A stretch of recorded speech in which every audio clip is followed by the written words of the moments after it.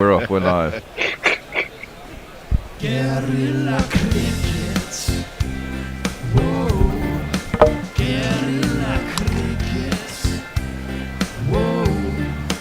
Guerrilla. Take guard, man the barricades, patrol the cover boundary.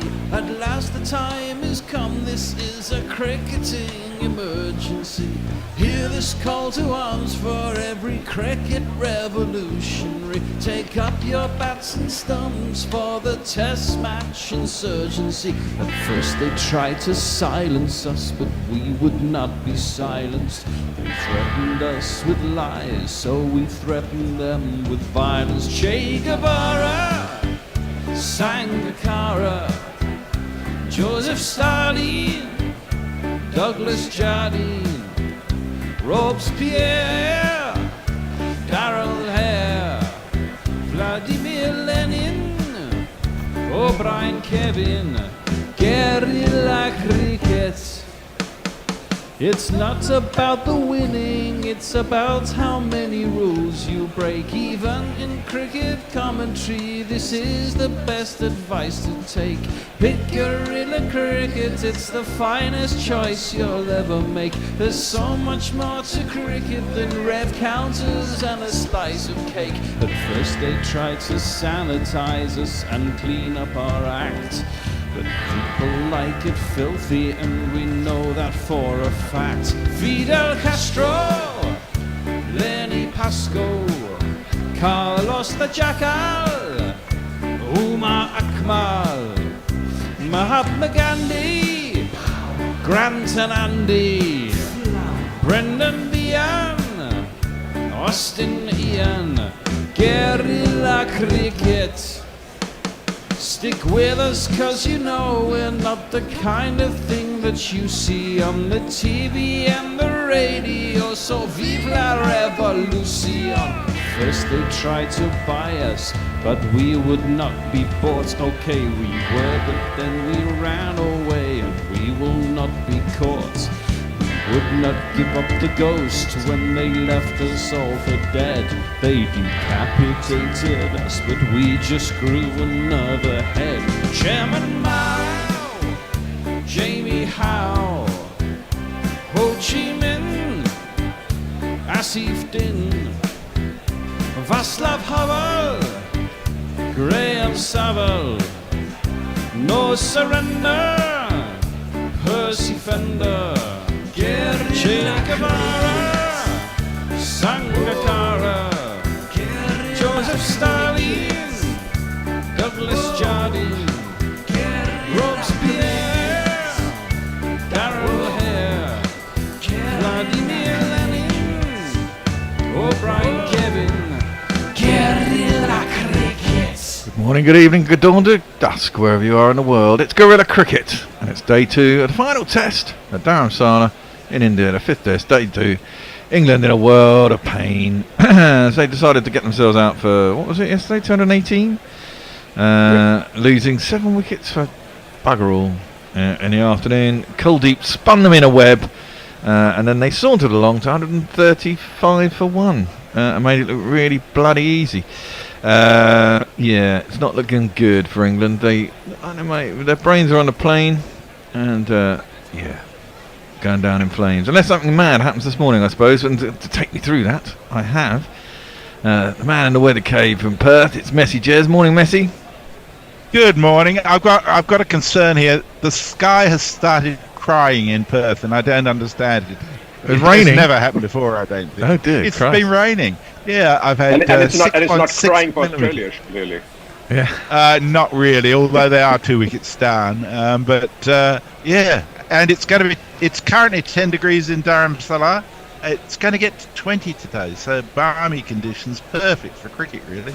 Well, it looked perfectly blue sky when they were doing the pitch report this morning, and Nick Knight was talking about something about kissing the surface and how Kuldeep was getting wickets, I presume. I didn't have the volume up. And then Indo's joining us from Singapore. How are you this morning? And Indo, very happy, I imagine. Yeah, it's been a good day's cricket yesterday. Looking forward to a big lead today for India. Yeah, I see a lead of 300 in England being bowled out tomorrow, and this being over in 3 days. But that's, I mean, let the Barmy Army have some fun in Dharamsala. They posted some videos of rooftop bars which look quite nice. Wouldn't mind being there. Yeah, it does. It looks rather nice. Yes. The major event of today you haven't actually mentioned, Bear, and that is that Men with Ven, Dave Barrett, is going to be in Gorilla Tahoe, which will be Telling us all to go harder. Yeah, I think that will bring something to the Gorilla coverage that hasn't been here before. Well, indeed. I mean, I guess the only hope England have is that yesterday morning the ball was hooping around. Maybe it's something to do with the conditions very early in the morning. They do start at 9:30 in the morning, and I'm sure Jimmy's going to get great movement this morning. Yeah, exactly. The question is how quickly does a Rohit or a Shubman Gill get out? Maybe in the first 5 minutes. Who knows? Well, exactly that. I mean, England need wickets bloody quick. I mean, England weren't in a bad position. They weren't dissimilar to India. The only thing is that England don't have Kuldeep, Ashwin, and what's his name? Fucking hell. Jadeja, that's it. Jesus, it's early in the morning. You're forgiven. Instead, we've got Hartley, Shoaib, and Root possibly. So it doesn't do too much. It does seem to me that England just weren't reading his googly yesterday and kept getting done by the straight honour, basically, either going across them and getting caught behind or getting pinned in front of the stump. So yeah, England have got problems. Up until this point, they've been quite valiant losers, but yesterday they kind of gave it away, I thought, and it was a bit depressing. But there you go. Thoughts for the day ahead then. And what's going on in that test in New Zealand? Started their second test, didn't they? Searching for their first win against Australia in, 26 years or something? Yeah, that's probably not going to happen. New Zealand went from 47 to no wicket to 8 for 107, and they put on 55 for the 9th wicket, but were all out for 162. Oh, for crying out loud. Australia in reply, 2 for 42. Smith and Khawaja are out. Labuschagne and Green are at the wicket at the moment. Oh dear. Very early. Well, he's at 4. That's his new position. And Hazelwood took a sublime 5 wickets. It was superb bowling from Hazelwood. He's love watching him. Were very ordinary. Yeah. Key is Kane Williamson's and Southey's 100th test as well, wasn't it? Not a good start for them. That's right. Williamson made 17, Southey made 26, and was third top scorer for the innings. Yeah. But it's Williamson misses one innings between 5 centuries or something, so they should be fine. Yeah. Yes, he'll have a double in the second innings.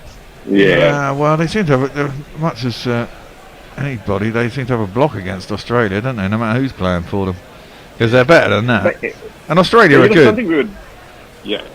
But something we were discussing just offline on this. Maybe it's an opportunity just for a minute to say that about Cricket Ireland refusing a white ball series from Australia, which is like mind blowing. I mean, why on earth the world's #1 team would you not want to pay them, citing that not enough people are going to come and they're not going to recover money from it? I mean, that is just fucking ridiculous. I have a theory that they're actually doing some brinkspersonship. There is a meeting of the ICC next week.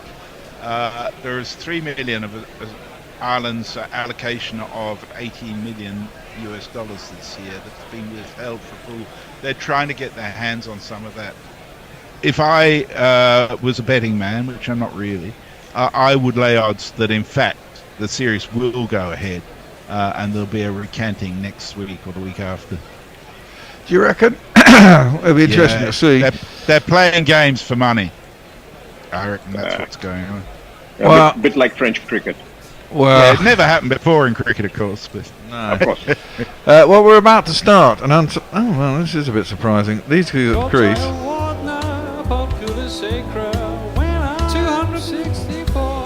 Wow. Gilly, gilly, Austin, Pepper, cats and Ellen, bogan by the sea. And opening the bowling for England, that wouldn't be my choice. Michelle likes to attack. Michelle now in an England cap. Unless it is simply that Jimmy doesn't want to bowl at the end that they're opening He's at. Coming from the other end. Okay. Well, that makes sense then. But I'd still be tempted to go with Wood. The problem with Wood is he just doesn't do anything with the ball. He's just quick, and if he gets it wrong, it goes. Right. In England, Well, yeah, I mean, he bowled out 153, which Rohit hit for a 6. Yeah. well, exactly. There you go. First ball is on to Rohit reasonably quickly, and he just knocks it down to short leg. There's a leg slip. There is a short leg. There is a slip. Usual aggressive field as we get the wide with the Himalayas in the background. Beautiful, Gorgeous beautiful. blue sky. Oh, That's just worked gone out into of the leg park. side. That was so bad. Yeah, it was short. Bowled it like middle of the pitch. Yeah, it was, but Rohit decided just to knock it down to short leg, and there is no run.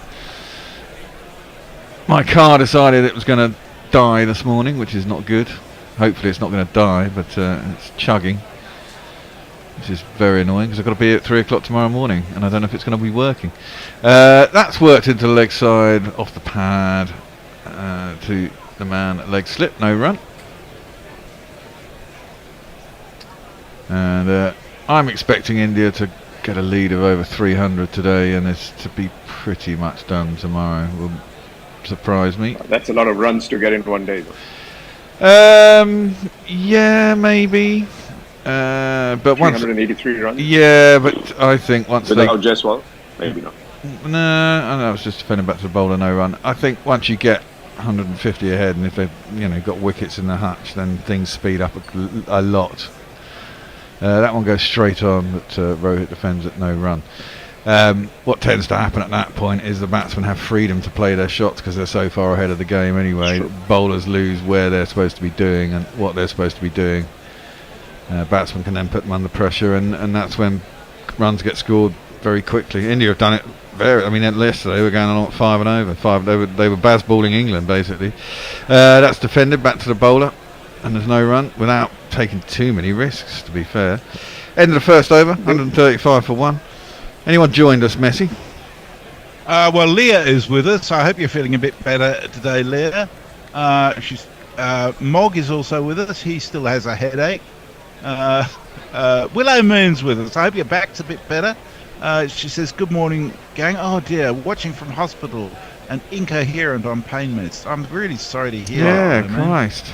You've been having a rough time of it, haven't you? Indeed. And Stephen Kirk says, it's 5 a.m. here. Why am I awake? Well, I don't know that I can answer that for you, Stephen. Maybe ask the vicar. She might tell you. It's 4 a.m. and here, and I agree. Yeah, on YouTube, Jay Grover is with us. Morning all. I mistakenly logged into my Firefox Twitter account. I had to back out quickly, but not before realising Don Topley is an utter dick. Yeah, that's not news. The Light Roller says, joining you from a sunny Melbourne. Happy International Women's Day. Thank you. That reminds me. This is true. Happy International Women's Day. Got to call my daughter for her birthday. Yeah, Dave Barrett 1975, you is, said. I'm at the front door and ready to go harder. Let me in, Bear. Ah, right. Hold on. Someone describe what happens if he bowls before I get back. Okay. Are you getting a good enough feed to be able to do that in Indo? Yep, I am. But Good, I'm good. slightly, maybe a second ahead, but that's fine. I'll That's just follow fine, it. yeah. That's easier, actually. Yeah, So, yeah. But there's Jimmy coming in from the other end, which I don't know if that's the college end. No. He's bowling at the college end if Tony's to be believed. And Tony's never wrong. On the off stump, coming in a bit, and Gill defense picked up at mid-off. 135 for 1. Gill's on 26, Rohit's on 52. I think the first one was a maiden, right? Yeah, I think so. I think so. Yeah. Dave's arrived. But there you go. He's been going too hard, and he's having to use a walking stick. Yeah, I don't know what he's done to He's going to himself. collapse. Here he is. Oh, he's just using it to wait for the England team to come back before he wallops. Well, yeah, possibly. Right, Practicing. Jimmy in. And Gill gets on the back foot, defends that nicely, up to mid-off, and there's no run. It's just a pleasantly paced pitch. Certainly not slow as some of the ones they've had on tour so far. It's got nice bounce. It's, Yeah. it's even paced. Good for driving. The only one whose deliveries have been keeping low, and I think that's more about how he bowls than anything else, is Jadeja. Yeah. Because he just bowls them flat and fast. And he darts them in, so they don't really. He's not even trying to get them out. No. Jimmy, and again, defended from the crease once more by Shubman Gill. Up to mid-off, and there's no run. Yeah, the first three deliveries have probably been a bit full. That's probably why it's not had chance to move as well. Bit short, I think. I'm sure. Sorry? Short, not full. That one was full, the third one. Okay, sorry. I don't know. Gill is facing up anyway. He's on 26 off 42. Jimmy is in. Yeah, it's a little bit fuller and on his pads though. Certainly no movement. It always doesn't seem to be, as that's whips down behind square. There's no run. Bright sunshine. It does look gorgeous there. And oh yeah, first run of the morning. Yeah. Gill moves on to 27. The score is 136 for 1, trailing just by 80 odd runs. With 9 wickets in a hutch, England need shit to happen quick.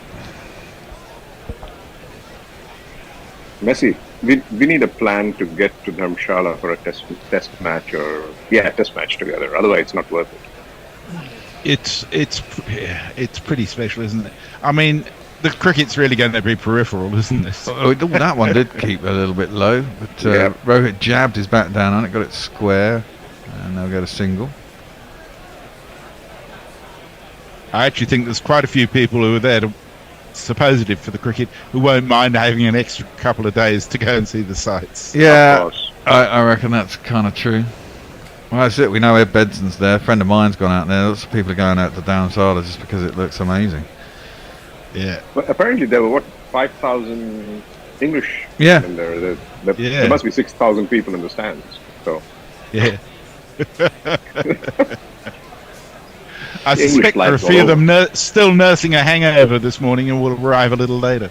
Jimmy is in. Maybe that comes in a little bit to Shubman Gill. Plays it quite nicely up to mid-on. They think about it, run, and then decide no. And that ends that over, 137 for 1. So Jay Grover says, I reckon this test is gone now. I just want to hear an Indo swear. I'm a simple man who likes simple things. I tell you, when an Indo swears, it packs a punch. It's coherent and vehement when I've heard it.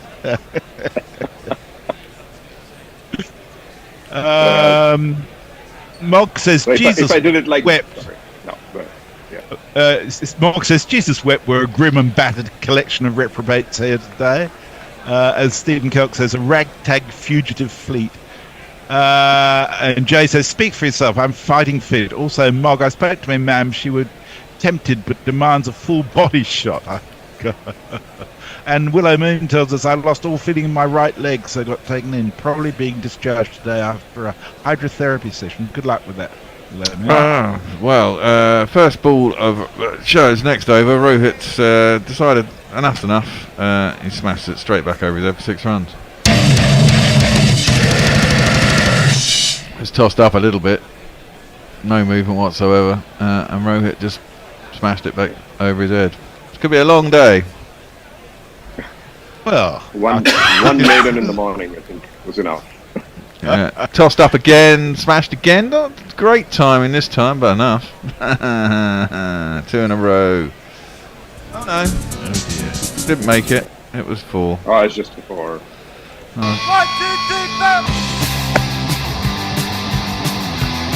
And I don't know why. I don't know quite why Stokes are going. Because it didn't spin. It was wide and it was full, and kind of got what it deserved. Made a nice little divot when it hit the ground down by long off.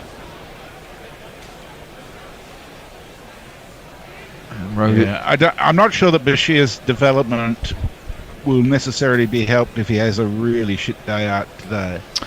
No, but you know, at the end of the day, it's just partly England's fault, isn't it? That's just worked out to mid-wicket and there's no run. You know, they won the toss, they batted on what looks like a good batting pitch and then fucked it up. And this is day 2, and the pitch should be equally as nice. and it looks like a nice wicket.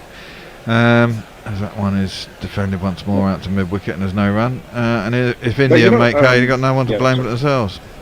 Go on. This is true.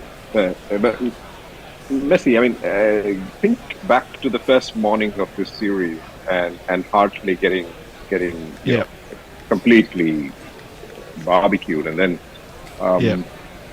Stokes did a really good job of keeping with it, and then see what he did for the rest of the season. Yeah, that's I mean, true. right now. Yes, Defended back to the bowler and there's no run. I still don't think he has much. His control of length is not great. Hartley. None of them. No. They just don't have the experience. No, right? exactly. They haven't bowled enough. No, defended out to mid-wicket and no run, and that's why I think we've done considerably, not that bad considering what we've had available to us. Exactly, and you know that I remember when I was writing Wizards, when I interviewed Bishan Baby, something that he told me I'd never forget. He said, as a spinner, if I needed to bowl 40 overs in a day, which at some point in time they had to, because that's the only bowlers India had, he said I would actually be bowling 50 to 60 overs in the net on my off days. Wow. Yeah. Because that's the only way. I could be match fit, and I knew that I was going to put it in the right places. Ooh, that one came in a little bit. It was defended by Gill. Out to deep set mid wicket. There's two mid wickets. There's a close in and one a little bit deeper. I find it interesting. There's been a lot of talk about the need for Ahmed and Bashir and Hartley. To get more time actually playing. I think the corollary of that is that England batters need more time facing spin as well, because they're just so bad at dealing with it. Down the track comes Gill. That's a lovely shot. That's a beautiful shot.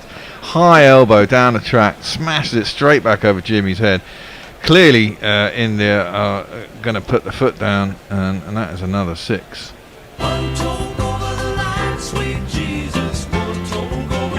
That was a beautiful shot. And that was pretty good seam position, but Jimmy's not going to be happy with that. No, ball's not really doing much, is it? So No. the pitch is true. Lovely follow through. Yeah. When Gill's in form, Yeah. it's lovely to watch. Stokes appreciates it. Yeah, It's Not much else you can do. end of term play day almost for them, isn't it? exactly. That one, it punches out to cover and there's no run.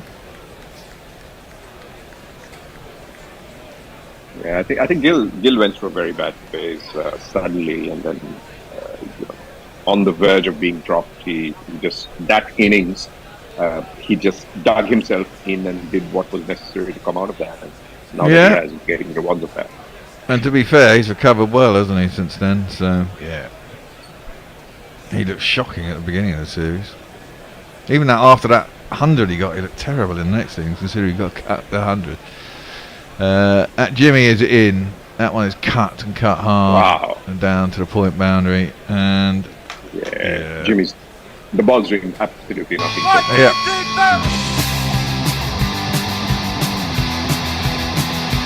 The hope that it would do something first thing in the morning has been quickly Going by yesterday's Gone. example, you would think it would do something, Yeah. right? Maybe it was close. It was overcast yesterday morning, wasn't it? Yeah, there was cloud cover. Yeah. There was some cloud cover yesterday. But not this morning. Today's right. It looks really bright. Yeah, that's into the pads. There's an appeal. It's going down leg. No. Has it gone down to the boundary? It's gone down to the boundary. It's going to be 4 leg byes. 1, 2, 3, 4. I wouldn't be reviewing that. It's going down. I love wicket keepers. So Folks waits until the ball gets past him and very near the boundary, and then he appeals. Yeah, exactly. And he was clearly going down leg when he was appealing. But yesterday was pretty funny, actually. I think it was Jadeja. He bowls one, and Jurel catches it. It's nowhere near the bat, right? And Jurel jumping up and down like a bloody monkey, right? And so Jadeja, half-heartedly appeals, and he turns to Jurel and says, "What the fuck are you doing?" Yeah. It's funny though. The end of the New Zealand innings today, Hazelwood was bowling, and the batsman played and missed, and Defended back to nobody was bowler, very no run. interested. Go on. And Cameron Green said he thought he heard something, so they reviewed. And while the review was on, the ABC grandstand commentator was going off about what a ridiculous review that was. Turned out he hit it, and everybody except Cam Green was surprised. Oh, well, it does happen. Yeah. Well, it could have got Crawley earlier yesterday, wasn't it? Saras was correct on that little Yeah. bat pad that he caught, and everyone That else was was like, no, tiny it was a little tiny thing, scratch. wasn't Yeah. it? Oh, sorry.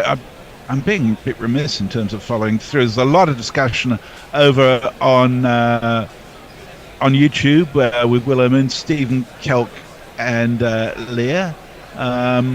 And Leah says the BCCI should do the right thing and allow players from second-rate teams to play in the Ranji Trophy. Cricket is richer for it if England are even intermittently competent.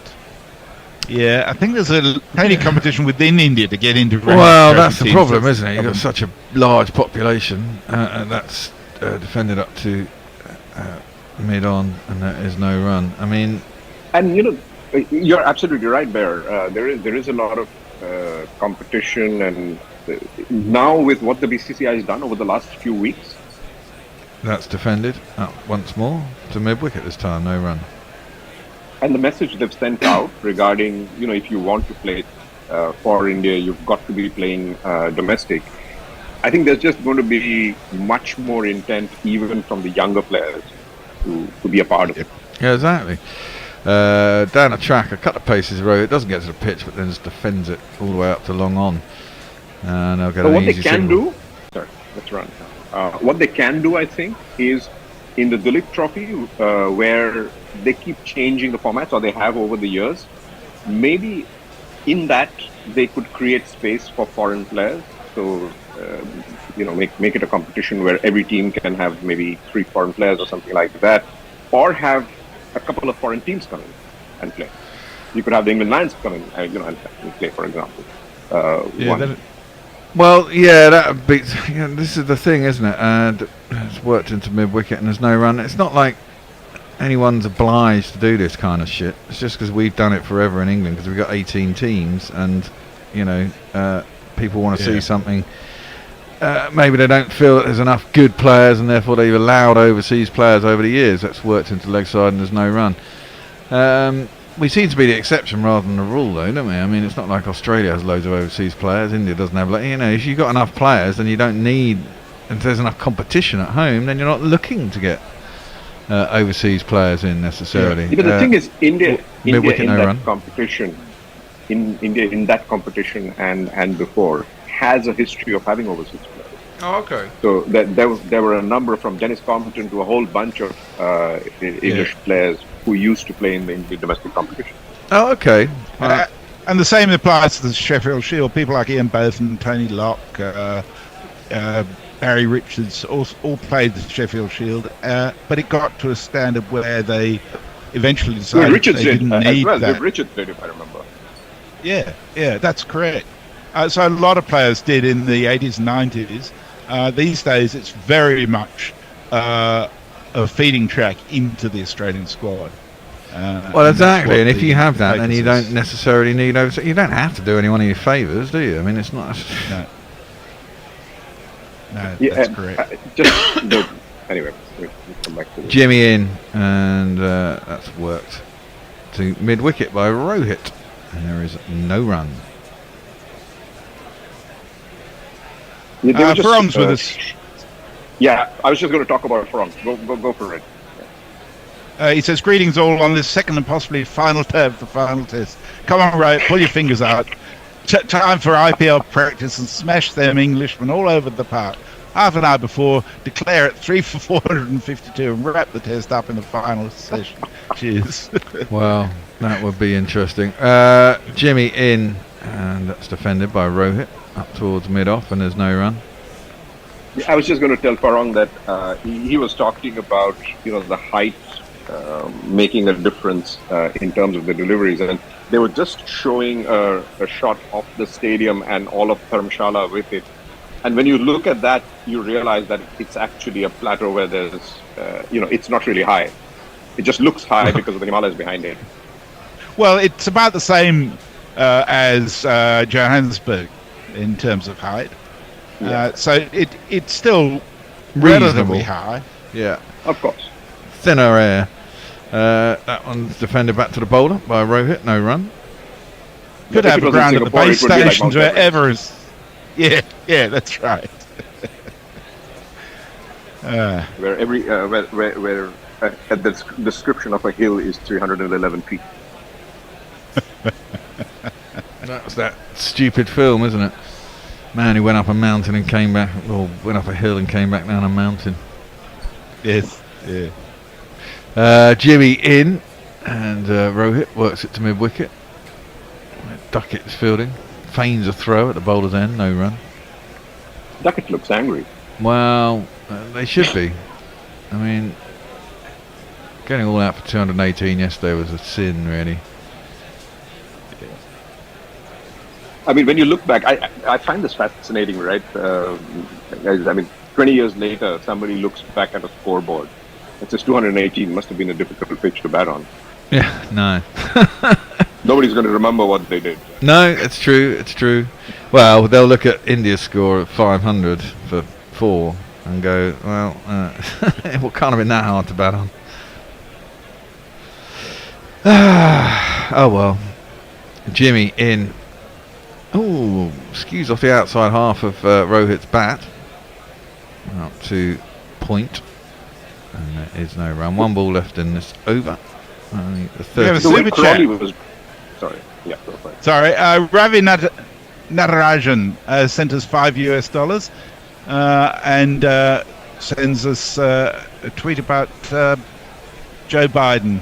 Rohit should score 200 and India bats only once this game. I think there's a very good chance of that, Ravi. Yeah, Thank something you like so that. much for your contribution. Indeed. That's guided by Rohit. Past the slips, past point, down to the boundary. 4 more. 1, 2, 3,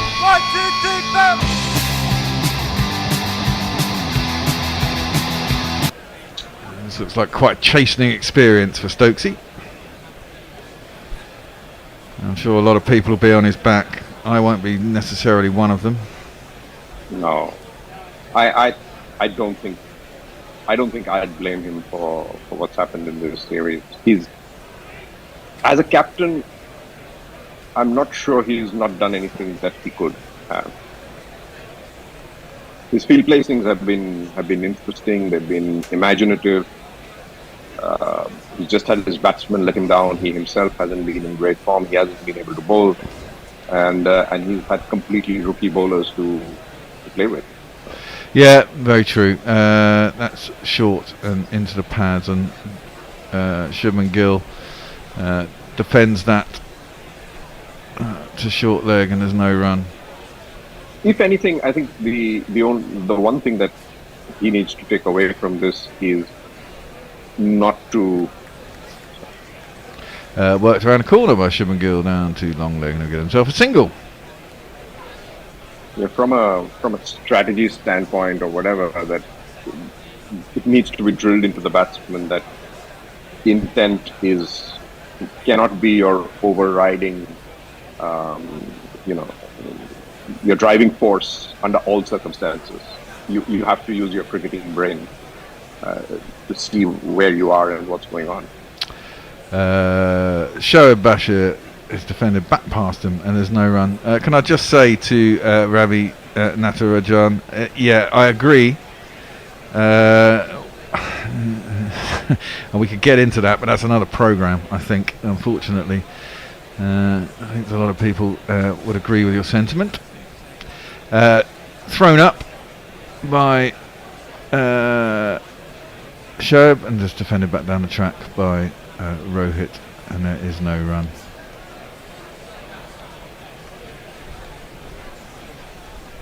Two balls left in the over.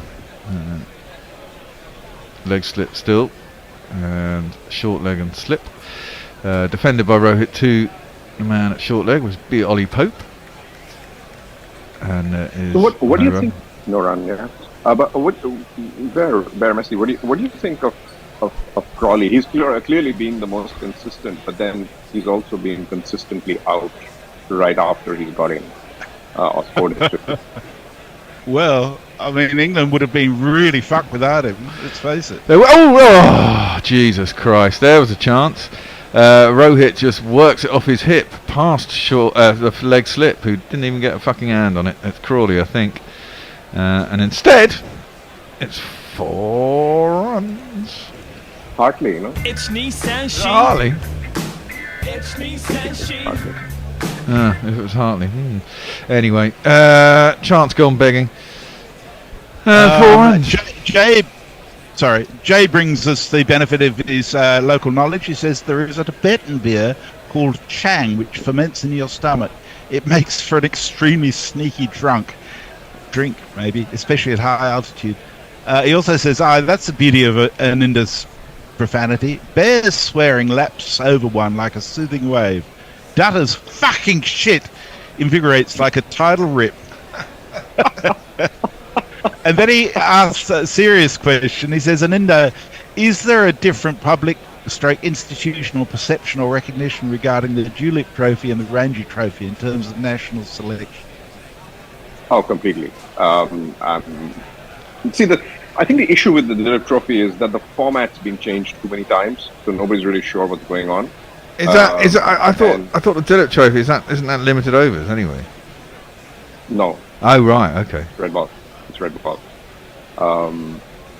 So those are the 2 red ball competitions, basically. That was just went through Hartley's fingers. Well, I don't think he actually got anywhere near it. I think he missed it completely. Woody is in, I think. Yeah, Wood's in. We'll give him a jingle. And first ball, this is defended up to mid-off, and there is no run.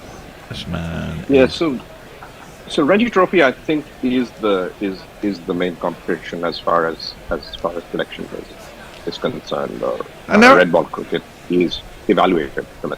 I mean, considering how many population of India, there's only how many teams are in it? It's not a massive amount of teams in a Ranji Trophy, is it? No, it's not, and most players don't get to play too many matches, and they get paid per match, so that's always been an issue, right? Which continues, but the amount have gone up.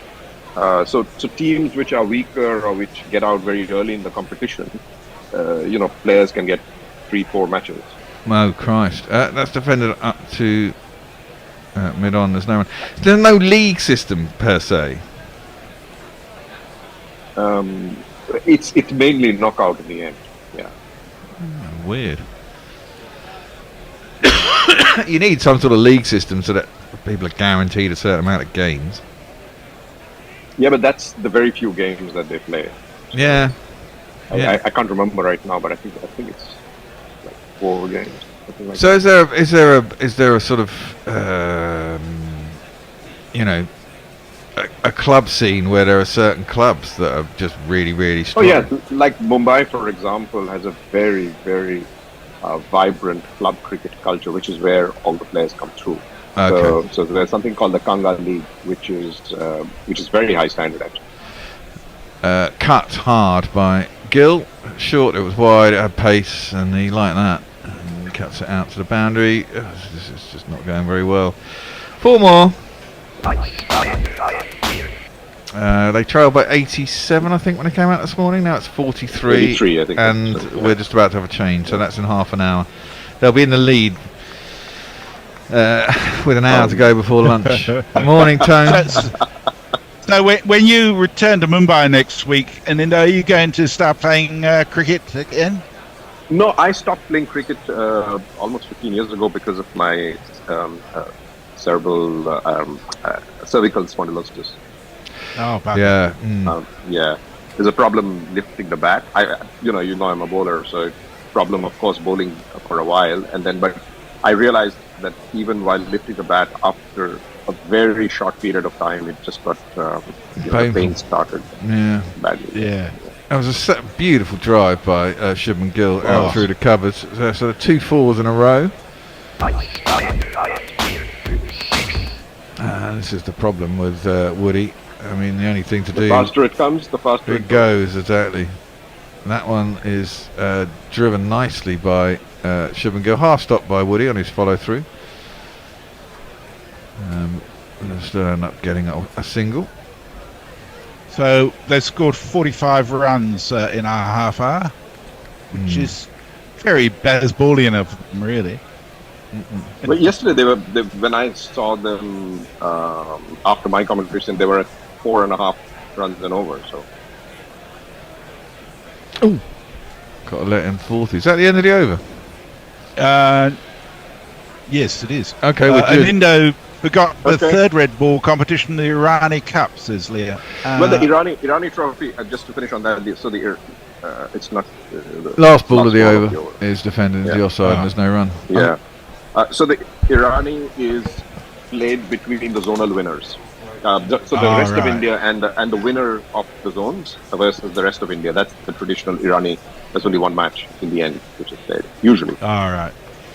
Okay, well, I'm going to hand over to Dave Barrett, who will have the joy of reading Wallow Pom's tweet. Sorry, Josie Oakes' tweet, which I think even the most optimistic Englishman might agree with. And I'll catch you later. Welcome, Dave. See you guys. Hello, Jess. How you doing, mate? Good. Hello, gents, and thank you to the early shift. I'm Richard, and I'll be ball by balling as we get underway with this new over. If we're really lucky in this next half hour, we might have a half century and a century coming up, so get those jingles ready. Gill is closest to a milestone. He's on 47 now, and is on strike to Bashir. It is played past Bashir, but will be tidied up by mid-off, no run. Hello, Dave. Hello, Richard. Hello. England are really getting pumped, aren't they? I've turned my nose up at those of you in friendly time zones. Looking at you, Forthy. Sorry about that. It's middle of the afternoon here, feeling very fresh. No amount of apology is going to put that right in my eyes. This one's worked away very, very easily on the leg side, and they trot a single. Yes, well, positives. This isn't the first test of the series, it's the 5th. Not sure quite how we'd be feeling if this was the first. Also worked away on the leg side, but much straighter, and scampering after it is mid-on, who is still on the floor. Cannot see his face, so I cannot tell you who it was. But they will steer the single, and Gill moves to 48. Stokes, I think. That was my first thought. Yes, he's got that look about him. Yeah. There's some players on the English team that you can tell by the way they move, by the hats they wear, or by their stature. Thinking of Johnny Bairstow. Or Zach Crawley, just by virtue of being very tall. Yeah, but it is just much easier when you're at the ground and have a pair of field glasses. Gill has pushed this down past Stokes, if we assume that is Stokes, to long on, and grabs himself another single, so just one away from the half-ton. They found that problem with Formula One, but no one could see the drivers, so it was very hard to build up an intimate relation. They solved it very cleverly. As Bashir completes his over with a dot ball, how did they solve it cleverly? I think there's a ball to go, actually, Richard, is there? Well, they created that Drive to Survive series, so they turned it into a relatable narrative, which brought younger people and women into Formula One as well. You are correct. There was a last ball. You can't expect me to count at 5 o'clock in the morning. 6 have been completed. It is 183 for 1. We can come back to F1 in a minute. Any social? Do you know what? I can't even see where the socials are on this computer. What was the last one we had? Does anyone know? No. Duncan Ernest, afternoon, all New Zealand time. It's sports stress for me, having to watch Australia versus New Zealand at the same time. What is going on over in Australia versus New Zealand at the moment? I haven't been keeping up. New Zealand getting pumped. New Zealand were bundled out for about 190, and I think Australia about 50 or 60 for 2. Oh, so it's it's not. Yeah, it actually sounds like a proper game of cricket. Unlike this one, where England are getting skewered rather unpleasantly. That's definitely one word for it. Yeah. Well, yeah. Oh, it's like there's lots of other words. Pumped is definitely the word. Here is Mark Woods steaming in. He is pulled away by Gill, who will take one and therefore register a half century. Oh my lord, where are we keeping those milestones? And bang! Half a half a half a half a half a half a half a half a half a half a half a half a half a century. And he's been He runs off 64 deliveries for Shubman Gill, and he is starting to look very much at his best as this series winds to a conclusion. I know. Interesting, just in the stats on his 64 balls he's faced, left alone, 0. Ben Duckett would be proud. Worked away onto the leg side as that man Duckett comes in from the boundary and does the fielding. It's now 51 for Shubman Gill. You get these narratives you can only really get in a 5-test series. With about 3 innings in, halfway through the second test, everyone was saying, "Oh, Gill needs dropping. Get rid of the guy." Then he got a century, I think, second innings of the second test, was it? Hasn't looked back since. Yeah, I could never understand people. I think I just happened not to be watching all the tests when he batted badly, but I just remember his start and how good he looked, and he looks like that again, so I pretend the bad times never happen. He deserves his place. He looks like a proper test player. This one jags back in at Gill, ends up being fielded at slip, I think. So I think he had an inside edge on that, onto pad, was it? Yes, that's right. It was kind of a thick, smeary edge, but bounced a couple of times to second slip. Smeary, Yes. I do like that. Yeah, my son's convinced that Joe Root can't play cricket because every time he's ever seen him at the MCG, he's got out for a low score.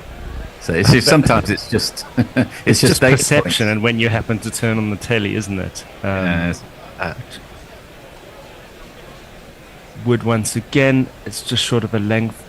Gill stays back and blocks on Formula One and drivers and all of that. Yeah. I think one of the things that allowed people to connect was in the old days, and it sounds like a silly little thing, but drivers had recognizable helmet designs that they didn't change every week, and you had Senna with his very, very famous yellow and green design.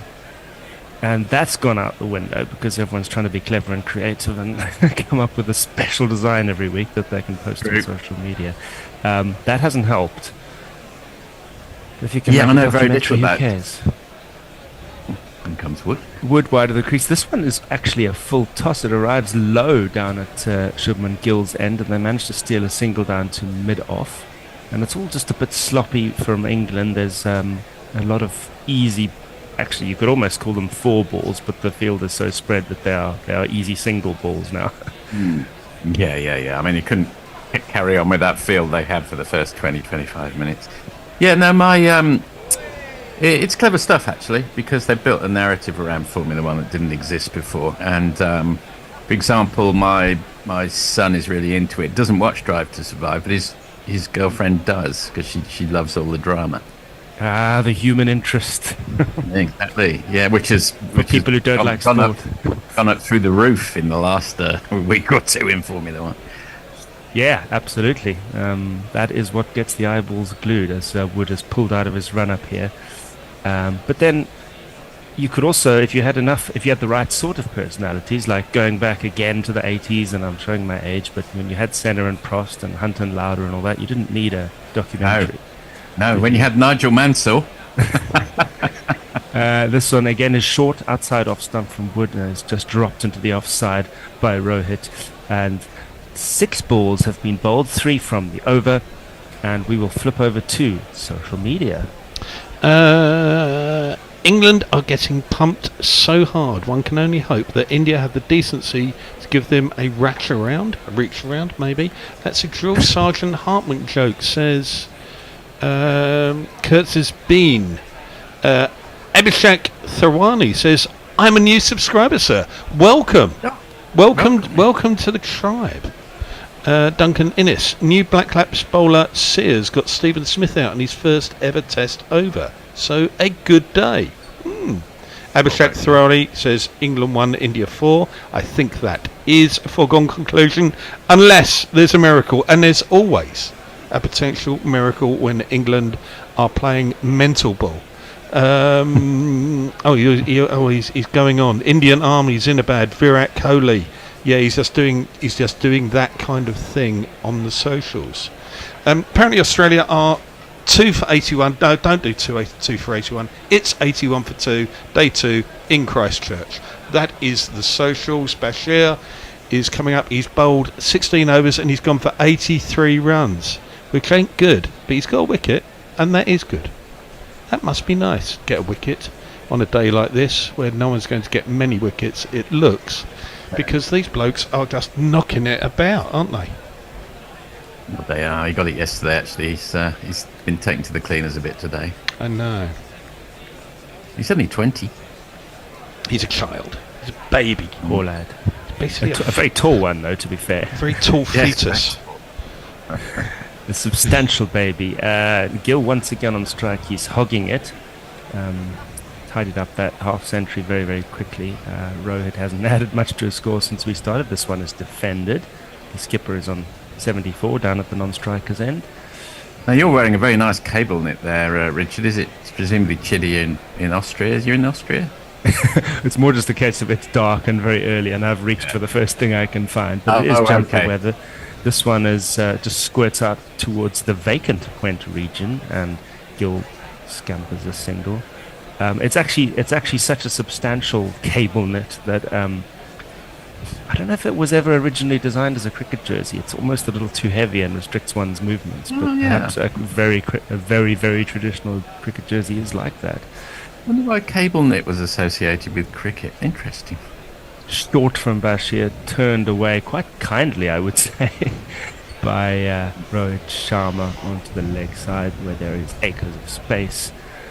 Yeah, a bit of cable knit from Ben Stokes, but it's more kind of like Grecian columns tapering up to upwards, whereas you've got the full Monty there. Yeah, I have indeed. And that one, there'll be no run there. It's fielded at short leg. Yeah, this one was handed to me by a colleague in Weybridge a few years ago who didn't want it. Who didn't play cricket. Right. So many of those people out there.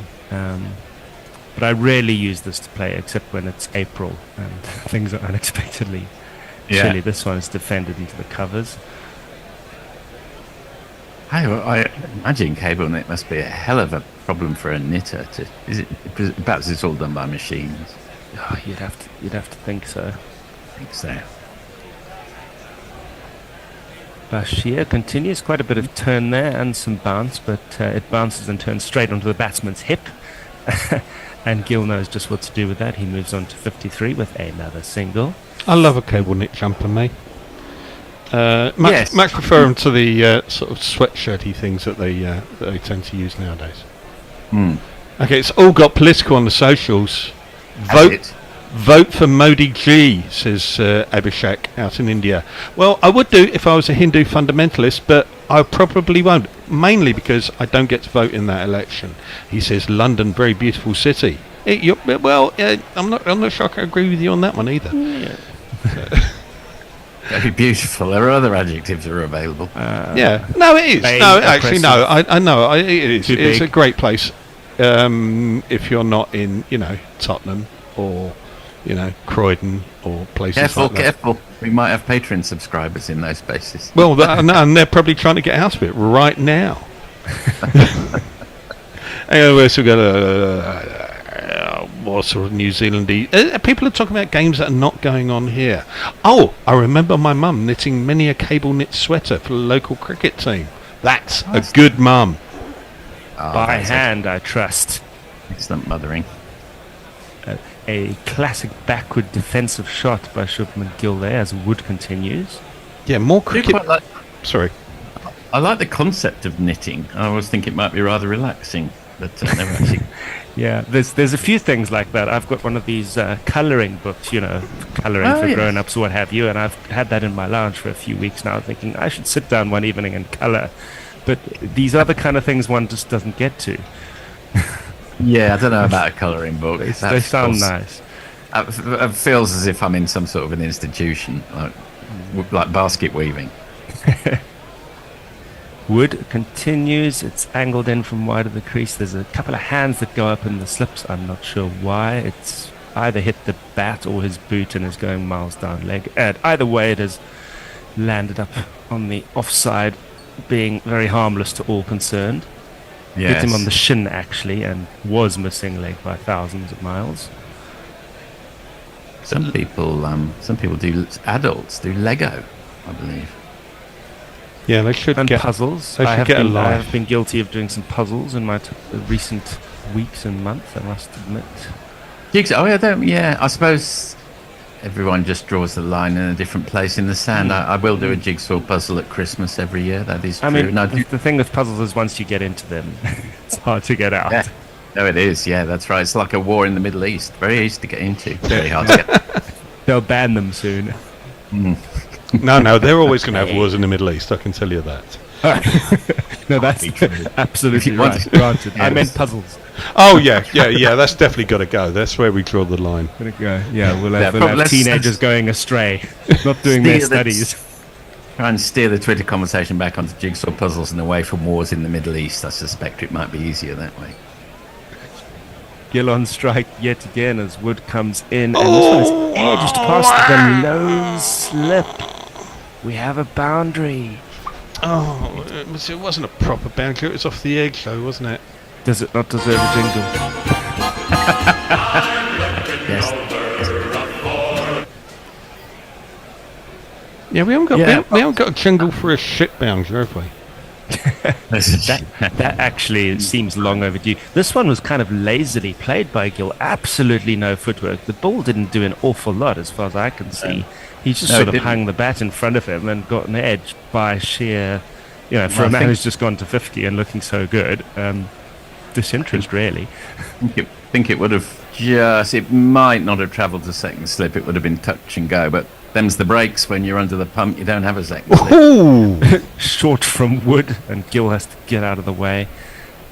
Through to the keeper. I like that. Yeah, that was right at the face, wasn't it? That was an angry bouncer. 146. You know when Well, bowlers say, I don't want to hurt the batsman. That is such a lie. They love hurting the batsman.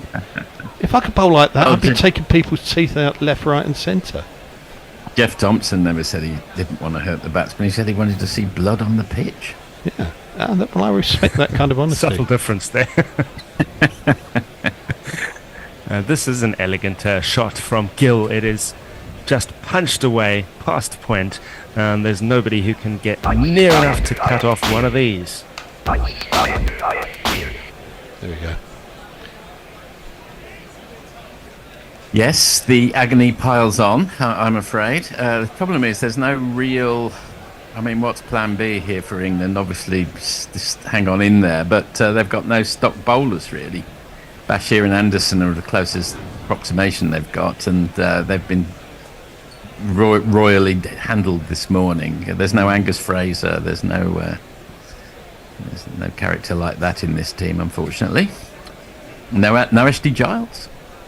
And they just don't have enough runs on the board. This one is defended as Wood continues to err on the short side, let's say, and India trail by 21 at 197 for 1. Even though there's 8 runs off that over, that was a lot of energy there from Wood. I thought it was a very good over. Jay Grover, oh word, I've never blocked anyone before. Now I feel drunk with power. Also, just drunk. And then he adds, art therapy in Burbage ward were very therapeutic. I tried to build a Viking ship, but we all ended up making ashtrays. Yeah, that sounds like the beginning of a very good story in there. Dharamsala only serves vegetarian food, and that is the reason England is playing so weakly. Now I get it, says Ravi Natagarian. I'm not saying... Well, they actually bring their own cook Cows. with them. don't they? So I imagine they've probably also, brought a side of beef that they roast over an open pit. Joe Perkins, if you solve the problem of jigsaw puzzles, we can forgive you for giving up on the Middle East. Okay, I will never go. What else? India changed the pitch again. I know, well done, Zhang Zia. That is obviously what they've been doing. That's the only reason why they're getting billions of runs and we're getting splattered out for how many do we get? Like 215 or something? Not many more than what India have got now. 21 short. Yeah. And in comes another child, Tom Hartley. Yes. He's a slightly older one. He's 24, but he's still he's certainly callow in test terms. That's for sure.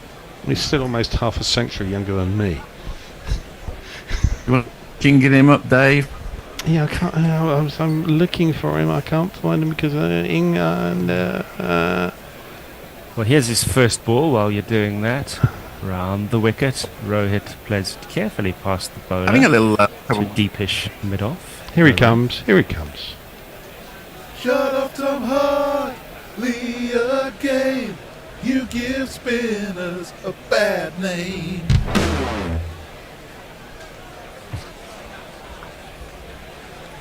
Here comes Hartley once more. Just the one slip and a keeper. Rohit defends it away into the offside. He is exactly 3/4 of the way to his 100, or the 100 that he hopes he will get. Yes. No one ever celebrates at 3/4. It just feels like you're most of the way there, and mathematically that is true. Once you get to 75, yeah, it is really true. ought to push on. You're allowed to be disappointed from then on there. He's now on 76 as he finds a gap into the thinly spread offside field. Just the one. Yes, well, we try and find crumbs of comfort but they're hard to come by. I guess the only thing one can say is this is following somewhat the pattern of the first test, which England ended up winning. Hartley continues. There'll be one run for Gill into the leg side. Where you get one of those tests where the first innings and the fourth innings are where batting is difficult, and the second and third innings, the middle period, it's relatively easy. One gets the feeling that pattern will not be followed in this test match. One feels that psychologically or whatever, England have got one foot on the plane here.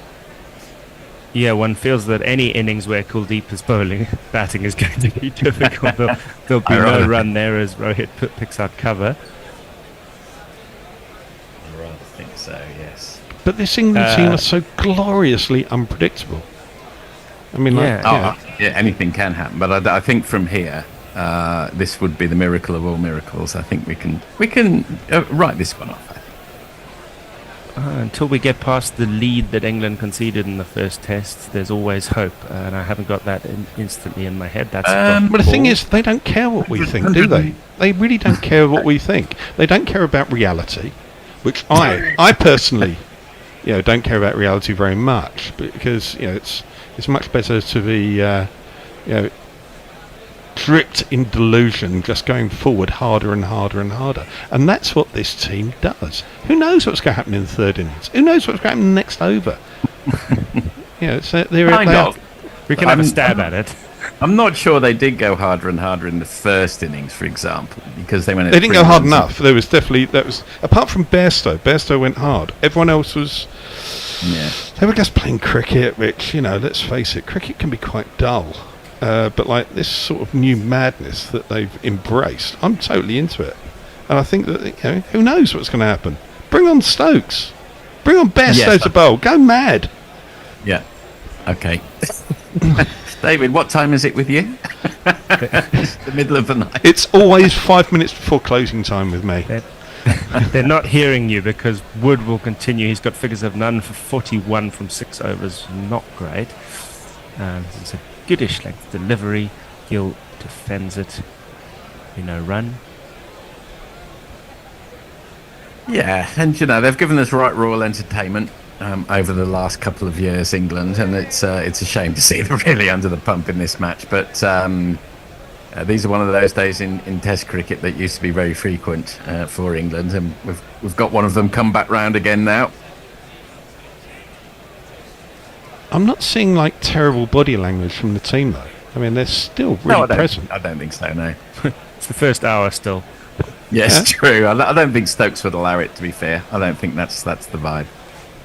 Here's Wood again, bangs it in short. Gill has a waft of that as it goes past his ears. Well, past his about a foot above his nose outside off stump. Folks will do the fielding. It's an obvious thing to say, but they don't look as if there are any demons in the pitch. But there again, Kuldeep isn't bowling on it. There are no demons allowed within, well, that close to the Dalai Lama. It's absolutely, yes. I thought it was great that the Dalai Lama was taking spiritual advice from Dan Lawrence. Well, it's almost Dan Lawrence is almost an anagram of Dalai Lama, mate. Perhaps he's an English version of the Dalai Lama. I can go with that. I'm definitely down with that. Bit of a shame about Dan Lawrence. It rather looked. I saw him play early innings for England when he looked very correct, and I'm rather ashamed he hasn't pushed on. He's a fringe player. He might come again. So here's Wood once again, and it is shortish and one of the two mid-wickets. We're on the old two mid-wicket strategy at the moment, as well as plenty deep on the leg side. We've actually got three, two behind square on the boundary on the leg side, and one, I suspect, just in front of square on the leg side on the boundary. Yeah, I love Dan Lawrence's... Sorry. No, go, Dave. I love Dan Lawrence's bowling action. It's like a series of windmills completely out of sync with one another, just being exploding in all directions at all times at all costs. Love it. I mean, I wouldn't know how to... I'd just like be bursting out laughing if he was bowling. Like, I wouldn't know where it was going. You have no idea what's going on. Yeah. I saw a Here's Wood once more. He is pulled away inevitably, and one of the mid-wickets does the fielding.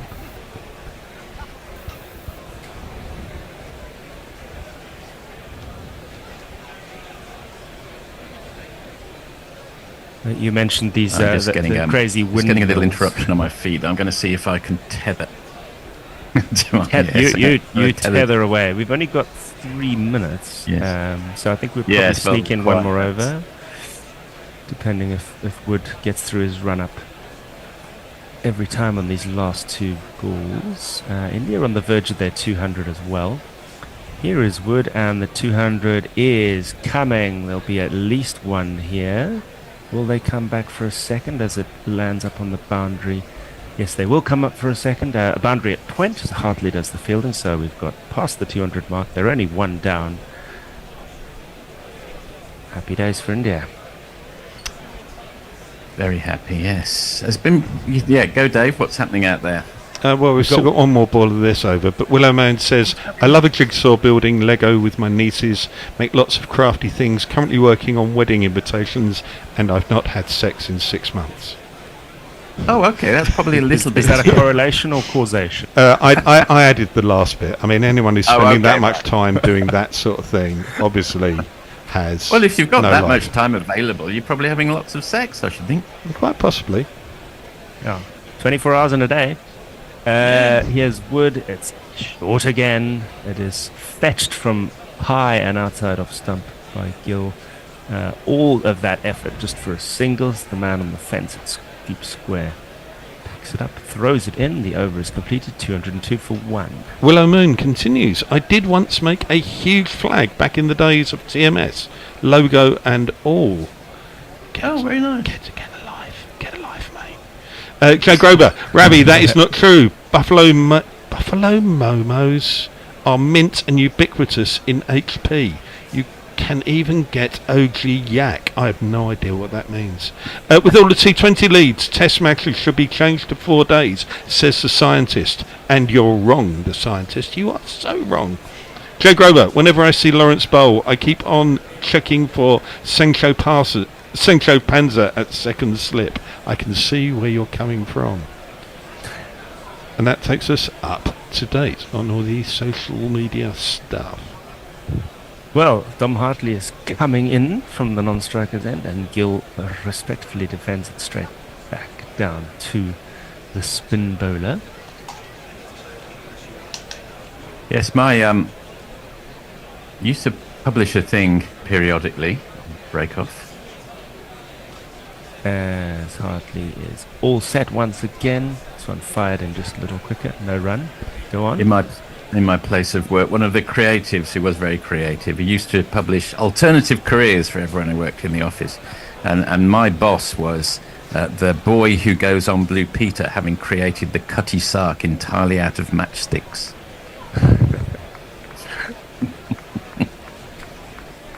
Hartley once again finds a little bit of turn. Gill just hangs the bat at it.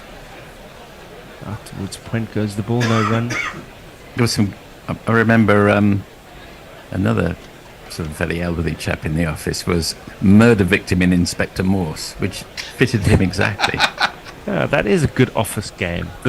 I miss these. I mean, there's not much I miss about being employed and working in an office. Not much. But there's a couple of little things. Forward defended by Gill, no run. There's another chap who was a bartender on the cross-channel ferry, which suited him perfectly as well. You just know that things like that are not happening in a world of Zoom and remote teams. No, it's not anymore. Those are the good old days, eh? We've lost so much. Well, haven't we just? But I like being able to be in charge of my own destiny and commentate on cricket whenever I like. There's a dot ball, and speaking of commentary, we're going to have to wrap up our little trio after one more delivery from Hartley. Hope we've got someone ready to take over. Yes, I'm ball by balling. And there is a forward defence to complete the stint. Thank you very much, gentlemen. Enjoy the rest of your days. Thanks, Richard. Thanks very much, Dave. As a changing of the guard, I'll do a little bit of soft shoe shuffling. I imagine there's probably maybe some drinks coming out onto the field of play. Tony is taking his seat. Is Richard staying on? No, I think perhaps Bear might be taking his seat as well. Well, so far so bad for England, I have to say. No wickets taken, as we rather feared might be the case. And it looks like a walk in the park. Certainly a walk in a very pleasant arena for India. Hello, Tony. Are you with us? I very much am, yeah. And, well, the rather sad thing is it just all seems to be going the way we feared. Yeah, it's... There's an air of predictability. What's that Gabriel Garcia Marquez book, Chronicle of a Death Foretold? It feels a bit like that. Yeah.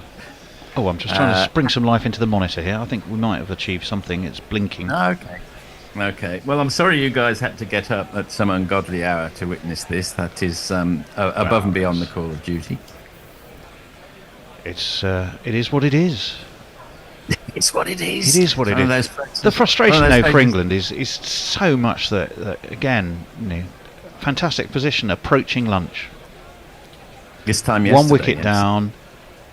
Remember, it was the spinners that took the wickets. The seamers, they'd seen off pretty well, bar the one wicket. I know the one wicket. Oh, the one wicket was spin anyway. Yeah, it was. Yeah, so they'd Do you seen want off. to try that Bumrah. again? Just turn it off and leave it off for a couple of minutes, and then try it in a couple of minutes. Usually. Okay. But then we, just as there was a Joe Root shot, wasn't there? And I can't remember, was it Ranchi, the ramp? And then once that wicket had gone, everything seemed to fall in a heap. The same thing happened after Ollie Pope decided, I'm going to come down and take on one of the best spinners in the world, try and launch him. I'll just go for a jog out of my crease. And after that, everything fell over again. It just feels like there's those catalyst moments where England have failed to recover sometimes. Yeah, as I was saying yesterday, I think you've got to give some credit to the bowlers. I mean, it's a world-class attack, 100%. If you look at the Jadeja, Ashwin, Kuldeep as a trio, if you match them up, backed up by Bumrah and Siraj. Well, Yeah, with some help. I mean, we were getting quite excited yesterday morning when we watched how much swing both Bumrah and Saras were getting. But at the end of the day, for an English batsman, that's like standard April fare. You know, it wasn't so prodigious or so late as to be unplayable, and they played it very well. They did indeed. Yeah, I think that they're hoping too for many a bit of silly reverse- shots. hoping for a bit of reverse swing here. Not necessarily off the outfield, which is pretty lush, but it's a fairly abrasive pitch itself, and of course the ball gets banged into it. So you never know. There might be a bit of reverse swing around the corner, I guess. Well, I'm not convinced that will happen, but I think we're in trouble. I think they're going to get 500 here. Oh, I think we're in trouble. It's actually a long time since we've had one of those. Okay, guys, everyone relax. We're going to be in the field for a day and a half, 2 days here. It doesn't feel like those days come around in Test matches that often. No. That often. I think India are firmly in bat once mode. Who can blame them? Bat Given once, the chance. bat deep, and see England off, and none of us Test have matches- to get into Test work on matches Monday. can be absolutely brilliant, and they can also be not great as well. I have a feeling this one's going to be not great. But don't stop listening. Do tell us about. I was about to say, don't stop listening. Do tell us about the time you built the Cutty Sark entirely out of matchsticks. There's plenty of other things to talk about. There are indeed, and this is the last time you'll hear us for quite a while. I thought. You want to try that monitor now? I can.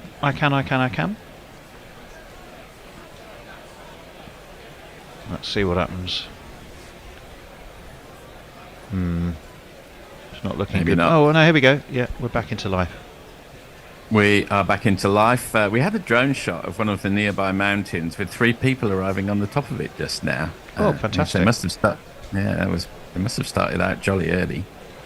And in comes Mark Wood for the start of the 8th over. He's gone for 44 so far. He pings it in. Rohit attempts a pull. Completely misses it. Bounces before it gets to Folks, which rather indicates it must have been the slower ball. And big smiles, big laughs all round from Mark Woods. His spirit is undiminished.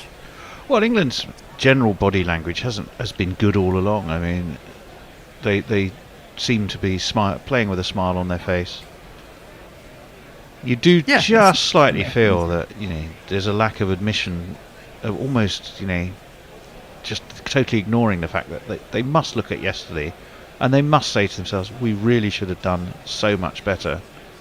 Do we really think that was good enough? But I don't think they will. They're not retrospective. They only look forwards, and that has its merits too. Or certainly has had ever since Brendan McCullum took over. Yeah. Well, it's a strategy. You can disagree with it, of course, and that's pulled by Rohit to one of the squarer of the mid wickets. And look, I think it was said in 2005 when England finally overcame England and won those Ashes that it was only when the last of the old guard had moved on. It was only when the last of Atherton, Hussain, Butcher, Stewart, that they were good players, but they were so weighed down by losing again and again and again. It was only when there was almost a completely new team that wasn't so used to getting hammered by the opposition that just psychologically they were capable of beating that particular opposition. In comes Wood again. Goes wide of the crease. Oh, and Rohit steps away and flails at that one, and he's very successfully down through long off for one of these. 1 and 2 and 3 and 4. That was an interesting shot. Yeah, I mean, it's the problem with Woody, though. He's just such a one-trick pony, isn't it? It's pace. He can get some swing. He can swing it these days. Only reverse. He doesn't really swing it conventionally. It's a bit early for the reverse, one suspects. In fact, there may not be any reverse Yeah, at all. exactly. That's the 100 partnership for the second wicket. Oh, did he get a little touch on that? No, he didn't. Well, I'm trying to keep our listenership interested. The height of optimism. He left it completely. Don't switch off. I think you need to get wildly excited about every dot ball, Forthy. I think you need to go into sort of T20 Sky Sports mode for the 100. Okay, Every then. ball counts. No, nothing's happened. Rowett and Gill, that's their first 100-plus stand, apparently, which slightly surprises me. But there we are. 206 for 1 is the bottom line. Whichever way you cut it is it's not healthy if you're an England supporter. In comes Wood again. Bangs it into the middle of the pitch. Rowett thinks about it for a second and then decides against it. You can just watch these balls go through all day long and wait for them to tire themselves out when you're 206 for 1. Yeah, it's quite a depressing watch for a change. Yeah, and to be fair, we haven't had many of these. It's not like when we cover the Ashes down under. There's a lot of depressing days there. Yeah. This is endless. Especially when you have to be up all night. It's described as it's what Shakespeare described as endless night, I think. In comes little soft shoe shuffle in the crease from Rowett. Takes a step back and then gets back into the more conventional pace, but it's a bit of a waste of time because he just ignores the ball, which flies yard past his bat. That's the end of the 46th over. India 206 for 1. I was citing Shakespeare last night on a separate group for the, but very relevant. Okay. Very relevant to you. I was wondering if you were citing Craig Shakespeare. Well, I was actually. Funnily enough, I was, because it's National Book Day, and the From the Rookery End, which is there's many Watford podcasts, but that was one of them. There was a whole thing about books relevant to Watford, joke ones where you come up. So obviously, I came up with the complete works of Craig Shakespeare and a few others. And then somehow that lapsed into Shakespearean discussion, from which I came up with "Farewell, sweet lords, let's meet at Coventry," which was which was from Henry VI, which of course we will be doing at the weekend, mate. Anyway, it's my job to read social, not talk about the weekend. Anyway, we're back to the day. Little short from Hartley, cuts by Shubman Gill, but straight to the man at point. Dot ball. It's Liverpool City this weekend. Is it? That's the big one. Is it? That's the big one. Shubman Gill, who's looking imperious, 65 off 92. Hartley in again, floats that one up a little further, but no problem for Gill to read that one. Just closes the face of the bat and plays it out to mid-wicket for a dot ball. Yes, I don't know who I want to win the champion. Obviously, everyone wants a break from Man. They don't want Man City winning 4 times in a row. But Liverpool fans can be, with yourself accepted, of course, Ben, can be slightly unbearable. That they can. And they get on top. Oh, that went the other way from Hartley. Little variation there, but no problem. Gill seemed to read it perfectly well out of the hand and played it accordingly. Thing is, you've got to remember that this is most of the Indian season. They're facing possibly better stuff than this, and considering it to be bang average. I'd say you're probably right there. And that's a straight break from Tom Hartley, met with an impressively correct forward defensive from Gill. Dot ball. 4 dots so far in the over. It's just not much turn either, is there? I mean, no, there's not much happening out here. The Indians got a few to turn yesterday, but it was the ones that didn't turn, or the wrong one from Kuldeep, that did all the damage. Another forward defensive. We see a flag of St George in the crowd which says Reigate, lest we forget. I'm not sure I particularly want to remember Reigate. There's a very interesting complex network of old caves and tunnels under Reigate. They don't open it very often, but it is there. Natural? Yeah. Yeah, I believe so. Another forward defensive, and that's the lesser spotted maiden over. So a moral victory. We like those. We're fond of those. I love those. India, 47 overs, 206 for 1, going much faster than England did, going over 4 runs. Yeah, that's interesting, isn't it? That is interesting. Well, there's no... Bazzing Baz. Well, once... Oh, that's nice. Well, that's great. Let's just watch a lady picking her nose, a lady of a certain age huddled up in her anorak. It's clearly English, and she's having a good old cavity excavation with her. Friends and relatives.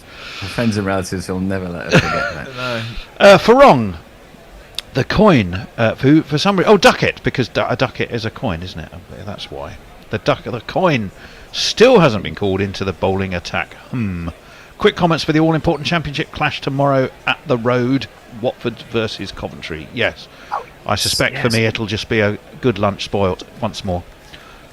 In comes Mark Wood again, halfway down the pitch, pulled round the corner by Rohit, and there are two fielders on the round down at long leg, and between, well, one of them gets it back for a single. Yes, I don't know. I mean, Watford, is there anything to play for you this season? Yes, staying up. We're looking heavily. No, we're looking over our shoulder. You are looking over your shoulder. But you kind of think there's so many teams in the mix that being 6 points clear at this stage will probably see you okay. Well, there's a big scandal. Is it Dean Austin you're on your coaching staff? Or certainly doing so? Yeah. Dean Austin? I don't think Dean Austin. Pretty sure he is. And he was taking notes at the game on Tuesday. And it was pictured on his WhatsApp notes to the Coventry management team. This is all genuine. Is that a scandal? Well, there was a scandal in as much as everything he said about Watford was true. Lost heart, lost form, disorganised. Oh, really? Yes. Which was quite entertaining. We've got a funny chap who's scored 2 hat-tricks in a week for us, having done nothing up until... I'll come back to him in a second. Gill facing Wood, humming some Mozart behind in his head, perhaps, like Mike Brearley used to. And that's a fuller ball this time. That's effectively a half volley, which is stroked imperiously through long on for one of these. That was a lovely shot, wasn't it? Pure timing. Blocked him with the bat. Just lent on it, really, didn't he? What's the archetypal in letting the ball do the work? Yeah. I mean, he literally barely moved the bat. He just simply showed the bat to the ball and got everything else in place to do it. It was a lovely shot. It was. Timing. Pinged off the sweet spot, it did. 2-1-1 for 1. It's not that funny. No, sorry. I was. It was a comment. And again, that kind of shovel, this time to the man at the wider of the mid wickets. Who's that there? Jimmy. It's Jimmy. It's Jimmy. No run on this occasion. Just at what point in Jimmy's head is he going, do you know what? I could be at home tucked up in bed. I could be going to watch the kids doing school plays. I could be playing golf. That bit, I'm sure, is might be in the negative column. Well, yeah, that's true. Yeah. Instead, I'm one of them. I could be in Burnley, when I'm one of the most beautiful cities in the world. Burnley, enjoying myself. Playing jewel of the northwest. All my kids are 2 years apart, so that at one point they were all in the same school, and they would all have different year group fucking Christmas plays and Easter plays and all this shit. Change of angle from Mark Woods coming round the wicket. Hasn't immediately resulted in great dividends, this change of strategy, because Shubman Gill hits it almost to the boundary. A scampering Johnny Bairstow cuts it off, and they come back for 3. Gill moves on to 72. And like every turn, there'd be 3 of these things. You imagine that? It's like 12 a year. It was just what, school plays? 18. Oh, man. 18. Don't forget, I've done my time with those. And there'd be like 3 within the space of 2 weeks. It'd be just like, ugh. You have to go along and they do really well, even though they're hideous. I used to have to do it with dance shows for years as well with Joseph, because he got quite into street dance, which I have to say was very good. Was he? Well, that experiment lasted one ball. Back to Rowett, and that has been scooped. Has it been dropped by that? No, it was fumbled though on the boundary by Hartley, and I don't. He just got it short of the rope, and then tried to look as cool as he could and style it out. But it was comedy. He didn't know where it was. No, It is. It's 4 runs. Oh dear. Man, it's traditional to say at these moments that the wheels are coming off, but I think they came off about. They came off on the first over. I'm afraid that deserves one of these.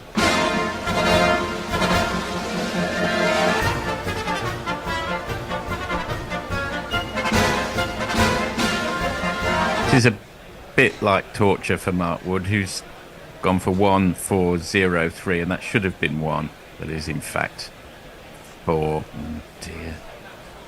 Dear me. I mean, he fumbled. Yeah, okay.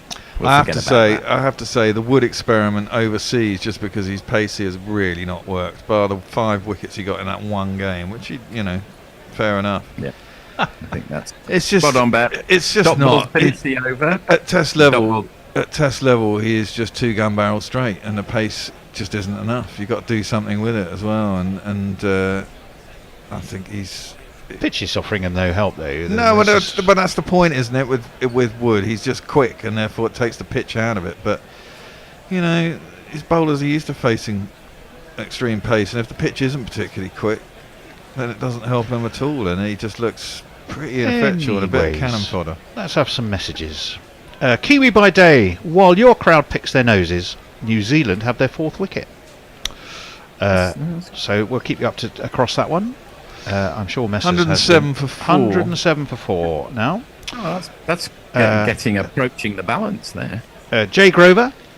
I'm looking forward to Watford staying up just so we can play each other in a rock, paper, scissors of pessimism and self-loathing. Oh, Jesus Christ, Tony man. Don't go to Coventry. 'Tis a horrible place. Before Forthy defends that horror show of a city, he literally fled the other side of the earth. He has a point there, Forthy. I'm not a big fan of Coventry. I really am. Well, not. Well, my daughter wants to go to Warwick University, but I didn't realise that Warwick University is actually on the outskirts of Coventry. Well, Warwick University is also there near Leamington, which is quite a student hotbed.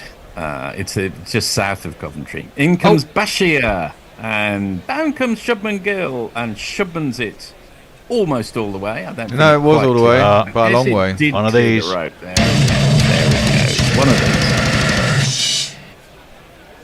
And they're in the lead. 6 runs ahead. 9 wickets in hand. Yeah. This is a horror show. It's your standard horror show. That's what this is. Driving in this morning, I was saying, well, if we could have I was thinking, what would be good for England? 4 down or 5 down by the time they passed our score? No. They were 4 or indeed 5 short of that. It's Bashir again. He's posted it on Hayden, and the ball's gone straight to him. So I wouldn't put it in the moral victory camp, but a nice, clever bit of field positioning there. By the time I get to Sydenham, she'll be rising. She'll find that note written on the door. Defensive from Gill. Dot ball. Nick Cave and the Bad Seeds did a good version by the time I get to Phoenix. Did they? Yeah, it's very good actually. If you like that sort of thing. If you don't like Nick Gill, I do. I've got to say I'm not a big fan of Nick Cave. Yeah, he's a little polarising. Another dot ball defended by Gill to on Hayden. Who was the original version of By the Time I Get to Phoenix? I think it's a Jimmy Webb song. Yes, and I think so. That is it Glenn Campbell? Did he do it? Yes, Glenn Campbell was who I was thinking of. The Wichita lineman. I am the lineman for the camp. If the cricket doesn't drive him away, Forthy going to full-on country and western mode should do it. Okay, that's flicked off his toes by Gill. He's going to come through for just the single, I think.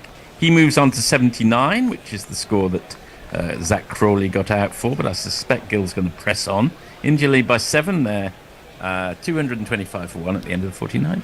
Furong, sorry to mention the Premier League. The big clash this round is Bournemouth versus Sheffield United. There you go, fighting talk, Jay Grover. As a Liverpool fan, says Jersey Oak, I take exception to Forthy's comments. Fair enough. Not sure what you did. Right, let me leap over onto YouTube and see who we have there. Stephen Kelk. I would like Forthy to refer to Coventry as Cov, as everyone did when I was there. Yeah, that's what I can do if you want. Jonathan Shawland. I turned down an offer from Warwick University after visiting for a look around. I slightly regret it now, but I went to London instead, which suited me better. Fair enough. I went to Warwick University, says Stephen, and indeed it is essentially in Coventry. Well, that's what it says on the tin. It's right on the border, yeah. I think my daughter likes the fact that it's a campus. University. Yeah, it's that's a good true. campus. Also, like due south of Coventry, it's all lovely.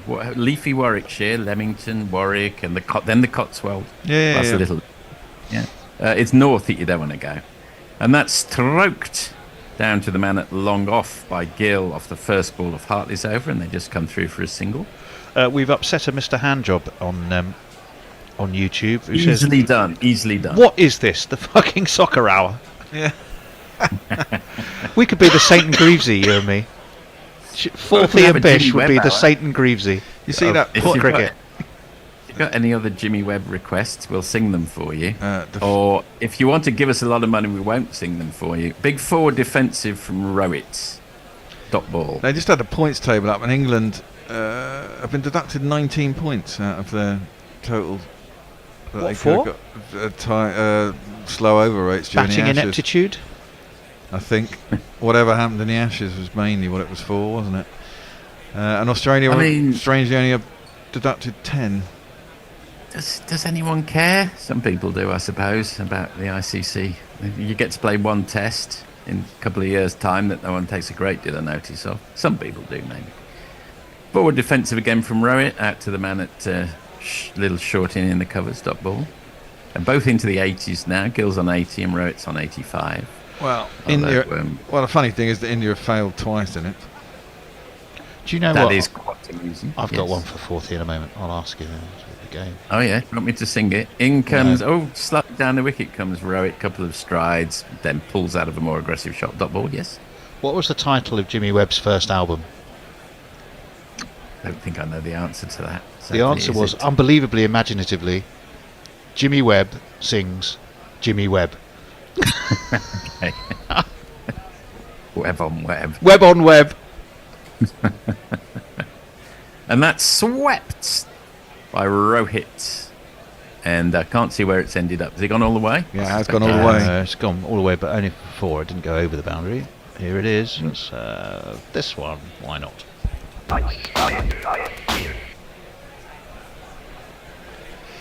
There's a terrible new film called Madam Web, starring Dakota Johnson, which is getting all sorts of grief on social media. That is not even so bad it's good. Apparently, it's just bad. So, talking of webs, We've had a super chat. Oh, have we? Yeah. Fantastic. This might be either to get you to not sing or sing, Forthy. Yeah. No, either. I can do either. Last ball of the dot ball from Hartley. 234 at the end of the 50th. Well, I have to say, to the crushing disappointment of literally just about everybody, Mr. Handjob has donated $20 Australian for more singing. Oh, excellent. What would you like me to sing? I've only got 3 minutes left. Right, you've got 3 minutes of Forthy. You can request anything you like. Anything you can I want. personally say don't make it Bohemian Rhapsody, because I don't think he's wearing his special attachment to reach the higher notes of that one. Bit of Roy Orbison would be good. Yeah, no, I could do Only the Lonely if you like. Dum or, dum dum dum be Dreams or something. Oh yeah. Oh, in Dreams, that cover. Can you really do that? Probably not actually. No, I think It covers three. It covers over 3 octaves. No, So I no cannot matter do- how hard low you start, it's almost you can go. A candy colored clown they call the Sandman. Sandman. Tiptoes to my room every night, just to sprinkle stardust and spear whispers. Go to sleep, everything is alright, and it's all fine. Then you go, I close my eyes, and that's okay. And then when you get up to in dreams I walk with you, in dreams I talk with you, in dreams you're mine all the time, which is also fine. And then you get fucked because you have to go so high on the next in dreams it's practically impossible. Unless you're Mariah Carey, you can famously cover 4. Well, I'm not obviously Mariah Carey, am I? Bashir in again. Let all talk of Maria Carey be put to one side for the moment, at least, as defended by Shubman Gill. Yeah, it's impressive to have Billy Mackenzie of the Associates. He had a 4-octave range as well, I think. Party Fears 2, Club Culture. And round the wicket, Bashir is coming, and that one straightens, but predictably enough, Gill sees it all the way onto the middle of his bat. You should have a change at the end of this over, shouldn't we? I'd say so. As soon as we started singing, time just flew by. Incredible, isn't it? I don't know how that happened. It's like imagine this as sort of a cricketing campfire. We're just sitting around schmores and fourthy singing. I saw a couple of great gigs this week. Let me recommend MJ Lenderman. If you get the chance to see him live, what an amazing experience. And then saw Wednesday on Wednesday, another group. And they were good, but not as good. Defended by Gill to the man at short mid-on. Remains on 80.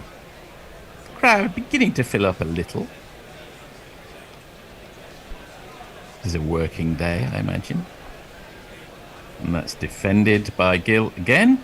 We've got a couple of balls of our stint together. If there's no requests for a particular song, I will take it into the next, into my next stint, whenever that might be. I can't remember. Well, some more Jimmy Webb. Anything you like. Oh, well. Any Jimmy Webb you like. Oh, I thought I was going to miss that. Yeah, so did I. Do I know any other? Well, he didn't miss it. He swept it down to fine leg, long leg for a Kept a little low, didn't it? It seemed to, anyway. Just a touch, just enough to make England think, well, this might be quite tricky to bat on here when our time comes. At least there'll be a golf day for them. Can't see this going to day 5. Maybe not even day 4, probably. I don't think it's going to day 4. I think tomorrow's going to be the last day. Last ball, bit of turn. And there are 3 men round the bat, so that's impressive from Stokes. But dot ball, the end of the 51st over India, 231 for 1. And I'll take any special requests into the next session. Okay, time for change. It is, but I'm trying to remember who. I think it might just be... you, Dave and Georgia. So can you go and rustle up Dave and Georgie for me? I'll change the screen. And seeing as I'm therefore left completely on my Jack Jones for a while. Kiwi by day said, loving this musical cricket. Wow. Tough as the dog has joined us. Sit yourself in the middle there, Georgie. If you want to spray your microphone, you can do that. Dave can go over there. I shall stay here. We're having musical chairs, and Hartley is coming in around the wicket, just the one slip. And it's defended into the offside by Shubman Gill. And there is no run. 231 for 1. See Georgie. Can't actually see No, Georgie. I'm literally about to get onto that and organise the screens appropriately. Nurse the screens. Hold on 1 second, as that one is flicked into the offside by Shubbers. They're going pretty much pound for pound, run for run, these two. 81 for Shubman Gill, 89 for Rohit Sharma. 231 for 1. India have already this morning passed that rather paltry England total of 218. Remember, they started 135 for 1. They're now 231 for 1. That's another, possibly a bit unkind to call it a misfield, but it wasn't the best piece of fielding at short mid-wicket. No run though on this occasion. It was Ollie Pope, whose last test wasn't so great. So Georgie, are you all settled? I think we are. Dog's happy. That's what Dog's makes happy. me Fantastic. happy. Hartley defends. Or rather, Shubman Gill defends. Off Hartley, no run. I think they could do with the toughers out there, actually. Well, yes. Somebody who could genuinely rip and turn the ball. That was the voice of Georgie Heath, who's joining us today, which we're delighted to have her company. You'll be hearing from a fair bit more during this session and the next. Not much left of this session. That is out into the offside. There is no run. Well, you both missed, or you will be delighted to have missed, Forthy and I renditioning a bit of Roy Orbison just now. No, we heard it from next door. Did you really? It's magnificent. I think you're being unduly kind, or daft, or deaf. any of the above. When do I admit that I didn't recognise it? You're perfectly allowed to do that. Hartley in again, nicely defended, untroubled, unworried, stylish Shubman Gill, and there's no run. 231 for 1 after 52. Dave, if you listen to later Roy Orbison, you can actually hear his teeth rattling. Seriously, It's like last couple. He did that one album that was he did like duets with a whole bunch of people. Yeah, and it was he did. You basically could hear his teeth rattling through the whole thing, and I blame his dentist. I think he should have had. I don't better know much dentures. about his dentist. I don't know. I know he did some great stuff. What was the albums towards the end?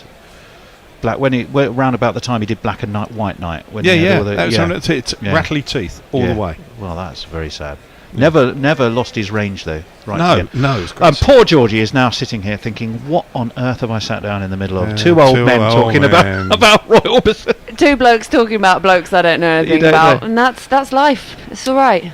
Bashir in, and steered into the offside by Captain Rohit, who spins his bat just his cap, and must be feeling, Georgie, life could hardly be going better at the moment. Well, I feel the same in your company. Well, that's very kind of you. That's defended. Defended, I say, but really with just enough whip to take it out to mid-wicket and add a single to the score. 231 for 1. England, though, Georgie, they've kept trying to attack. I mean, we have a slip, a forward short leg, a leg slip. They're trying to keep pressure on as much as they can, but it just ain't working, is it? Well, I think they've got to try and, they've got to break this partnership. There's a lead already, 14 runs, only the 1 wicket down. They've got to try and do something, and just letting them prod and poke it around, take the 1s and 2s easy, not challenge them at all, is not going to do anything. Shubman Gill on the back foot, pushes to mid-wicket. No run on this occasion. Bashir does, I think, seem to have just got a little bit more control. Remember, the first over of the day was a maiden, but then all of a sudden the wheels seem to rather come off in the second over, which went for I think about 14. That's defended back to the bowler by Shubman Gill. Again, there is no run. Oh, I know what I'm trying to do. There's 3 of us in the studio, aren't we? That's what's fooling me. Hold on, bear with me.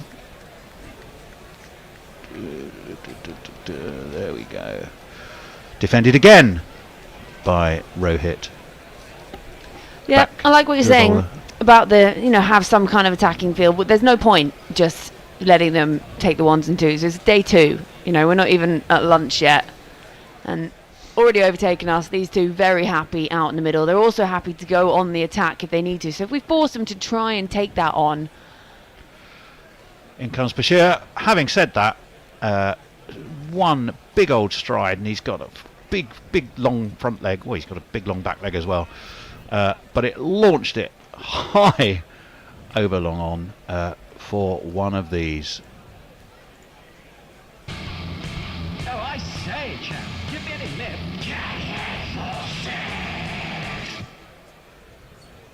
Beautiful shot, wasn't it? Yeah, lovely bit of footwork, and that's 11th 6th of the innings. It's extraordinary, isn't it? They learnt it all from Bazball, Well, this has been the interesting thing, though, hasn't it? In that the speed of scoring here has been much quicker by India than it was by England. England, even that opening stand of the morning, was not all-out aggression. It was well they learnt constructed aggression, if you know what I mean. They learnt it all from Ben Duckett. Well, the Duckster. Yeah, he'll be disappointed, I think, to a certain extent, in that he's got starts this series, but just the one big score. Mm. And how long ago does that seem? Well, yeah, it does seem a long time ago. I was a young man then. I had hair. Hartley again, who we think looks a bit like Headley Verity, which will be a name Georgie knows, if not. No, maybe not. Okay. It was defended anyway. Fabulous ex-England player, spinner, died sadly on the invasion of Sicily. So it is a long time ago. But you look up pictures of Headley Verity and tell me you can't see a little bit of Hartley in there, as that one's whipped away nicely down towards deep mid-wicket. Is that my homework? You don't. Only should you choose to accept it. It's like Mission Impossible. Your mission, should you choose to accept it, is to learn, is to say, does Tom Hartley look like Headley Verity? I think he does. I'll have to go home and ask my my French, my French and my Croatian flatmates and say, do you think these two blokes look similar? That's a good way of doing it. There is the slip for Hartley. This again is defended into the onside. Once again, there is no run. 21 now. The run has the lead has crept on to 239 for 1 India. And Shubman Gill was a study in concentration. He just looked fine batting in his England cap, doesn't he? His Indian cap, I beg his pardon. That's again nicely defended. I do see it. Can you see it there? I do it's see the hair, it. isn't it? Yeah, I think. Yeah, it's the hair. And the it's slightly pinched features. Yeah. In the nicest possible the way. early receding hairline. Yeah. For Hartley. Get some glasses on that, and yeah, I'm with you. I can see it. If you put Headley in, sadly, God rest him, in a pair of like quite cool shades, that's nicely defended again. But they should take a single for that. It was out to mid-off. Indeed, they do. 22, the lead extends to. Well, these two are on the race for who can hit the 3 figures first, really, aren't they? Yeah, they pretty much matched each other blow for blow. 91 for Rohit. Obviously, Gill's been at this crease less time because Jaiswal, again, was it 58 for him? He looked in fantastic, Nick, as that was just out to cover. They'll take another single. 241 for 1. Well, on the Jaiswal, at the end of 54th, on the Jaiswal thing, it was all that, if we can get Jaiswal, there was so much talk about, if we can get him early, then we're in with the chance. And embarrassingly, us getting him out, he still gets another half century. He still racks up all the records for the series. Getting him early was the exciting part of it, thinking, okay, cool, we're in with a chance here. But actually, that's one man.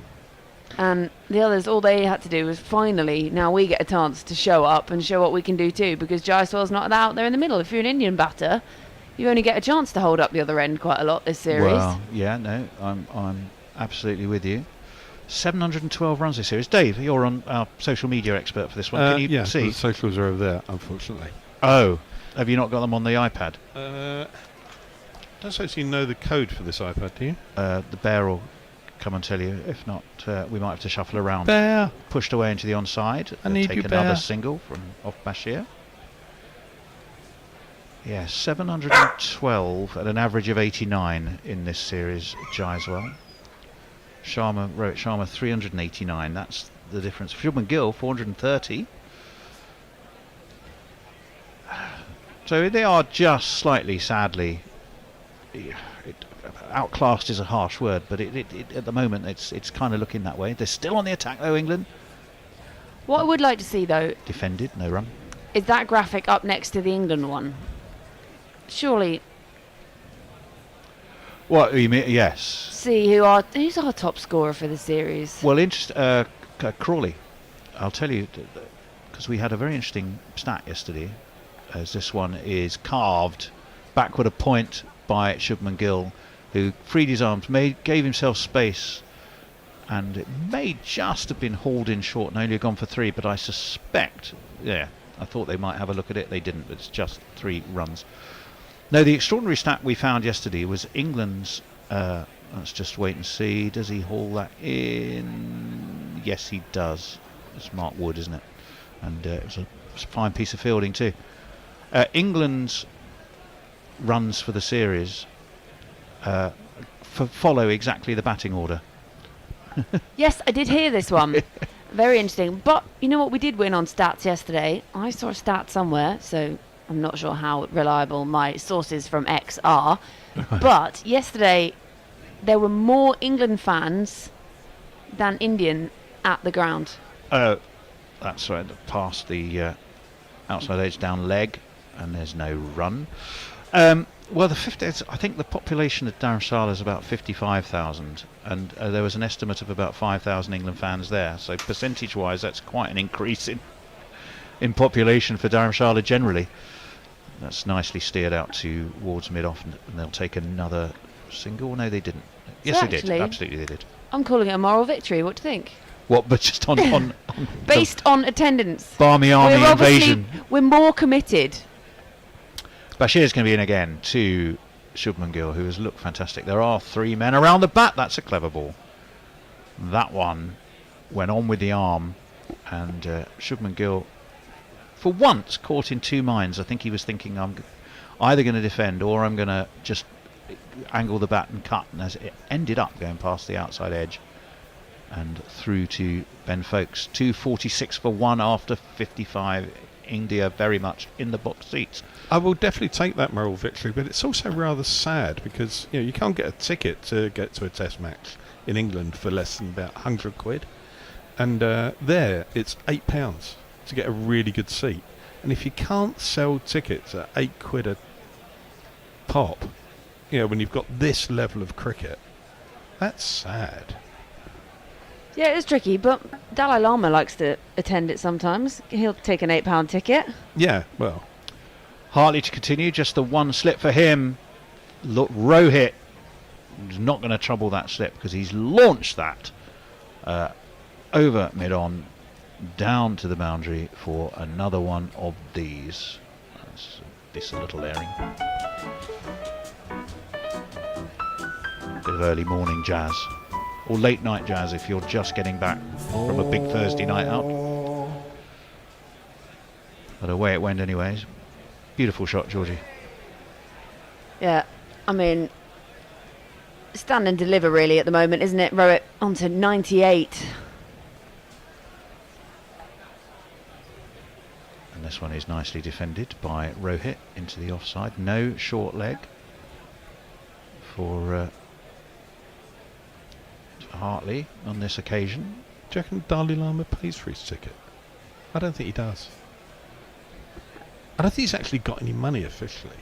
Does he not? No. Oh. He's given up all his worldly goods and that. Oh yeah, fair enough. Well, I'm sure we can shout him a cricket. That was onto leg and is attempted to whip away towards mid-wicket by Rohit and squirts off the outside edge and ends up going towards cover. He'll get a run for it.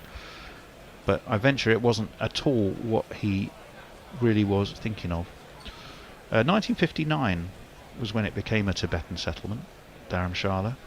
The 14th Dalai Lama had to scuttle there after the Chinese stirred things up in Tibet. Bloody Made Tibetans it for him. coming over here taking our jobs. taking our llamas. As this one was away into the offside. No run. 251 for 1. It did take me a long time in life to learn that Dalai Lama is not what he's christened, or the equivalent of. So he's not born and you go, right, I'm going to call this kid Dalai Lama. Like Danny Dyer. Yeah, Danny Dyer. But Danny Dyer then ran out of names and called his daughter Danny Dyer too. So Hartley defended by Gill. Another great Short spiritual mid-wicket. leader. Both of them. Danny Dyers. Both of them. The Dyers. In their own way. The Dalai Lamas. In their own way. He's inspired Jared Bowen to score more goals than ever this season. Has he now? Yeah, and he's married to Danny Dyer. Ah. The girl one, not the boy. Well, Oh, I right. don't know, maybe. What does it matter? It doesn't matter, but necessarily, but it's interesting nonetheless. Onto the back foot this time goes Shubman Gill. Just drops the bat on it, really. Shall we do and it bumbles back. Yes, can we see some messages, please? The dog looks like it's not used to be getting dragged out of bed at this time of morning, says Josie Oakey. Is this true? Yeah, dog hates getting out of bed this early. Yeah, agreed. Yeah. But he's made himself comfortable now. He's pretty happy. So he's had his breakfast and he'll go to sleep. If someone rings a doorbell, you'll very much know about it and it'll give us all a heart attack. Okay, Jay Grover says, Georgie, thou have now lost half the audience because we're going to be fanboying about the Dachshund. Is it a Dachshund? He is a Dachshund, yeah. Little sausage. This is Tuffers. Hello. Yeah, Yeah. he's not saying much. He's got is he? small man syndrome. Yeah. Thinks he's a big dog. I thought Tony's voice were all right. I'll tell you which gorilla has a good voice. A man I'm always loath to compliment, but Not Fred can carry a tune, says Can Jay he, Grover. Well, there we go. I'm not seeing Not Fred in an age. How is he? He's all right. He was at the Night Watchman quiz the other night. This one is eased into the onside. There is a man at short mid-wicket. There will be no run. 251 for 1. Yeah, he was fine. We held our end up. We had 2 gorilla teams out, actually, in that quiz. Ooh. We were sort of knocking on the door of the European places for a football analogy, but without really looking like we'd ever break into the top 4. If you look at we can see on our screens, everyone has got their cameras out with Rohit poised on 99. He's on 99. The camera phones are out. Who's going to get it? He is on 99, 91 for Gilbert. It's Rohit who's on strike, who defends again. There are the 3 men round the bat, the slip, the leg slip, the forward short leg. And it's when you're trying to take the video and then you stop it and you start it again. And you go back and look at your phone later, you just got all these videos of him defending. Yeah. Can he get there, Rohit? I'm sure he will. I think it's highly unlikely he would do anything daft at the moment. He steps onto the back foot, tries to force this through mid-wicket. But it doesn't make it. He's still there. England trying to apply a bit of pressure. They've got a man down at, let me see, what, sort of a wide-ish long leg or a very deep backward square on the boundary, just in case he tries to pull this again. Pushed to short mid-wicket though, and there's no run.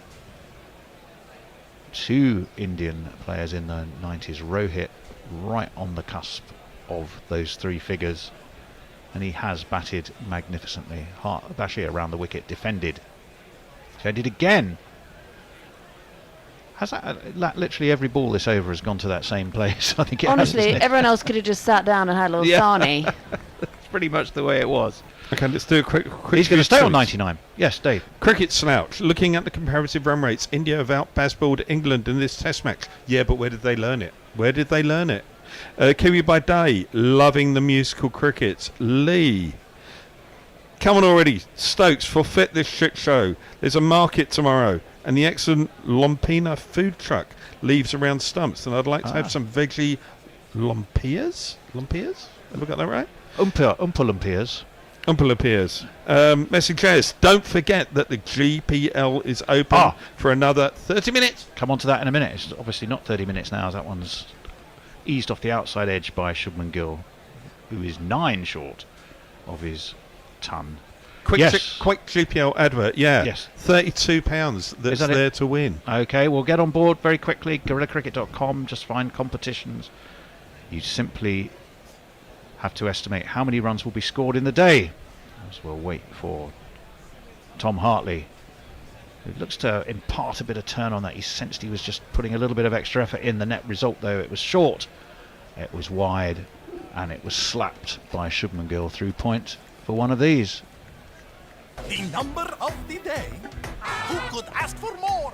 The number of the day is 4. Actually, it wasn't as wide as I thought, was it? It wasn't quite a decent shot. Yeah, did nicely. Gave himself a bit of room. He's just playing with such ease at the moment. There's a glove punch out in the middle. Still just that race of who's going to hit the 100 first. I mean, Gill could do it with one fell swoop, really, the way he's been playing. Well, it's been more Bashir he's taken a liking to, but he's got Hartley to contend with, but he could do it in one shot. He's on 95 now, that 4.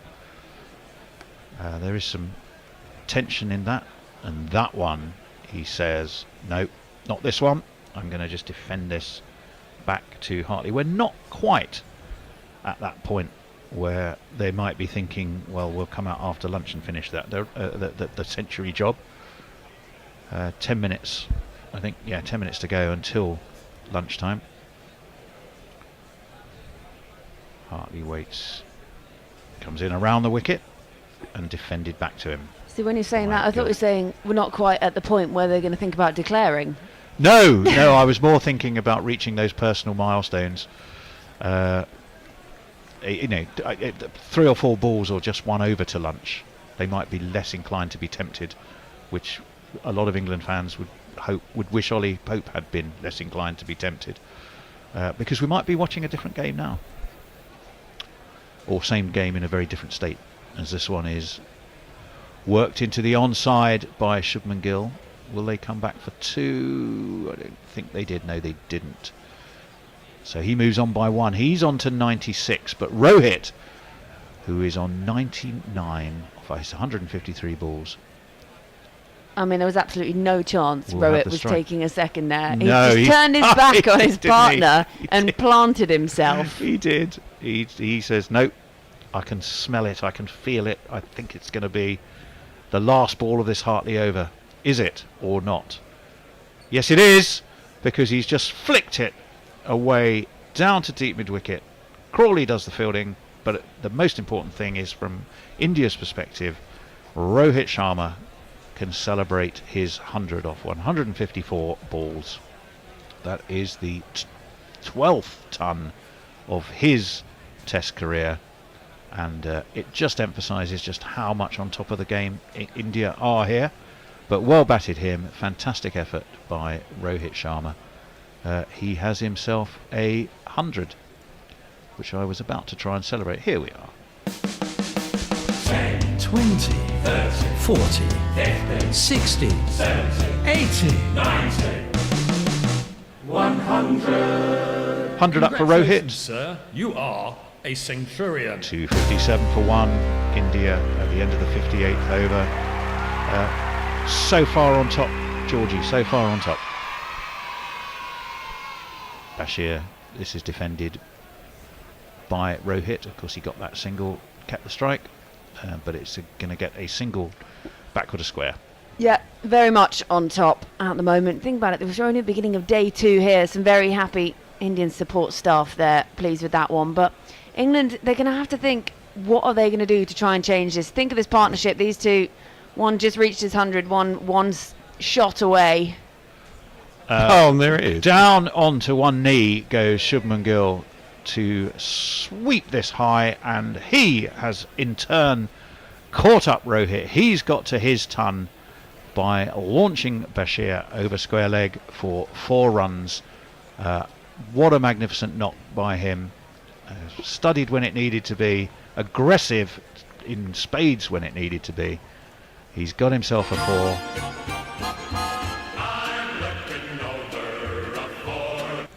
And he too can get one of these.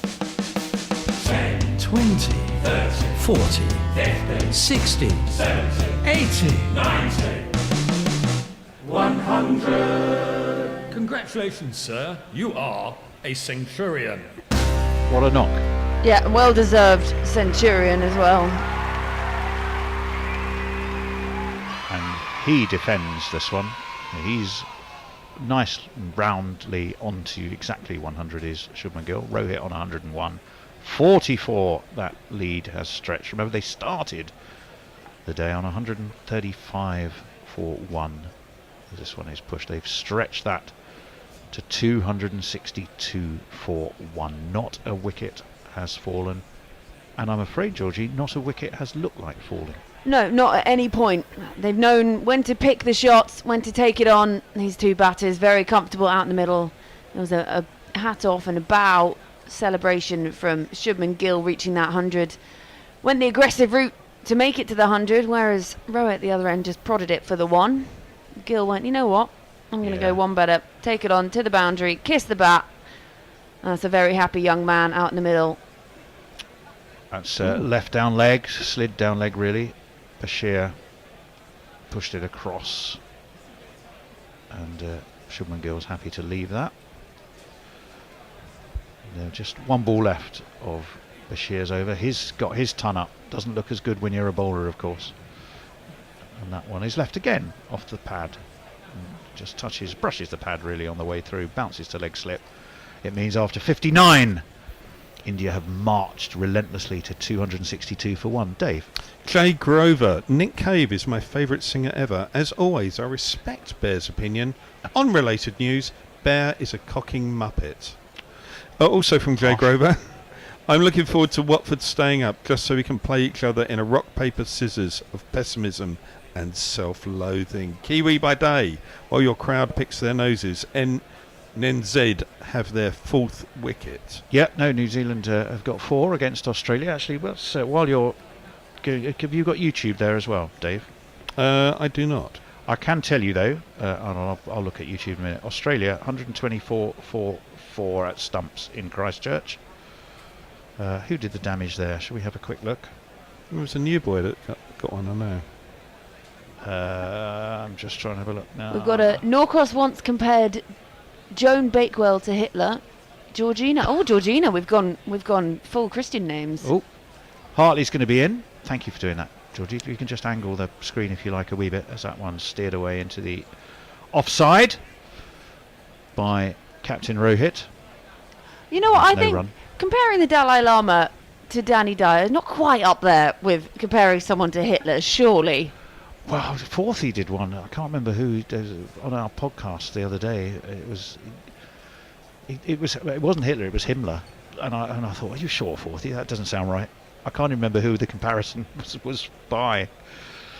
That one is nicely just eased out towards mid-off by Rohit. And again, there's no run.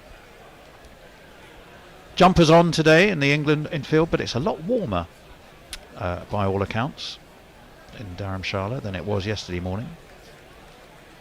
I mean, yesterday we were seeing puffer jackets and all sorts of things, weren't we, as the Indian team were warming up, but not quite as bad today. In fact, bright sunshine there, not a cloud. There was plenty of cloud yesterday, there isn't today. That's defended by Rohit back towards Hartley. It's just like the beginning of the English county season, really, isn't it? Actually, and the middle of it, half the time. Yeah, well, the more they stretch it and start it earlier and finish it later, that is true. There is some county cricket in August this year, but I think it's just one round of games, isn't it? Which is hardly a major concession, as that one is thrown towards leg by Hartley. Rohit just pushes. Maybe now these two are thinking, you know what, we both got our tons. We could not be in a stronger position. Things are looking fabulous. Well, let's just go and lunch to lunch and enjoy it. And also, who can England turn to with the ball? So if they take on these two, sort of hit them out of the attack. I mean, Bashir's already brought up his bowling 100. As this one is onto leg again. Back leg raised and whipped towards mid-wicket by Rohit. He'll get himself a single, and India will move on to 263. Stokes to bowl. One Stokes to well, but you know, yeah, he's been. Well, it's been whispered quite a lot. Can you imagine it? He gets himself the ball, goes to take his jumper off, and his physio or his doctor just comes out and rugby tackles him, rips the ball out of his hand. You shall not bowl. That would be a very I think he physio. is targeting the summer, and that one is nicely pushed again towards square leg, and they will take a single. It means that after 60 overs, that probably is the morning done. Yes, it is. India, particularly in the shape of Rohit Sharma and Shubman Gill, both of whom heading toward lunch have bought up their hundreds, are absolutely in the pound seats. 30 overs bowled in this session, 129 runs scored. They've been barrelling along comfortably over 4 and over, and the lead has stretched to, I've lost it now because I went and looked at Australia and New Zealand. Hold on. That lead has stretched to 7 billion. Well, that might be slightly overclaiming. It's a lead of 46. Yeah. With at lunch 264 for 1 for India. Rohit Sharma 101. Rohit 102. Shubman Gill 101. And the thing I think, Georgie, is are England almost, even though they would never admit it, thinking, well, maybe the ship has sailed, and why would you risk Ben Stokes' knee on a effectively a lost cause? They don't think like that. Yeah, I don't know what you're on about. They're winning. What are you talking about? Yeah. In their mind, they're winning. Then they're winning. What are you talking about? This is what they wanted to do. It's like Andy Murray when he plays tennis. Always plays best when he comes from behind. That's just what they're trying to do. Give him a go. Come from behind. I'll tell you what. I was at the Oval last year, and I saw Stokes in the next bowling off spin. It was fucking great. Because he's coming in really tall and he really whips it. Yeah. They're basically off cuts, really. But I'm surprised he hasn't tried that. Well, Jimmy Anderson can bowl a mean left arm spin. Love doesn't he, that. as we found I'd love out? that. There's a man missing who we know can bowl some left arm spin. Duckett? No. Jofra Archer. Oh. He can. He's got one dodgy elbow. Well, if you can bowl with the other one, use that. And then It's at least just if that one bowling. goes dodgy too, you're symmetrical. Yeah, it's just bowling. Same thing, right? Bloody hell, Jofra. Stop being so lazy. Oh, come on, Jofra. Anyway, roundly and convincingly, India's session. A lovely to have Georgie, an assured debut. Thanks. Delighted to have you with us. Dave, have you got any more messages ahead of lunch? Yes, Rambakash and Himmler, says Joe Grover. Oh, that was how he got to Ramble. Yes, you'd have to listen to the podcast because it sounds a lot worse than it was when he said it. It's like one of those 6 degrees of separation, isn't it? No, well, I can't remember the context. I really can't remember. Maybe I'll play that podcast at lunchtime. We'll see. Anything else message-wise, Dave? No, that was it. That was it. From Let me just have a quick look on There was a very YouTube bad then. Dalai Lama joke that I'm not going to repeat. Possibly best not to. Yeah. Let me see. He might There be has been- listening. He might not be listening, yeah. Lumpia are Vietnamese spring rolls. Oh. So there we go. So there's the answer to that. Stephen Kelp, yes, I'm not sure about that. Something about bikes and something else, so I'll ignore that one. Try a part-timer for once to have a change. Well, the problem from an England perspective is... They're all wicket keepers. Who are the part-timers? They're all wicket keepers. I know Farong will say Duckett. There's Duckett, there's Bairstow. I think like throwing someone on like that, because it's going to take the run rate down, because who's going to want to get out to Johnny Bairstow? On his 100th. Exactly. If he goes out and has a bowl, gets a wicket, that's it. Full on Alistair Cook style, you know. Well, yes. Trundle on in. Yeah. Giggling all the way. Oh, yeah. Stephen Kelp says we need Joe Denley. Our friend, Disinterested Handjob, says the pound seats are certainly the spot you want whenever you go to an orgy. I can't recall. I think the Denley thing is very interesting, because I think there's something that Pope could learn from Denley. Like these first 50 balls. What you need is 50 balls of Denley, and then just Pope until he gets 150. It could be Pope versus Dalai Lama. I think we'll throw in a they bishop met. as well. I think they actually met. They did because they met just before this game. Yeah. We have a super chat as our last message to you ahead of our breakfast and the team's luncheon. Jehan Ariarantnam. Jay, and thank you so much. It looks like is that Australian dollars? 15 of them. Problem with Bazball is England can score 350 in 60 overs. But on these good batting wickets, India can score 600 without taking risks and gives them more time to get 20 wickets. The same will happen in Australia. Well, there we go. I have to disagree. There is no problem with Bazball. Bazball is fantastic. I am a complete convert. You are. I am a fundamentalist, actually. I've actually bought a bucket hat to give to Hendo. Oh, right. And I think that's going to cure all of his ills. He will be a happy man from then on if he just wears the bucket hat and believes. That's all I've got to say on the matter. Do you think they gave the Dalai Lama a bucket hat? Oh, I do hope so. Oh my God, that'd be so gangster. I'm in for Now, that. how would he wear it? Would he wear it like Moeen Ali style with it turned up? Or would he Oh have it yeah, down? we sort of hook it up a bit. Or is he gonna? Yeah. I thought you meant is he gonna have it like perched on the front, perched, you know, Well, there's at lots the of back? there's lots of ways you can do with the bucket hat. You can actually just pull the front down, have it up at the side, a bit like a trilby. Okay, pork pie hat. Yeah. Yeah. You Don't think can- Dalai Lama eats pork pies. No. He doesn't look like Vegan the pork type. pies. Oh. Anyway, I know. we probably should Sacrilege. take a break to settle the discussion as to how Mark Ramprakash ended up being so horribly abused by Forthy. I'll play that podcast and you can enjoy that. I thought over the insult lunch. was to Himmler, actually. Well, I once beat Mark Ramprakash on Celebrity Pointless Cricket Edition. You Yeah. didn't. Yeah. well done, you. Thanks. How Himmlery was he? Don't say don't. All right, I think we probably move on to that subject. Here is that podcast. It's our 68th pub chat. It's Bear Iron Forthy. We're going to pop that on while everyone enjoys lunch. Second-hand cheaper, I spec. We could get up to 10 grand from dieselcheck.com. Between 2008 and 2020, you leased diesel for execs. Now we could reclaim £10,000 with dieselcheck.com. At match days, they'd shout, "Keep the ball on the deck." Now it's, we could get up to 10 grand with dieselcheck.com. But time's running out, so before you forget, enter your reg at dieselcheck.com. Join our group action against the diesel emission scandal. Search dieselcheck.com. You wouldn't block the pores on your face, so why block your armpits?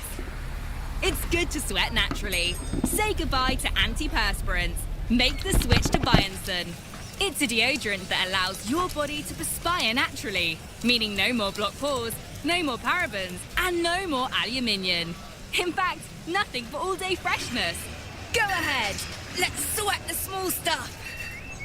All armpits, all day, all fresh. Bionson. You wouldn't block the pores on your face, so why block your armpits? It's good to sweat naturally. Say goodbye to antiperspirants. Make the switch to Bionson. It's a deodorant that allows your body to perspire naturally, meaning no more blocked pores, no more parabens, and no more aluminium. In fact, nothing for all-day freshness. Go ahead, let's sweat the small stuff. All armpits, all day, all fresh. Bionson.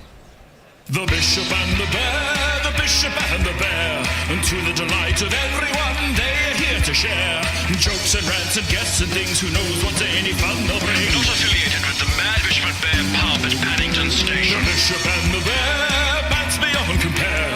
Buckets of savoir-faire, the Bishop and the Bear. Welcome back to the Bishop and Bear. We're amidst a fascinating India series. My goodness me. What's going to happen as they head to Ranchi? Well, we're going to chat about that. There's a number of things we're going to talk about. Welcome, of course. Grab yourself your usual drink.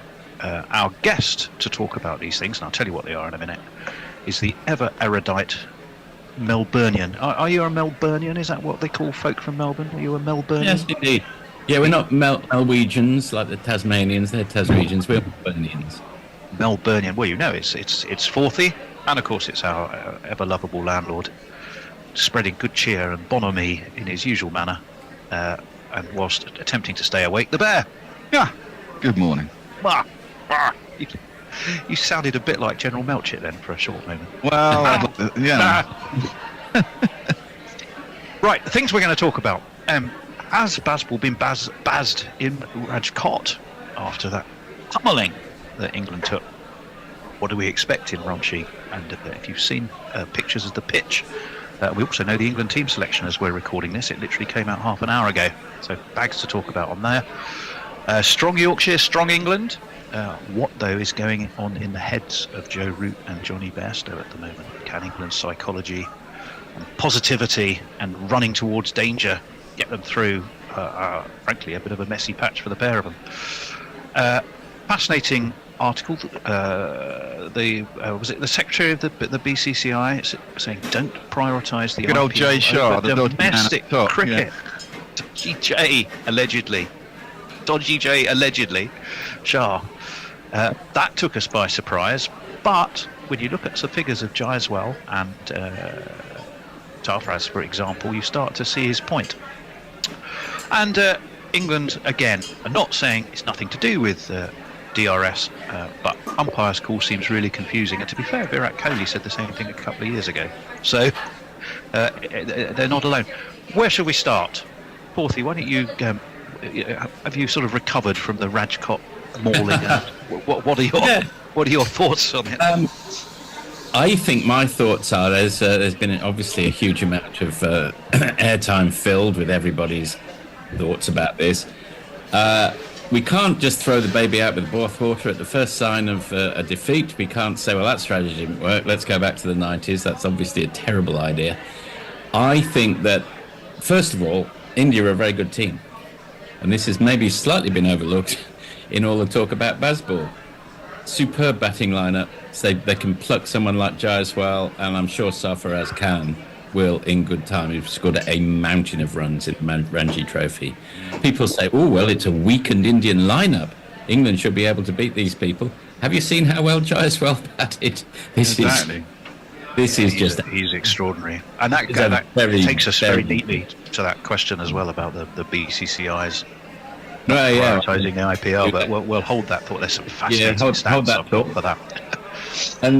And the second main topic is every time an England player does something that is regarded as incorrect, such as Joe Root's shot, it doesn't mean that it's Bazball's fault. Joe Root had been worked over by Jasprit Bumrah over the series, and he was trying to find angles. And if you look at that shot in isolation, it looks as if he's lost his mind and that he's adopted Bazball, and that why doesn't Joe Root go back to being Joe Root? I don't think that's the story. I think the story is Jasprit Bumrah has got his number. He feels penned in. He's probably the best fast bowler in the world at the moment, arguably, and he's trying to find ways of solving that problem. That's the Joe Root story. It's not a Bazball story. So not everything's about Bazball. The fact that India, and they've got a superb bowling lineup. Jadeja ran through the Australians in Delhi a year ago and got 5 wickets in a session, and they were all out for about 120. It happens in India. Exactly. Let's not. Everything is not needs to be referenced to the Bazball in England. If there is a criticism of England, it's not, I think, of either Bazball or this English team or Ben Stokes' management or Brendan McCullum. It's the fact that the structure of English cricket has sent an English team out to India with 2 rookies the minute that their first choice spinner was injured. There ought to have been better players on the county circuit who they could have sent out there. And that's where the fault lies with English cricket, is there are structural problems in county cricket.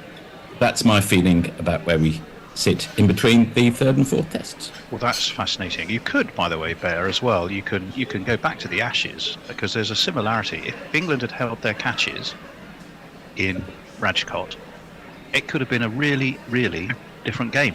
All the should, coulda, wouldas, don't they? I mean, this is the thing about cricket. You can always go back to that. I mean, my thoughts are, this is just overblown bollocks. It happens. Once again, we lost. The thing about Bazball is if you're going to lose in spectacular fashion, because that's the way they're playing, right? But as I said before the series, if you're going to go out to India and play like we played last time, you are going to get hammered. You need a different approach. There was no reason why. We won 1 test last time on a flat deck. We won 1 test this time in a really good win. We had chances in the 2nd test, we fucked it up, and we certainly had chances in this 3rd test. But there are many things in India that you need to go your way. One is winning the toss. We won the first toss, and it didn't go the way you probably wanted to get the win, but we did get the win in the end. We lost both second tosses, and if you put big runs on in India, no matter how good your batting attack, you are going to struggle. I mean, I was having this conversation with somebody. I think, if you're batting second in India, you've got to get a 100-run lead, which means we'd have had to score 550 in that second innings, just to be in a rough parity going at what would probably be a wearing 5th day pitch, and it was, and it started to misbehave on the 5th day. It's just not easy, right? Bairstow is all at sea over there. We miss Harry Brook. Harry Brook, it occurred to me that if Harry Brook had been at number where Bairstow is, Bairstow probably wouldn't be playing right now. And I'd expect Harry Brook to do a lot better. Things like this don't go against you. And I keep pointing this out, and I've been pointing it out more and more as we go along. And Balty's dead right. England's bowling attack is very callow and very inexperienced. Now, it's telling that India have not prepared Bunsen burners, I think, because that's what we all expected, right? I think they thought England's bowling attack is inexperienced, and whilst if we create Bunsen burners, it's going to be a leveller. And if we don't create Bunsen burners, we've got a better bowling attack, basically, and they might have a slightly better batting attack, but we're in our home conditions. And therefore, the weight of everything is probably in our favour if we create just standard Indian wickets that are going to break up. They are going to turn on the 4th and 5th day, and it might be quite exaggerated, but if they're reasonably flat for 2 or 3 days, then we should be able to get through this with winning. Doesn't that always still place a massive premium on winning the toss? Yes, England won the toss and won the game. India won 2 tosses. And India are just better equipped to take advantage, I think, to Forthy's point, but the toss still becomes a massive factor. The toss is massive in India, because if the pitches do break up, the problem with Bazball to a certain degree is it doesn't take time out of the game, but, if England win the toss tomorrow, for example, come out, get really aggressive, score 400 runs tomorrow, we'll all be going, and then they get another 150 runs, say, on Tuesday morning before lunch or whatever. Yeah, I'd like to see how India do pumped up against 550 runs. They will have a different approach, and they might well, and that we'll find out. But if you can get runs on the board in the first innings, it really helps. England's spin bowlers just don't. The problem with England's spin bowlers is they just don't offer any control, and if the wicket's not offering anything, Hartley, Ran Ahmed, Root, or Bashir aren't going to offer you 2.5 runs and over, any sort of any sort of control of the game. So India are always going to be able to score runs, and that's going to let the game get away from you. Whereas if England bowl second and the wicket starts to do something, they probably won't have much control in the first innings, but if you get weight of runs, you might be able to winkle them out and get a lead. And then if you can get then ahead and you're bowling last on what is a crumbling wicket, I don't think your control is necessarily the thing, because enough balls will misbehave that you'll be able to pick up the wickets in time. And I think that's got to be what England's strategy is, but it does kind of rely on winning the toss, and that is a game of chance. Well, if you look at Ranchi, it's another ground, I think, where there have been only two previous tests, which is true, I think, of every ground except Hyderabad. Certainly it was true of Rajkot. I looked at them. A really boring draw and an absolute. Well, it was a draw against Australia with a fair old mountain of runs from memory. I'm just trying to look it up. But then they absolutely batted first and pummeled South Africa. I think the Australia game was 2017. Yeah. Australia... actually, no, I'm lying. Australia batted in first in that. And they put on 451. But India responded, batting second, with 603 for 9. And then it was Hanscom and Marsh, I think, hauled Australia, kept Australia just 6 down, and it was a draw. The last test, India won the toss. They batted first, got nearly 500 against South Africa, and they didn't need to bat again. They rolled them twice, about 162 and 133, I think. South Africa are worse than us at playing spin, so you know. Yeah. So it does suggest that toss does become important. Now, to quote or misquote Barry Davis, speaking of Francis Lee, Worthy, interesting, very interesting. It's pretty much how they've been talking about the Ranchi wicket, isn't it? Very interesting. I don't know anything about the Ranchi wicket, to be absolutely honest with you. What's it looking like? Well, it's much drier and cracked than you'd expect this far out. Apparently, just look at the pitch. Just look at the pitch. Yes. Well, it's interesting, isn't it? Well, it's interesting that they've given Bumrah a rest and created a cracked pitch. I was reading this last night because based on those results and what I've read about the previous 2 tests, it was quite a flat wicket. But then I was reading last night how it was going to be a trial by spin. So they've clearly said, right, Bumrah's not playing. He's not going to get us 7 or 8 wickets in the game. So we are going to hand it over to the spinners, create some cracked nightmare. Well, you say that, but then look at England's team selection.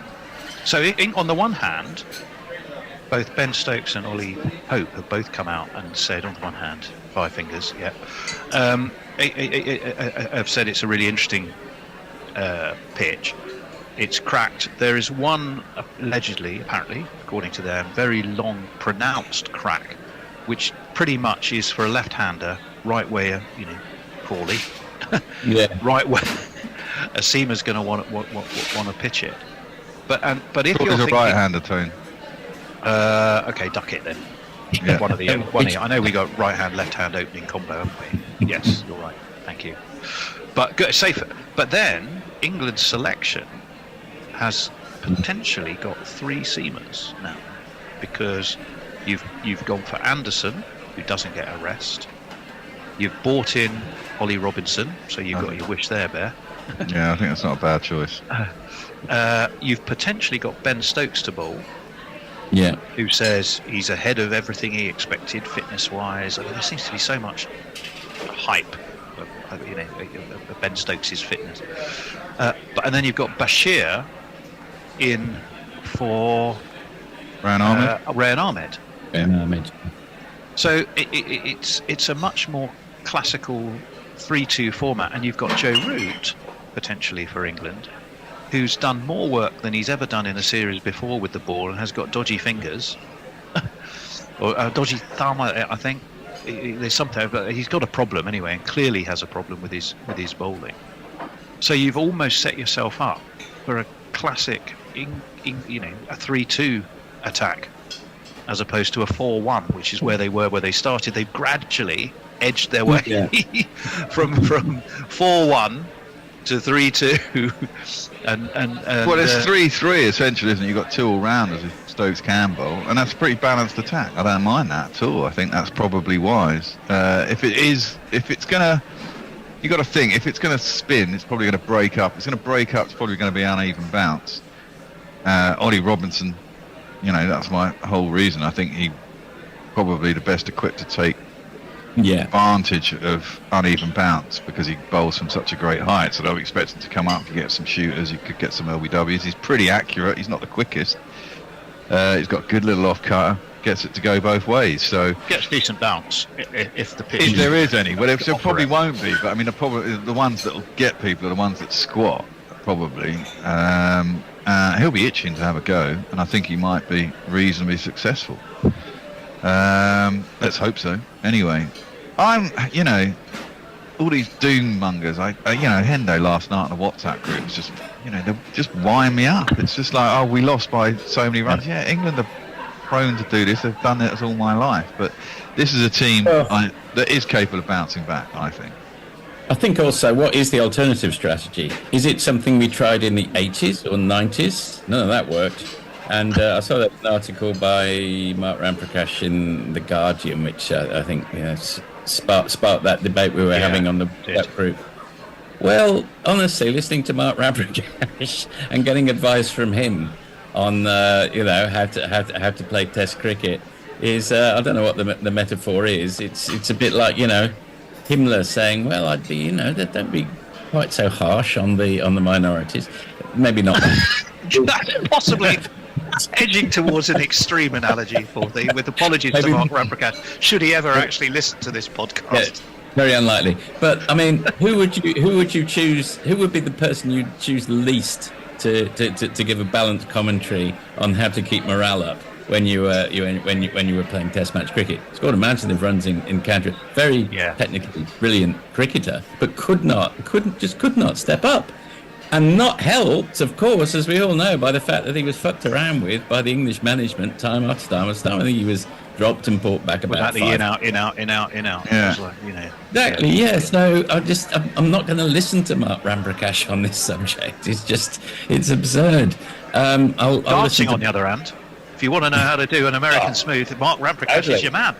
Oh, absolutely. Every day of the week. Well, that's the point, isn't it? I mean, a Test match I think all Test matches start at the same point, and you have to take each one in isolation. And when you start a new Test match, you have to forget what's happened in the previous one, because everything starts from zero again. You're not in a shitty position.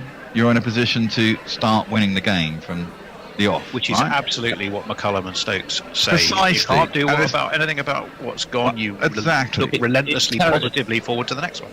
And you are not out of series. You've won one. You're 2-1 down with 2 to play. If you get the right result here, we have a decider, and it'll be fucking exciting. Even a draw here, you get exciting. But totally. Now his point is when someone said, "Well, perhaps they should have just reined it back a bit on the fourth morning." He said, "No, because the minute you say we'll do this unless this happens, you introduce the element of doubt, and it's much easier for cricketers."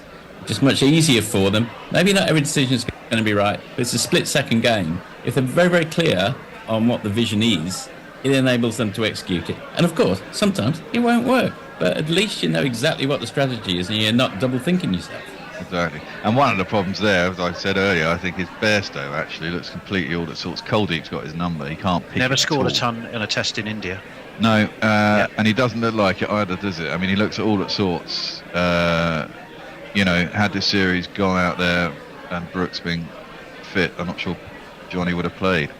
Because Folkes is clearly a better keeper and he's done really well behind the stumps. He's not scored many runs, but then his job is at number 7, and it's not always for him to score the runs. He had a vital partnership with Pope, didn't he, in that first Test? He didn't score loads of runs, but he allowed Pope to get to 196 and for England to create a winning situation, and everyone else. Isn't there a bit of a question with Bairstow? Not just this India tour, but has he actually been anything like the same player since he had that horrible leg fracture playing golf? He's not made a century in 25 international matches, but he did make 99 at Old Trafford in the Ashes. Give him that. And he's never made 100 in India, but he's gone 25 international games without a ton. I guess they include the World Cup in that stat. Thank you to the Times. But though that doesn't feel like a sudden drop in form. That feels like well, no, a ton is like, a ton. like a sustained period of decline, not a It blip. depends. I mean, if he's got a few 50s and a couple of 60s and 70s, and he's got 99, is that really? Someone doesn't get a ton. Cody didn't score a ton for how many years? 3 years or something. You know. I mean, it's like as long as they're scoring runs. I mean, the problem with Bairstow, he's always in and out of form, isn't he? I mean, 1 minute he's blasting it around everywhere and he's fucking brilliant, and the next minute he can't fucking hit anything for toffee. And he'll probably take care of himself when Harry Brook comes back anyway, I would imagine. Because that's probably a fairly straightforward swap. Well, will it? Because then they'll come back to England and they'll drop Folkes and Bairstow will go back behind the stumps, I imagine. And then I'll really? Yeah, unfortunately, that's what they'll do. They don't, they'll see Bairstow as a better option as attacking at 7 and blah, blah, blah. It's what but a quick word for Folkes, who has been, I think, maybe not quite immaculate, but excellent behind the stumps. And some of it's been very unflashy wicket-keeping, just very classical wicket-keeping. There was one he took standing up, and he just let the ball, he just caressed it into his gloves and took it in a way that, a part-time wicket-keeper just doesn't do that because they approach it with harder hands. Yeah. I'm sure Gary would be able to wax more lyrical than I on the subject, but he's been he's been superb behind the stumps. Bairstow highest score this series 37, and that was quite early on, wasn't it? Joe Root, if I'm right, is it highest score of 29 for him? Something like that. He's got an average of 12.5 in this series, Joe Root. That is a worry. Bowled more overs and he's got runs. There's and you can add to everybody wants Joe Root to do well. His place, as such, is not in question. I think Bairstow perhaps is lucky with Lawrence chomping at the bit. Or champing, but he's champing or chomping. Which is it, Horthy? I'm champing. It is champing. Can you not chomp at a bit as well? Probably can. The traditional saying is champing. All right. Champing. Bit academic because he's not playing. So let's move on. Whether he champs or chomps, I'm not sure it matters. I've lost my thread now with the champ-chomp debate. It was Bairstow. Root. Yeah, Root. You've got to add to Root's woes a little bit. The 2 drop catches. The one being particularly. When they conceded that big first innings lead, if you were to take off 80, 90 runs, which is probably what the Rohit drop cost, it did, yeah. It would be quite a different game.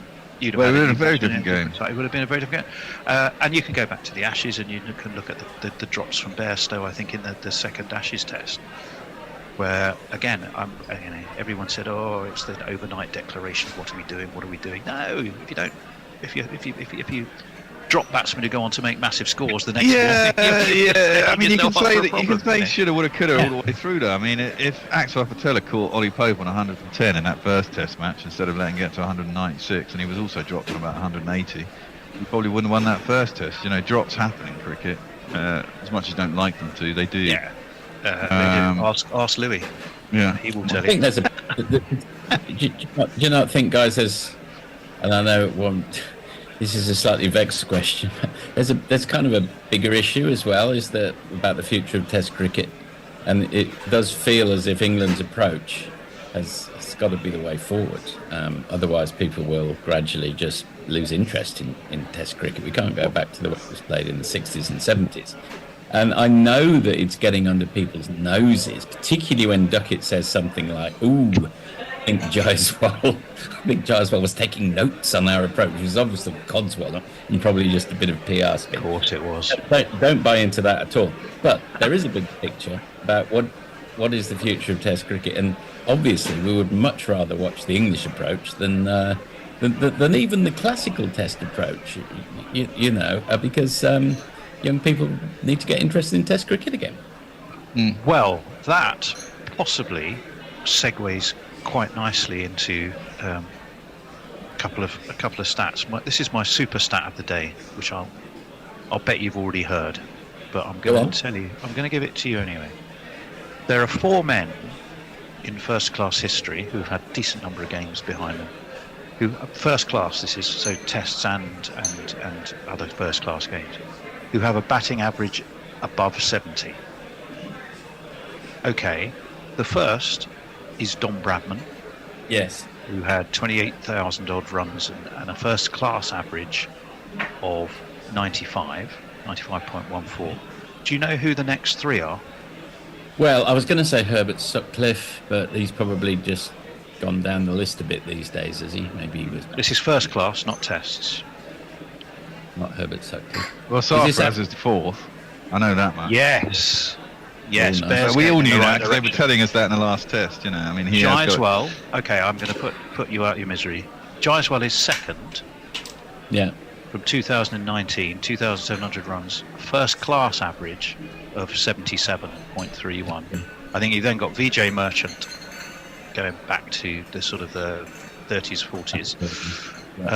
And then Sarfaraz Khan, as you rightly said, Bear, is 4th with nearly 71. And the reason I think that's interesting, because that kind of goes back to that Jay Shah comment about not over prioritising the IPL. Now, I realise that that's, biting the hand that feeds, and you've got to take it with a pinch of salt. But I think what he's saying there is, you're talking about players who grew up in, what do they call the area in Bombay? The Maidans, or is it Maidans, or whatever? Maidans, yeah. They're Maidans. That's a huge area of nothing but cricket pitches. Facing 600, 700 balls every day. What they call that Bombay mentality is if you batting is everything. You die to bat. You just don't give your wicket away. It doesn't necessarily mean you have to be dull doing it. And look at Jaiswal, who is in every. Are you telling me on this current form he wouldn't walk into the England team? Yeah, he'd have a No, he'd be Bazball. He's got Bazball written all over him in terms of mentality, but with a solid technique of knowing when and how to deploy it. And that, I think, is the issue, isn't it? Also, I mean, you have to look at Jaiswal. Both Sarfaraz scored those runs at home. Jaiswal scored majority of his runs at home. Those guys, the test for them is when they go somewhere. If they come to England, the ball's nibbling it about. Are they going to be any good? Yeah. If they're good, they will work it out. If they're not, they will struggle abroad. I mean, there are many players who've struggled abroad, and it could be quite telling. Look at Shubman Gill. I mean, Shubman Gill was another one who was, fated to be whatever. But you look at that first innings and that last test, he was all over the shop. Got a bit lucky in the second innings as well, and ended up getting a score. I think the thing is this is not a binary thing. It's not either you're not either Chris Tavares or you're Ben Duckett. It's You not either one- identify as Tavares or Duckett. Yeah, exactly. There's a great reservoir of great Test cricketers somewhere in between. And say if you had, I think I read this. Say if you had Alistair Cook, who was 20, and Alistair Cook, who was 25 and was averaging 55 or 60 in county cricket, And could make runs in India. And as we know, can make runs in India. Are you not going to pick him as your opening batsman now, just because he doesn't fit an imaginary stereotype of what Bazball is? I think he probably would get a game. Because he's not, actually. He's not Dom Sibley. He's not, a strike rate of 25. Sorry, who was this? This is Alistair Cook. Oh yeah. If he comes in, he's not Dom Sibley with a strike rate of 25. He's probably got a strike rate of maybe 45. Now, does that mean you don't pick him as part of this England team? It'd be an extremely solid opener, and he'd set you up. Difficult, isn't it? Because I don't know if they would even. They might not look at him in this instance. I mean, it would be crazy not to, but that's all with hindsight, isn't it? I mean, it's like. I do wonder that. Would he about Jonathan Trott? Would he have got a run in the side? Probably Can you imagine not. what he'd do? Well, Jonathan Trott would basically dig a hole towards Australia in some of these Indian pitches. When he starts hacking away at his mark. Alistair Cook, who went on to score 13,000 runs or something like that for England, obviously a limited player in some ways, but England's top scorer of all time. How about Jeff Boycott? Presumably he wouldn't get a game. Yeah, that's an interesting one. Right, we are back. Good afternoon, peeps. Afternoon, Fulfy. How are you, mate? Afternoon to you. Yeah, very well, thank you. Yes, just taking a little stroll around the garden. I'm back. How are you? Yeah, good. I don't. If I'm honest, this afternoon's going to be. You are good. Everything's positive. We are Ben Duckett. It's going to be a long afternoon, is my thoughts. No, it's going to be fantastic. It's going to be victory after victory for England here. Yeah. Wow. Dave reckons they're all going to be out. What, for 320, wasn't it? 320. 320. Which would be. Let's be honest. If that happened, it would be bloody entertaining because that would be 56'9". You got to be positive. Well, you do have to be positive. You have to be. But I just don't. If you're not see it positive, happening. you're dropped. That's the rules. Yeah. Them's the rules nowadays. I'm enjoying it. Okay. I am enjoying just the sort of madness of it all. Just like the absolute belief against reality. I've never been a fan of reality. Yeah, well, I know that, Dave, but Yeah. but it's come off, hasn't it, until this point? Really, It doesn't matter if it comes off or not. If you just constantly believe that everything is great, life is great. Okay. Delusion is the solution. Delusion is the solution. I like that. That's a good saying. Delulu is the Salulu. Which reminds me, my daughter said the other day, she was, the kids speak. And so she comes in and goes, this person's got the Riz. I was like, what the fucking hell are you on about? And then she's going like, there's the W Riz and the L Riz. And I'm like, what? The Riz is charisma. And the W is you've got a winning charisma or a losing charisma. So you're either W Riz or L Riz. I was like, Jesus Christ. What's a losing charisma? Well, that means you're a loser, I suppose. You don't have any charisma. So you have the That'd L be Riz. non-Riz, wouldn't it? Well, Neg Riz. Children today speak in complete The young people. nonsense. Let's spend the next half hour complaining about young people, shall we? Well, no, let's not do that. Young people are great. That they are. So your thoughts for the upcoming afternoon, Forthy? Where do you see this panning to? Well, look, I keep clinging to this idea that thank God it's the fifth test, and I'll stick with that because this is going to be one of those old school afternoons where you just have to suck it up. India are 264 for one, for God's sake. We have got no stock bowler. The pitch isn't really doing anything. Not for us, it isn't. And two batsmen who are set on 100. This has got some. This isn't going to be great, but we're going to enjoy your company, and we'll try and think of everything from Dave to take Dave's lead. Let's think about anything. Let's think about silver linings, whatever they might be. It's not silver linings. It's our reality. Oh, You've got to get the mindset right. You've got to get the bucket hat on. You've got to take your shirt off, get totally lubed up, and get going, mate. Okay, absolutely. Well, we are going to start with Shubman Gill on 101, and Rohit on 100, and what's he on? 2. So 2 Centurions. They are 264 for 1. I don't think we even shouted out the GPL today. Temperature looks quite nice in Dharamsala for the afternoon. Jimmy Anderson is going to start after lunch. I shall give him his jingle. The obscenely handsome Jimmy Anderson. Yes, he sounds like this.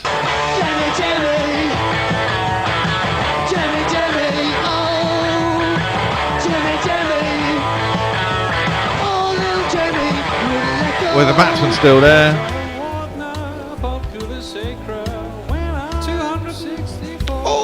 And he's not facing the first ball, which is down the arse by Jimmy. And there ain't no run. Facing it is.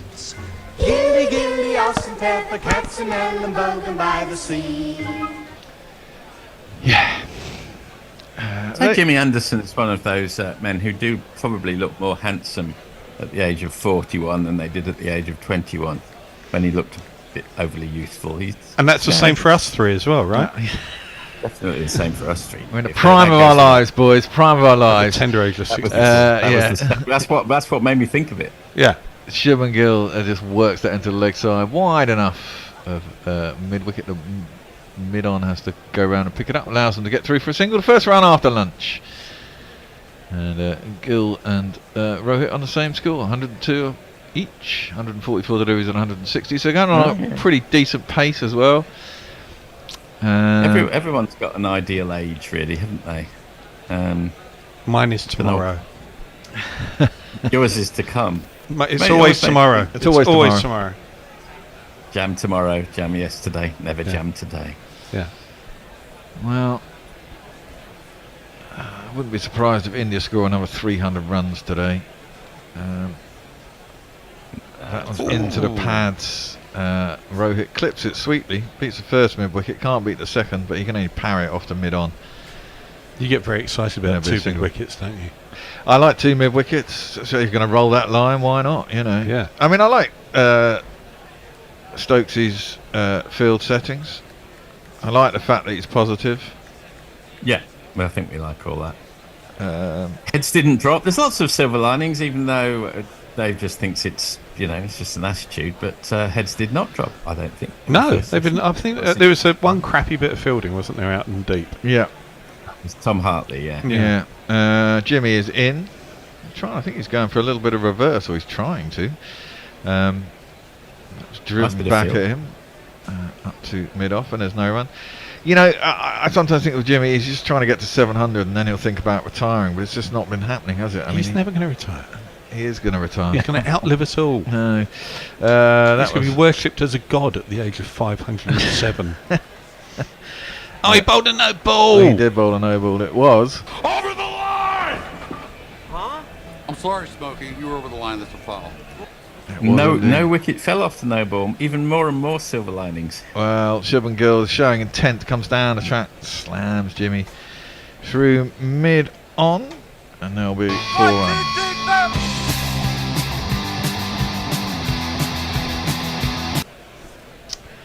I just think he wants to beat Warney and then he'll retire, or So what did Warne get? 716 or something like that. 708. 708. So he needs 10 more wickets basically, doesn't he? Because he's two. Is he 2 short or 3 short? So he should do it in this game. No. That is. Guys, come on, get with the program. Well, I'm just not as I'm not as positive as you, Dave. If you put Dave at one end of a spectrum and if you put Hendo at the other, I bought Hendo a bucket hat. I brought it with me today. There you go, Hendo. If you're listening, I don't think he ever listens anymore. I think he just stays in bed. Hendo, there is a bucket hat here, but for you. We put Bear 2/3 of the way along the line towards. Yeah, I'm generally a positive guy, Fourthly. That's true. I'd put myself bang in the middle, I think. I'm pulling you to the bright side. Well, okay, thank you. Please, don't get the porn bot started, thanks. Yeah.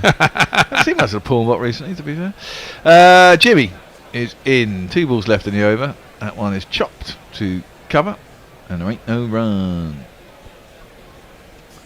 Oh, that wouldn't have been. Oh, it was just that bloody no ball, wasn't it? That would have been the over. Yeah, it would have been the over. Silly Jimmy. Silly old Jimmy. Bowling no balls at your age. Well, should know better, really. There's been He's not noted for them, is he? No. Both them and Holding always, both of them claim they never bowled a no ball, and then someone went into the records and found that Ian Botham actually, when he started that, did used to bowl no balls. Yeah, lots of them didn't get picked up in those days either, though, did they? That's very true, very true. Jimmy is in. That's Boshed. Exactly. That's Bazball. Bazball by the Oppo as it's planted over the top of mid on, and there is no run. A thankless task bowling in India, but 4 more runs. So our own.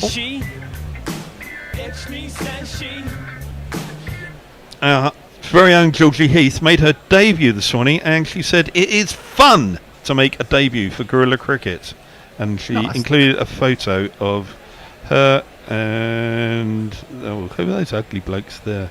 Vivek Dimon says satisfies my OCD as well. I don't know what that means. Joe Grover, Bakewell, Hitler, Dalai Lama, Danny Dyer, Ramprakash Himmler. There must be oddly inappropriate comparisons in cricket literature. Cardis must have made a few. Talking of Hitler, I read C.B. Fry's autobiography, and he has a whole chapter about having lunch with Hitler. Really? Yeah.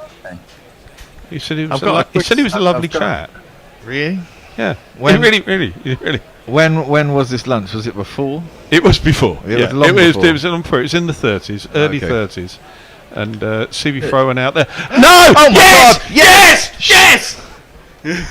My God! It's happening. The miracle is happening. It's going to happen. Here we go. This man is bowling. Oh, yes. Ben. Here's your six. Here's your 9 for 6. This is it. Ben Stokes. Fuck yes! Fuck yes, Ben Can you Stokes! fucking believe it? Yes, I do Ben believe Stokes. it. Believe. Get with the program. You're going to wake up the neighbours. They're going to be knocking on the door. going, They should be in here. They should be in here. They should be in here watching this. It's great. God almighty. Ben That's a wig, by the way, in case you haven't realised. Yeah, that was the floor. Someone was banging on the floor. Can you just calm down, please? I'll be excited quietly. That was the first delivery by Ben Stokes, which nipped massively off the seam, beat the outside edge of Rowett's back and knocked his off stump back. Suddenly, England have a wicket. I told you, didn't I? Well, everybody is on their feet in the crowd. It was a brilliant ball. It's the best ball we've seen all day. Ben Stokes, he bowled a bit, didn't he, at the beginning of the Ashes? He did when he needed to. Yeah. That's neighbour in back garden. He's upset with all your shouting. He's trying to sleep. It's still only 6 o'clock in the morning. But Ben Stokes is bowling. Yeah, no that's one should cool. be asleep. Yeah. No one should be asleep at this moment. Yeah, but my neighbour I did him a favour. I'll just tell him Ben Stokes got a wicket.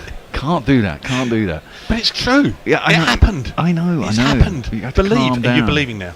I am. Well, yes, you after are. that, You are. I kind of believe something Look me might in the happen. eyes. Look in my eyes. Well, then we have this mayhem. We have. Of course, it's mayhem. We have a debutant has come to the crease. Scored a ton in the IPL when I first saw him. Looked really good. Apparently got really injured.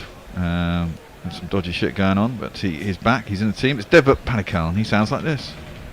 Devdutt Padikkal, his work is seminal. In the realm of abstract thought, you'll never see him overwrought. He looks a little bit like Shoaib Bashir. Yeah, he's very lanky, isn't he? He had some, I think Anindo was saying yesterday, he had some stomach problems. I don't know, like Crohn's disease, but not Crohn's disease. I don't know. Oh, really? Poor chap. Which caused him a lot of grief for a couple of years. Ben Stokes just took a wicket. Ben Stokes did just take a wicket. With a ball that absolutely zipped off the seam. Awesome. He's going to do it again. Well, I'm so excited. I mean, the debutant will be very nervous. He will be very nervous. Ben Stokes hat-trick, maybe? Stokes in. Ooh. It's a cross. Padikkal through to the keeper and there's no run. I do have a quiz question, which has nothing to do with the cricket. Which former Conservative Prime Minister once met Himmler? I'll leave that one there. What, a current one? Someone No, else? surely not. Well, surely it was. Well, Chamberlain. back in the Was day. it Back in the day, a lot of them did, I would imagine. I think they'd be struggling to still be alive and to have met Himmler. Yeah, that's what I was thinking. Well, surely it's Chamberlain, isn't it? It's not Chamberlain, no. Although I suppose he could have done, but Yeah. he actually shook hands with him and said he was a character, this man. Anyway, it was Ted Heath who attended the Nuremberg rallies in the 1930s. Oh, crikey. Now, that was a gig. Driven up to mid-off and there is no run. Okay, the knee is still working. Well, the It's wicket bending. ball. The wicket ball was only 61.1 kilometres an hour. That could be the reason they took the wicket. I imagine that Rohit was expecting it. Maybe, I don't know. Was it, or was it 132.8? 132.8. Yeah, it was 132.8. Yeah. Stokesy in. Defended square by Padikkal. No run. If you want a job done, do it yourself. Well, exactly, yeah. Don't see what all the fuss is That was about, a isn't it? great ball. Brilliant ball. It pitched middle and off. It jagged off the seam and it hit the top of off. It was almost unplayable. It was classic. Rohit went to kick the sponge. I don't know why he's upset. He's got a century and his team are 50 Yeah. ahead with 2 down. Exactly that. Stokes in. Edged! Oh! Through second slip. Genuine edge. Driven. Edged. Do you know what? This is not baseball enough. He needs more slips. Yeah, well, quite possibly. Pressure. But he gets himself off the mark with a 4. 1, 2, 3, 4. It wouldn't have carried anyway. No, but It was a low. this delivery. is the moment where you create pressure. Well, just by getting a new batsman in, you've got a bit of pressure. Yeah, and it's pen. Yeah. Got a. He looks good, doesn't he? He looks good. Yeah, he does. Yeah. You wouldn't know that he'd been injured. No. Pretty fluent in the action. Certainly not been hobbling this series at all. Driven nicely by Padikal, but straight to cover, and there is no run. Okay, we have some tweets. I've decided, Joe Grover, I've decided tomorrow my perfect age will be 46, which is fucking lucky, really. Also, 40, left side, second shelf, 11th book. Don't know what that means. Second shelf, 11th book, in from which side? Left side. From the left. Oh, I see. I'm fourth. Oh, I'm with you. Originally, we were supposed to read passages out from them, but I don't think we do that. We just find out what the book is now. Okay. Hombre Nuevo. I was hoping you hadn't overhyped Stokes back, and you didn't. And Bear, it was worth a knock from above. It was worth a knock from above. Yeah, he thankfully he never listens to us, but he's a very light sleeper, and obviously the sound insulation in this flat is very limited. I've already started the CB Fry chat. Leah says CB Fry tried to convince von Ribbentrop to adopt cricket as Germany's national sport, but Hitler nipped it in the bud as he believed the sport that requires protective equipment to be Jewish. Why? Well, I think the book turns out to be quite appropriate. The Ministry of Fear by Graham Greene. Ah. Well, that's it. I mean, there is fear going through his Indian side at the moment. They are trembling. It's all going to fall apart for him. Well, Gill is facing up. Jimmy Anderson is in. And he just bunts that up to mid-off, and there is no run. It's basically any ball could be a wicket right now. Well, he just hung his bat out there a little bit. Read you the opening sentence. There was something about a fate which drew Arthur Rowe irresistibly, bound him a helpless victim to the distant blare of a band and the knock-knock of wooden balls against coconuts. Ooh. Sounds like he's at a fair. He is at a fair. He correctly guesses the weight of a cake, which draws him into an espionage thriller. You actually read that one, yeah? I have. I've read it twice. I love that book. Oh, he's bowled. Yeah, it's on. It's on. It's on like ping pong's thong. That one has nipped back, and Gill, both Centurions are out within and over each other. That one's nipped back through the gate. I was just about to say that Shubman Gill's last shot, he played it well away from his pads, even though he's on 110. And it was a bit of a bunt, and this one's nipped back through the gate. Suddenly things are happening. Suddenly England have got 2 wickets in a row. And just for you, Jay, as it's your birthday tomorrow. Fuck off! Just fuck off! The crowd says, the crowd says, the crowd says you're out. You laughed at me, didn't you? You laughed. I did laugh at you. Yeah, we did. But I would love 56 for 9. That would be highly entertaining. I don't think they're going to make 300. Well, they did lose 6 for none, didn't they, against some team? Was it South Africa? They're weak. They're weak morally. And we are morally morally winning. Well, now at least you've got 2 new batsmen in who, Saras is only playing his 3rd test, and Padikal is only playing in his 1st test. So we're basically into the tail. Well, we've definitely got a fresh bowler very fresh bowler on. Yes, so he's been rested for the last 6 months. I'm so happy right now. That's nice. Pokey Bungfinger says no more coke for him. I presume he's talking about you. What? No, always more coke for me. Please. Thank you. Send it here. You know the address. Yeah. Well, we do have another new batsman. And it is Sarfraz Khan. It sounds like this. I love a tubby cricketer. So far as Khan, you see, does things you won't believe. So far as Khan's that he's 50s in the under 19s. I don't think it's been doing anything through I don't think we're suddenly getting reverse swing, because I think both of those were off the seam. They were. The first one. Yeah, they both nipped off the seam. wobbly camera. Stephen Kelk says, for services rendered, Jimmy Wicket, that's number 699, one more, and he'll be on 700. Ooh, Saras Khan defends the first one. Got a bit late, and there is no run. God, this is so great. Well, suddenly things have started happening. Off the pitch, particularly. Yeah. It's in the mind. It's all played in the mind.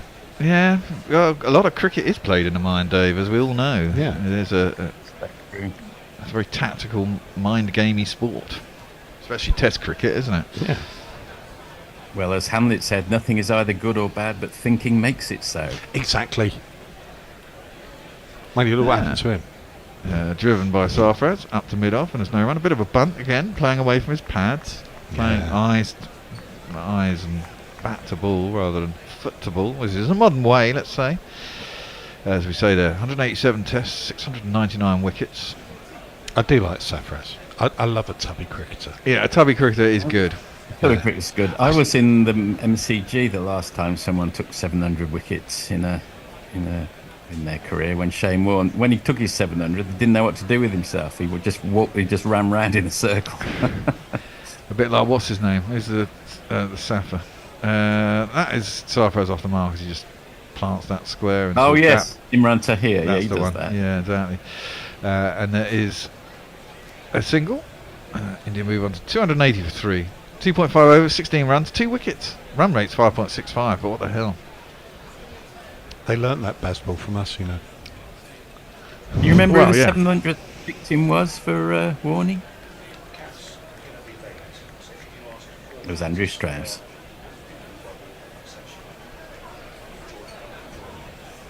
Okay. Cat is going to be late, 40, so could you stay on and do ball by ball for the next session? Yeah, I absolutely can, yes. I put my hand up for that, yeah. Okay, cool. Lovely. Jimmy, last ball of this over. Coming up. 2 slips in now. Padakal facing. 4 or 5 deliveries.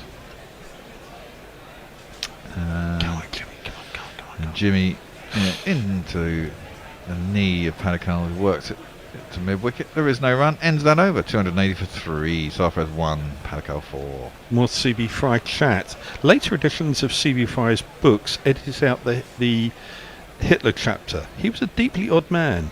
Sadly, the King of Albania thing was not true. Kiwi by day. 6 a.m. isn't really that early, but... It isn't, but it's early enough that if we scream and shout, the neighbour could go, well, it's 6 o'clock in the morning. If it was 9, I'd tell him to fuck off, but... I'm going to tell him to fuck off anyway. Ben Stokes took a wicket with first ball. That is fucking it was fantastic. I did not know that 40, as always, you educate and inform Jay Grover. Oh, yeah, that's what I'm here for. I'll tell you the other thing, I think we all know what CB Fry's party piece was. He could jump onto a mantelpiece from standing on the carpet. Wow. Would have been a good high jumper in the day before they did the Pillsbury flop. Okay. Messi Jez says, Fry's laudatory statements about Hitler persisted through his autobiography, Third Impression in July 41, but appear to have been purged in the Fourth Impression in 47. I've got the first edition. Oh, there you go. Of course you've got the first edition. I have. Come on, Ben. I saw someone sold a Harry Potter first edition they bought for 13p as Stokes bowls, and Saras plays that up to mid-on. They'll probably go for a single, as Jimmy had to go across and field it. They do indeed. Bought for 13p in whenever it was that it came out, in probably late 90s, I suppose, Harry Potter. Sold it for 24 grand. It's quite... You know, when if you met Donald Trump, you think that guy's an absolute twat. And so on. If you actually met Hitler, evidently, and this is not something you'd easily say, he was a nice guy. He was quite shy. He took an interest in everybody. He was vegetarian. He liked dogs. He was very courteous to women. It's just that he had this massive, massive blind spot. Yeah. That's the only thing. One of the biggest understatements ever made, but left alone through to the keeper and there's no run. He also had a massive problem with speed, didn't he? By the time, I mean, they were just pumping him full of. It was his personal. You made that sound like a bad thing. Pumped him full of cocaine, heroin. I mean, he was just destroying him by the end. His personal doctor, yes. Not surprising. He kind of lost it in the brain, is it? I mean, he was high as a fucking kite all the time. He was. I mean, he'd lost it in his brain with regard to Germany taking over most of the world in the mid-1920s. You only had to read Mein Kampf to be aware of that, but most people, unfortunately, hadn't. Well, that's left down through to the keeper, and there's no run. My daughter's currently reading Mein Kampf, funnily enough. It's not a well-written book, and it's a absolutely vile book. But have you read it in the original German? No, I have not. No. So much I better. haven't read it cover to cover either. Maybe it loses something in translation. Yeah, I doubt it. yeah. That's interesting. Why is she doing that, Bear? Precisely for the reason she just thought she wanted to, read it. Yeah, okay. That's a brave choice. Maybe one, but would you read it on public transport? I don't know. Well, I did point this out to her. It was driven through the covers. Out, beautiful shot by Paddy Carl actually, through the covers, beats the man, there's no one out in the deep, and it's going to be 4 more runs.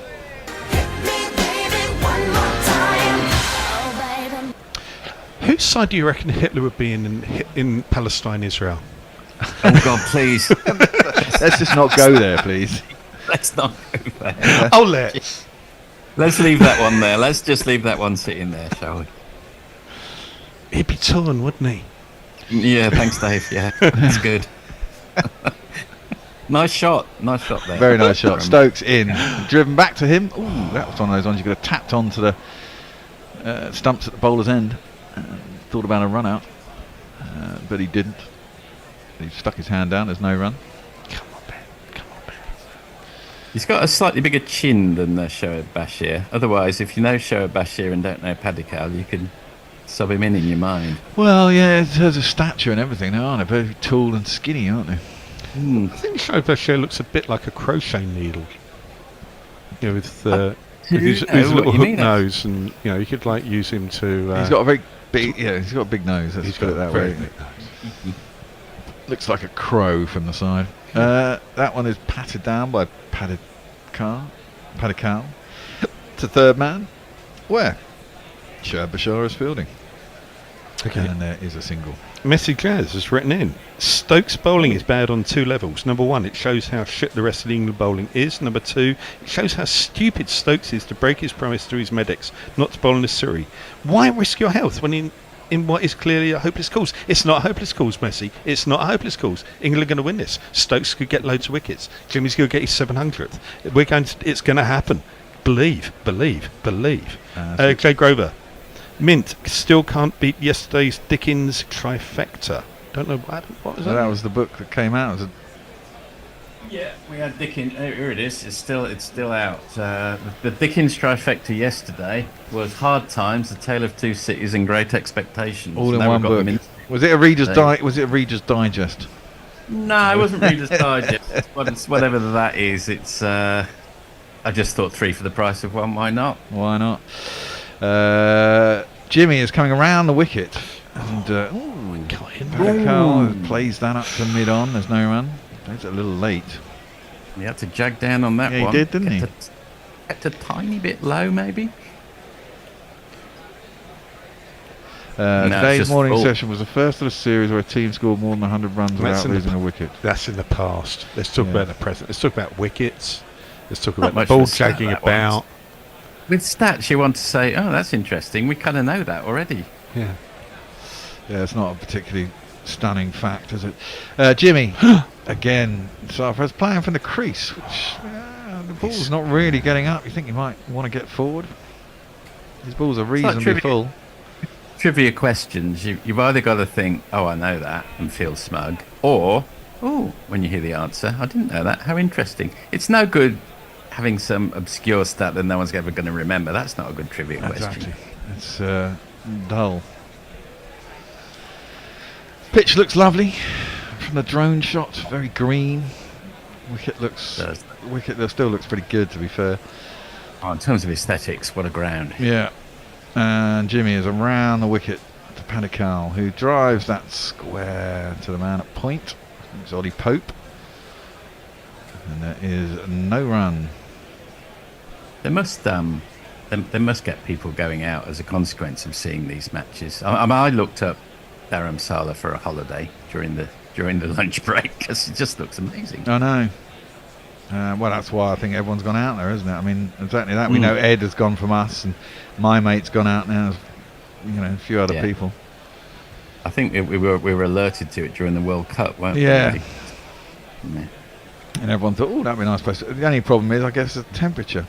That's left low through to the keeper, and there's no run. I mean, I guess it's getting up to 20 in midday today. That's fine. It's just at the start of the day and in the evening, it's probably a bit nippy. That's right. Bit of a change of strategy here. Just pushing it a bit wider, coming round the wicket, Jimmy, with a sort of a point and a gully, Hope and Crawley. Trying to get not standing very far away from each other. Almost 2 points, really. Yeah, well, he's had 9 innings in the Ranji Trophy as Padikal, 556 runs at an average of 92.66, 300s. No, he's rubbish then. Yeah. That's what you have to do to get into the Indian team. Daddy edged! Ooh. Oh, that's what you need, a second slip. Yeah, but it dropped short of what would have been the second slip. It wouldn't have carried, went past the outstretched hand of Root, made its way to the boundary, 4 runs. 4 on the floor, and 1 more 4 than the 4 before. That's what 4s are for, to get funky on the dance floor. Oh, crikey, that's the end of our little stint at the end of this over. Is it, brother? Well, I think there's a couple of balls left in the over. You're staying on. You're going to do some ball by ball. You're going to be joined by Georgie and Tone are going to join you. That's nice. First time with Georgie. Meet the dog as well. Meet the dog. The dog is Dog's very great. sweet. Georgie's great. Message here from Jay Grover. Lovely message from him. Dave's commentary is exactly what I need to steer me away from annual depressive self-annihilation. I also want Coke. Well, go get yourself some. 290 for 3 at the end of the 65th over. Saras is on 2. Padikal's on 13. We're going to have a switcheroo. 40's going to take you through the next half hour. He's going to be joined by Georgie and Tony. And I'll see you in a little bit. I told you so. Yeah, well, thank you very much, Dave. Thank you very much, Dave, and apologies to the neighbour in Sydenham for waking up. It was all in a good cause. Well, let's change things up a tiny bit. Two wickets fell in that session, 26 runs. Just 5 overs, is that right? That doesn't seem quite right, but just in that half hour, but okay. England are not back on top. They're not even within spitting distance of being somewhere near the foothills of one of the metaphorical Himalayas of getting back into this match. But, at least there was something for England to get, as we discovered in Dave's case, get quite excited about. I'm going to get joined, but Tony is just doing some first aid to the microphone. I am. We've had all sorts of excitement here, Forthy. Oh, yeah. You just want to take us through this delivery? I will. Stokes back in for his 3rd over, 1 for 10 off the first 2. That's defended by Sarfaraz down to mid-on. What else has been happening, Tony? Well, I think because Dave and the Bear were getting so excited and it's quite early in the morning, the neighbour was clearly roused. Not aroused, yes. But definitely roused. And was out in the garden shaking his fist up at the window. Oh dear. I think I knocked on. I once knocked on that neighbour's house thinking I got the wrong house when I first arrived, so must be. Well, I know Dave Brooke tried to go and calm him down once, but the thought of Dave Brooke as sort of, the that's a bit like sending David Cameron the Kofi Annan of international diplomacy. I'm not sure how that would have gone, to be honest. In comes Ben Stokes again for second ball of the over to Sarfaraz, who's on 2 off 5. Defends it, thinks for a second about jogging a quick single and decides against. Squats, a smallish Scottish man, Sarfaraz. Barrel-chested, I think, is the normal description of men like that. Hello, Georgie. I haven't been on with you before. Hello, how are you going? You're very good, thanks. You got your dog at your foot? No, my dog's. He's taken up the other chair. Actually, he's a bit of a midge, so you can't quite see him. But I think we should get him a pair of headphones. Do you want a pair? He's got a microphone. It could be like the one in His Master's Voice, just staring into the equipment. Ooh, and that was very nearly a cotton bowl. I think it carried. Ben Stokes has got his head in his hands, which rather suggested that it did. He's getting a pat on the back. Oh, he had to get down low in his follow-through. Always difficult. He's hammering the ground with his fist. Did carry. Obviously carried. That could have been 4 wickets down, but wasn't. I mean, who writes... writes... That's a no-ball. Oh, Lord. I imagine it would have been even worse if he had taken it. Isn't that funny? Oh, hold on. Was it one of... Where are the no-ball? One of these? Over the line! Huh? I'm sorry, Smokey. You were over the line. That's a foul. Yeah, it was ankle height, but it did carry. But it wouldn't have mattered. And it wouldn't have mattered anyway. It would have been even worse. I mean, he had to get a long way down. For a man with a history of dodgy knees and so on, that was asking a lot to gather that one in. But he sets himself very high standards. He was infuriated with himself. He'd be more infuriated had he discovered it wouldn't have counted. So Georgie, sorry I missed the. No doubt you introduced yourself to the listening millions this morning. Yes. Well, where do I start? Yeah, well, I needed to get involved. When did you first get interested in cricket? That's always a question. Well, and that's defended by Saras. I have a mother from Yorkshire, which sort of, starts it off. She's actually named after Lindsay Hassett, although actually I think I might have to disown her because she's named after an Australian.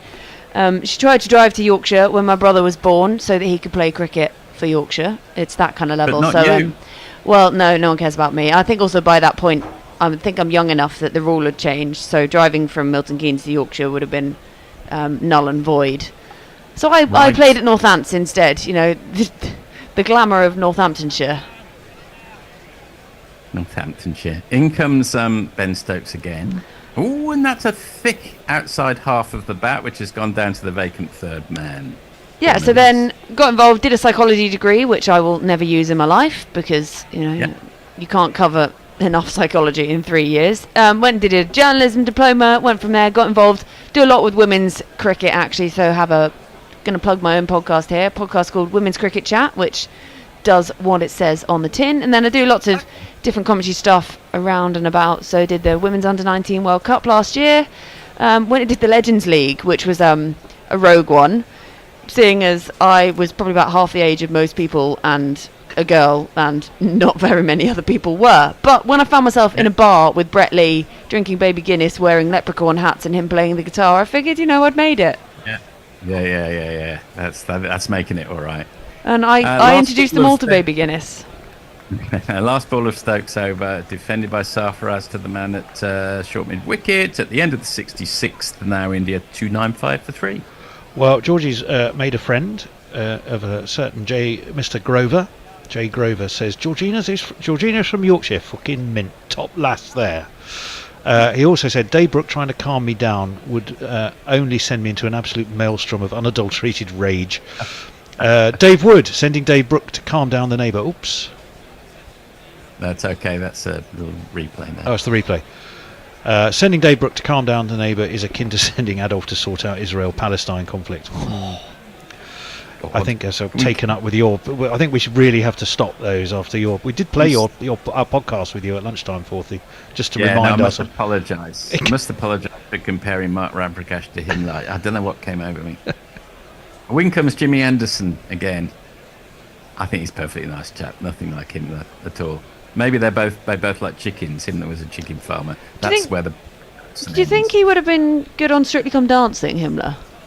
Himmler? Yeah. Well, that's defended by Padikal to short mid wicket. It's so hard to compare these things against generations, isn't it? It's like saying, would Bradman succeed in today's world? Would Himmler have been a successful I think, contestant? would Himmler have been good on Strictly? It's sort of akin to, putting Bradman in the Big Brother house. Exactly correct. Anderson, Jimmy in again, defended off the back foot by Padikal to one of those two waiting points. They've got a strategy. Jimmy just 1 wicket away from that 700th. Do you think he's got a celebration planned for his 700th? Well, I was just saying to the last couple of guys who were in, not that you're a guy, obviously, Georgie, I've spotted that. In a generic sense. With my acuity. I was there for Warney's 700th, and he didn't know what to do with himself. He just described a massive circle around the MCG. In comes Jimmy again. He probes at that one, and it beats the outside edge. That was almost it. One thing we were saying, Forthy, was Georgie and I are nattering away in the green room, is there seemed to be an element of psychology in Jimmy's wicket, in that the massive lift that Stokes getting that incredible wicket first ball of his sort of comeback delivery gave the team such a lift that suddenly Jimmy, who'd looked flat and bereft of ideas, suddenly had a whole new spring in his step. 100%. In comes Jimmy again. He's absolutely spot on the money, but Paddy Cal, to his great credit, has managed to thread the eye of the needle there. There's 3 men in for that very shot, and he's managed to get it between all 3 of them, as it were, for one of these.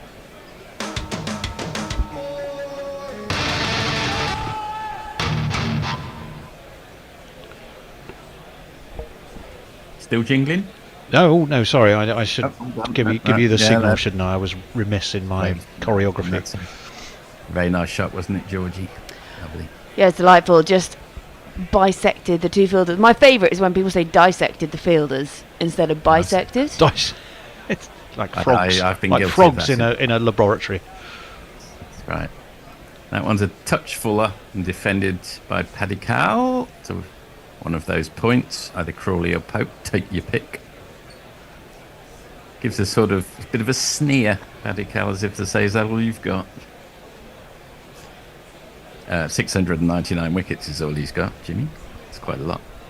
Forthy, did you happen to remember, did we acknowledge the super chat from Stephen about Jimmy's 699th?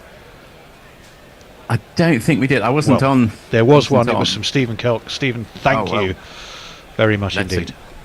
Thank you very much, Stephen. The ever erudite Stephen Kelk in the Netherlands. And that's defended to that deepish gully. There's very much some sort of offside theory going on here. Dot ball at the end of the 67th over, India 299 for 3. Jeremy Henderson, Forthy, I rather think your description of Adolf's positives might be misinterpreted. India lost a 1, says Abhishek Tiwari. Linux Lear, as someone who read Mein Kampf in the original German, it can't get worse by translating it. Did I miss Dave's call to arms, says Suter Who. If only the voice came when the mic went to the dog. Yeah, that would have been good. The dog is called Tuffers, Suter Who, just so you know, and he's utterly charming, but currently having a doze. Northamptonshire, you say, says Jeremy Henderson. Isn't that the county owned by Katie Walker's family? Brian in Brisbane. Oh, sorry, 1 second. Hello there, says Brian in Brisbane. To a fellow Northamptonshire. Hello to a fellow Northamptonian. Well, it seems we're both transplanted there. There you go. Cobblers. The cobblers, yes. Well, Leah Lavender Gorilla says, well, Himmler would probably have done better on Strictly than Goebbels, for what it's worth. Yeah, I mean, if we are comparing. In comes Stokes again, and that's drifted onto the leg stump. He flicks it down to long leg, which I imagine is probably Tom Hartley down there. We're very grateful at Coventry City, to Northampton for ground sharing a few years ago. And some people who refused to go because of the Sisu ownership would, however, deign to stand on that hill outside Northampton Stadium and watch it through a crack in the stadium. 6 foot. I remember going to Northampton when the cricket ground and the football ground were one thing. I mean, literally, it was a 3-sided football ground that then expanded out onto the football ground. Yeah. Is that six fields? Is it? Did you say? 6 fields is the new. That's the rugby area. Yeah. Wantage Road is the cricket ground. Road. Yes. Which I like. I mean, it's not the prettiest of cricket grounds, but I've always enjoyed my trips there. In comes Stokes again. Round the wicket this time to the left-handed Paddy Cal. Big defensive block. There was a time when both Monty and Graham Swan were both priming the spinners. They were Northamptonshire, weren't they? They were. Who's come from Northamptonshire since then for England? Was Ben Duckett there for a while? I feel like Ben Duckett was at Northants for a bit. He was before he went to Notts. Yes. Yeah, he was. Who else do we have? Oh, Willie. David Willie went to Yorkshire and then came back to Northants. Oh, God. Sterlo. I know Paul Sterling was there for a while, playing for T20, wasn't he? Stokes in again round the wicket to Paddy Cal. Defended off the back foot to one of those 2 hovering points. Alan Lamb, historically, I suppose. Alan Lamb, absolutely. David Steele, if you want to go back to... David Steele, yes, that's right. The bank clerk who went to war. The bank clerk who went to war. It used to be quite cool. You could go... Back in the day when, touring countries played against counties and stuff. And I remember it was around the 2005 Ashes. The Aussies came and played at Northants. That is cool. So that's quite a nice one to be able to go and watch. They sometimes host the women's internationals there actually as well. Nice little ground. In comes Stokes, defended, down to third man. They'll just pick up a single. When I lived in Coventry, we would take sort of day trips to the Cotswolds, maybe. You didn't take a day trip to Northampton, I'm imagining. I don't think we ever went to Northamptonshire on a day trip. Is there anything scenic in Northamptonshire? I can't really picture it. Well, the fact we're having to think about it. Yeah. Do write in. Is there a theatre? Must be a theatre. It's well, we're talking to you as if you know everything there is. It's got a good Indian restaurant, I recall, from trips there. I'm also talking as if I actually live in Northamptonshire. I just happen to live nearish. Well, I think Tony once asked me for a recommendation of a hotel in Coventry. He drew a complete blank from me. Oh, that's beaten the outside edge of Saras from Stokes. Goes through for ankle high to Ben Foakes. He's really kind of mastered that leg cutter, hasn't he, Stokes? He really slices his fingers across it and has got the movement that just wasn't there earlier. Yeah. It went actually on the bounce to Ben Foakes, even had there been an edge. The sense that this wicket is perhaps dying a bit. And whether it will then become interesting for the Indian spinners is another matter, but there's not too much in it for the quicker bowlers. And that's carved out to the man at point. Dot ball. Hope does the fielding. Not one of the more famous counties. When I think of Northamptonshire, I think of cobblers. Yeah, that's what they're famous for, the shoe industry, isn't it? Shoe industry, yes. Right, Kieran Roseblade says at 301 for 3 after 68. Good morning, all. This is one of those innings where India are just going to do a lot of batting, and England are going to do very little to prevent that. Well, did you write that before the last 2 wickets, Kieran, or were you including that into that analysis? I'm not saying you're wrong, because England desperately do need more wickets after that. Who else? Oh, it's all happening. Jay Grover. Mark Church is the master of dissecting fielders. And I think you'd mentioned the Goebbels one doing better than Himmler. I'd like to know what you base that on.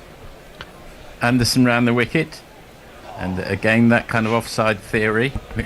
And again, Padikkal successfully threads the ball through the 4 waiting fielders in quite a little tight echelon with a magnificent shot there. Well done to him.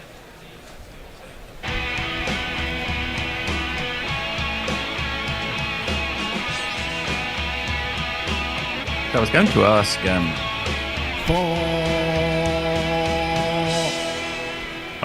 ask whether your mother was a Lindsay or a Hassett. She's a Lindsay, and she actually hates it. And I think I should hate her, really, for the Australian side of things. So she actually does, back to the Yorkshire thing, she actually just goes by Yorkie these days. And has done for a while, actually. Padikkal faces up, next ball from Anderson, round the wicket. Just straightened a touch, but it was wide enough for Padikkal not to be interested at all, just watched it go by. Padikkal's been making absolutely truckloads of runs for who did we say, Georgie? Karnataka, isn't it, in the Ranji Trophy? Karnataka, right. Well, he's already got to 22 off 28, so he's not hanging around here, actually. Well, 400s in his last 6 games. And then in the Vijay Hazard Trophy, which is the one-dayer, isn't it? Top scorer for them in that as well. 4 consecutive tons he got there. Doesn't seem to matter how many men that England put on the offside. Padikkal finds a way of threading it through, and I think, was that another misfield by Hartley? That was Tom Hartley again, not for the first time today, with a fantastic exhibition of Scottish goalkeeping, because he managed to sort of trip over his own feet and nutmeg himself, it was a shocker. It's 4 of these. That's really vintage Alan Rough 1978 stuff there. Oh, try again. 1 2 ka 4 4 2 ka 1. My name is Lakhan. My name is Lakhan. Penny for the thoughts of Jimmy there. We were all thinking that, weren't we? He doesn't outwardly display it too much, but he doesn't need to. He can give it away with just a look. You were thinking Alan Rough 1978 as well, Georgie, were you? You're thinking Alan Rough. Oh yeah, for sure. Yeah. We'll get Sudahu writing in to complain. Paddy Cal hovering over his bat, poised over his bat. The slip's gone a little wider. That's interesting. Defends off the back foot, gets right back in his crease. Takes a long time to get into this Indian team. You're not gonna miss this opportunity if you can possibly help it. I think he missed 2 years of his career. Did best part of 2 years, or it certainly affected him. He had big stomach issues earlier on in his career. Did Paddy Cal, but he's gliding along here very comfortably. Jack Leach, he had Crohn's disease, and he probably still does. No, he still does. Poor old Jack. I think, though, if you're going to come in and bat on your debut, you wouldn't mind too much if the openers have made a ton each. Yeah. And you've got this kind of platform, and the team you're playing against, they're already 3-1 down and been bowled out for 218. I mean, talk about dream situation, really. It's a soft landing, for sure. And that... Anderson drifts onto leg stump half volley, clipped by Paddy Cal. It's not going to miss out on that one. It's gone all the way for one of these. 1 and 2 and 3 and 4. And just to give you some indication of the pace of the wicket, first slip has not only gone wider, but he's also ahead in echelon, as it were, of the keeper. So they're obviously assuming it's not. There's very little pace now, if any, in this wicket, really. We just saw a lovely shot of them meeting mid-wicket, Paddy Cal and Sarfraz, and they very much Crawley Duckett like. And one is very tall, and the other one is very short. The long and the short of it. Last ball of the over from Jimmy, round the wicket to Paddy Cal. Could this be the moment? No, it isn't. Defended off the back foot by Paddy Cal. The end of the 69th, India 3-1, 3 for 3. Paddy Cal's moved into the 30s. Right. So, hopefully everyone's wide awake. Jay Grover. Alan Moore comes from Northampton. He wrote a novel called Jerusalem, which postulates the city is the demiurge of the universe. I liked the book, so went to the town. It were rubbish. But right, okay. And apparently he got up to something in a graveyard, which we might want to just leave. Thank you for sharing, Jay. That's good to know. That's good. Yeah, and thank you for the $100 you sent. Oh wow, yes, I should say so. Dave Wood, I think Ayatollah Khomeini would be unbelievable on Strictly. A dance off between him and Himmler. Think of the ratings. What have we started? The world's most evil people taking part on Strictly Come Dancing. It would be a show, to be honest, wouldn't it? Whether it be one I'd watch, I don't know. Hitler on vibes. Thanks very much, Adolf. Yes. Kieran Roseblade. Maybe England just love fielding. So they get out quickly to get back on the field, then take a long time to get India out because of their love of fielding. That's the lesser-known tangent of Bazball. Stokes is in again. Over the wicket this time to the right-hander. Defended by Sarfaraz, the barrel-chested Sarfaraz. You've got Dave Mackay in your mind, haven't you? Yes, I think I do. Yes. Grabbing Billy Bremner by the throat. Poor old Georgie. She thinks, oh, here I am again with, like, personify old fart, and I've stuck with two of them. What the fuck have I done? Two of them, yeah. You I do spend a lot of time wondering who on earth you're talking about. You do surprise me. I can talk about young people. Hang on, I'll have a go. Defended by Sarfaraz. Who are the young people that I know? Well, if that's your conversation that you have to think about who they are, then I know it's some not young going well. bands. We had 4 nights of Taylor Swift here recently. Are you a Swiftie? You got to be a Swiftie. There you are. You haven't got to be. Yeah, you do. It's written in the Constitution. Have you been? Have you seen her? Right? No. Oh God, I can't afford that. Oh. Yes, it would be a lot, wouldn't it? In comes Stokes again. And the bat just turns in his hand there for a second, Sarfaraz. Whether deliberately or not, well, not quite sure. I'm an absolutely massive fan. I think some of the analogous storytelling in Gulliver's Travels is beyond belief. Yes, that's right. That's am I talking about the wrong Swift? So true. When Swift was Stern, Stern was Swift, as the old saying goes. You know, Lawrence Stern, who wrote Tristan Shandy, and Jonathan Swift, who wrote Gulliver's Travels, the Property Mansions. That's what we were talking about, wasn't it? Of course. No, I'm sure we're talking about the fabulous Taylor. Tay-Tay. Tay-Tay. I love Tay-Tay. She's actually a very good lyricist. We had a bit of a conversation about this on I thought you were about to say you had a bit of a conversation with her, and I was... That'd be a good name drop. Sorry, what? That'd be some name drop. You know, it's one thing to say, you know, I once sat behind... Funny enough, someone who's got another podcast was saying I was talking to their friend who's a premium car dealer and salesman, and they said, oh yeah, we've got a bit of a podcast, generate interest in the business. We had a few people on, talked about a whole load of mechanics and things. So, yeah, had Jerry Seinfeld on. He loves cars. He'll do a car. If you got a car podcast, Jerry Seinfeld he's your man. Defended by Saras. Is the Seinfeld mean anything to you, Georgie? I think they might have referenced it in terrible sitcoms that I've watched before, talked about Seinfeld, but I've never watched it myself. You've never seen an episode of Seinfeld? I've never seen an episode of Seinfeld. Okay, fair enough. I suppose the last episode was in 1998, so why should you? Yeah, I was 4. There you are. I've okay. So what's happened there is a couple of the England support staff, or the Indian support staff, distracted the bowler rather than the batsman behind the batsman's eye. So that's a bit of a first. Super chat alert at the end of this over. Dot ball. Oh, excellent. So Ben Stokes is shaping up for a maiden here, which is the lesser spotted maiden. And by that I don't mean Georgie. I mean that's terrible. Really, that's terrible old boomer speak. Sorry about that. I was about to say, if you really wanted to A, dig a hole, and B, demonstrate your age whilst digging, you just terrible, did it, isn't it? But it's not my fault they're called maidens. It's just, why are they called maidens? Well, in comes Ben Stokes. Last ball. I think the answer to that is fairly obvious. Oh, I see. Oh, dear. Maybe they don't call maidens anymore. Right, let me dig you out. Let me get you out of this hole. 40, for goodness sake. Jay Sorry. Grover, £5. Thank you. There's more to come from Kelk and Mog, and as Kelk and Mog promised to form a grindcore band called, I'm not going to give you the name of the band, but go to YouTube and find it. And it is actually quite a good name. It is quite a good name for a band, I've got to say. Suitor Who, oh Jesus, 40, stick to your age. It's frightening when you try to be young and modern.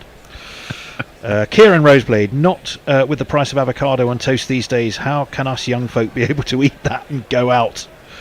So much modesty from the man who casually had Gideon Haigh as a guest on his own podcast. Yes, you did, didn't you?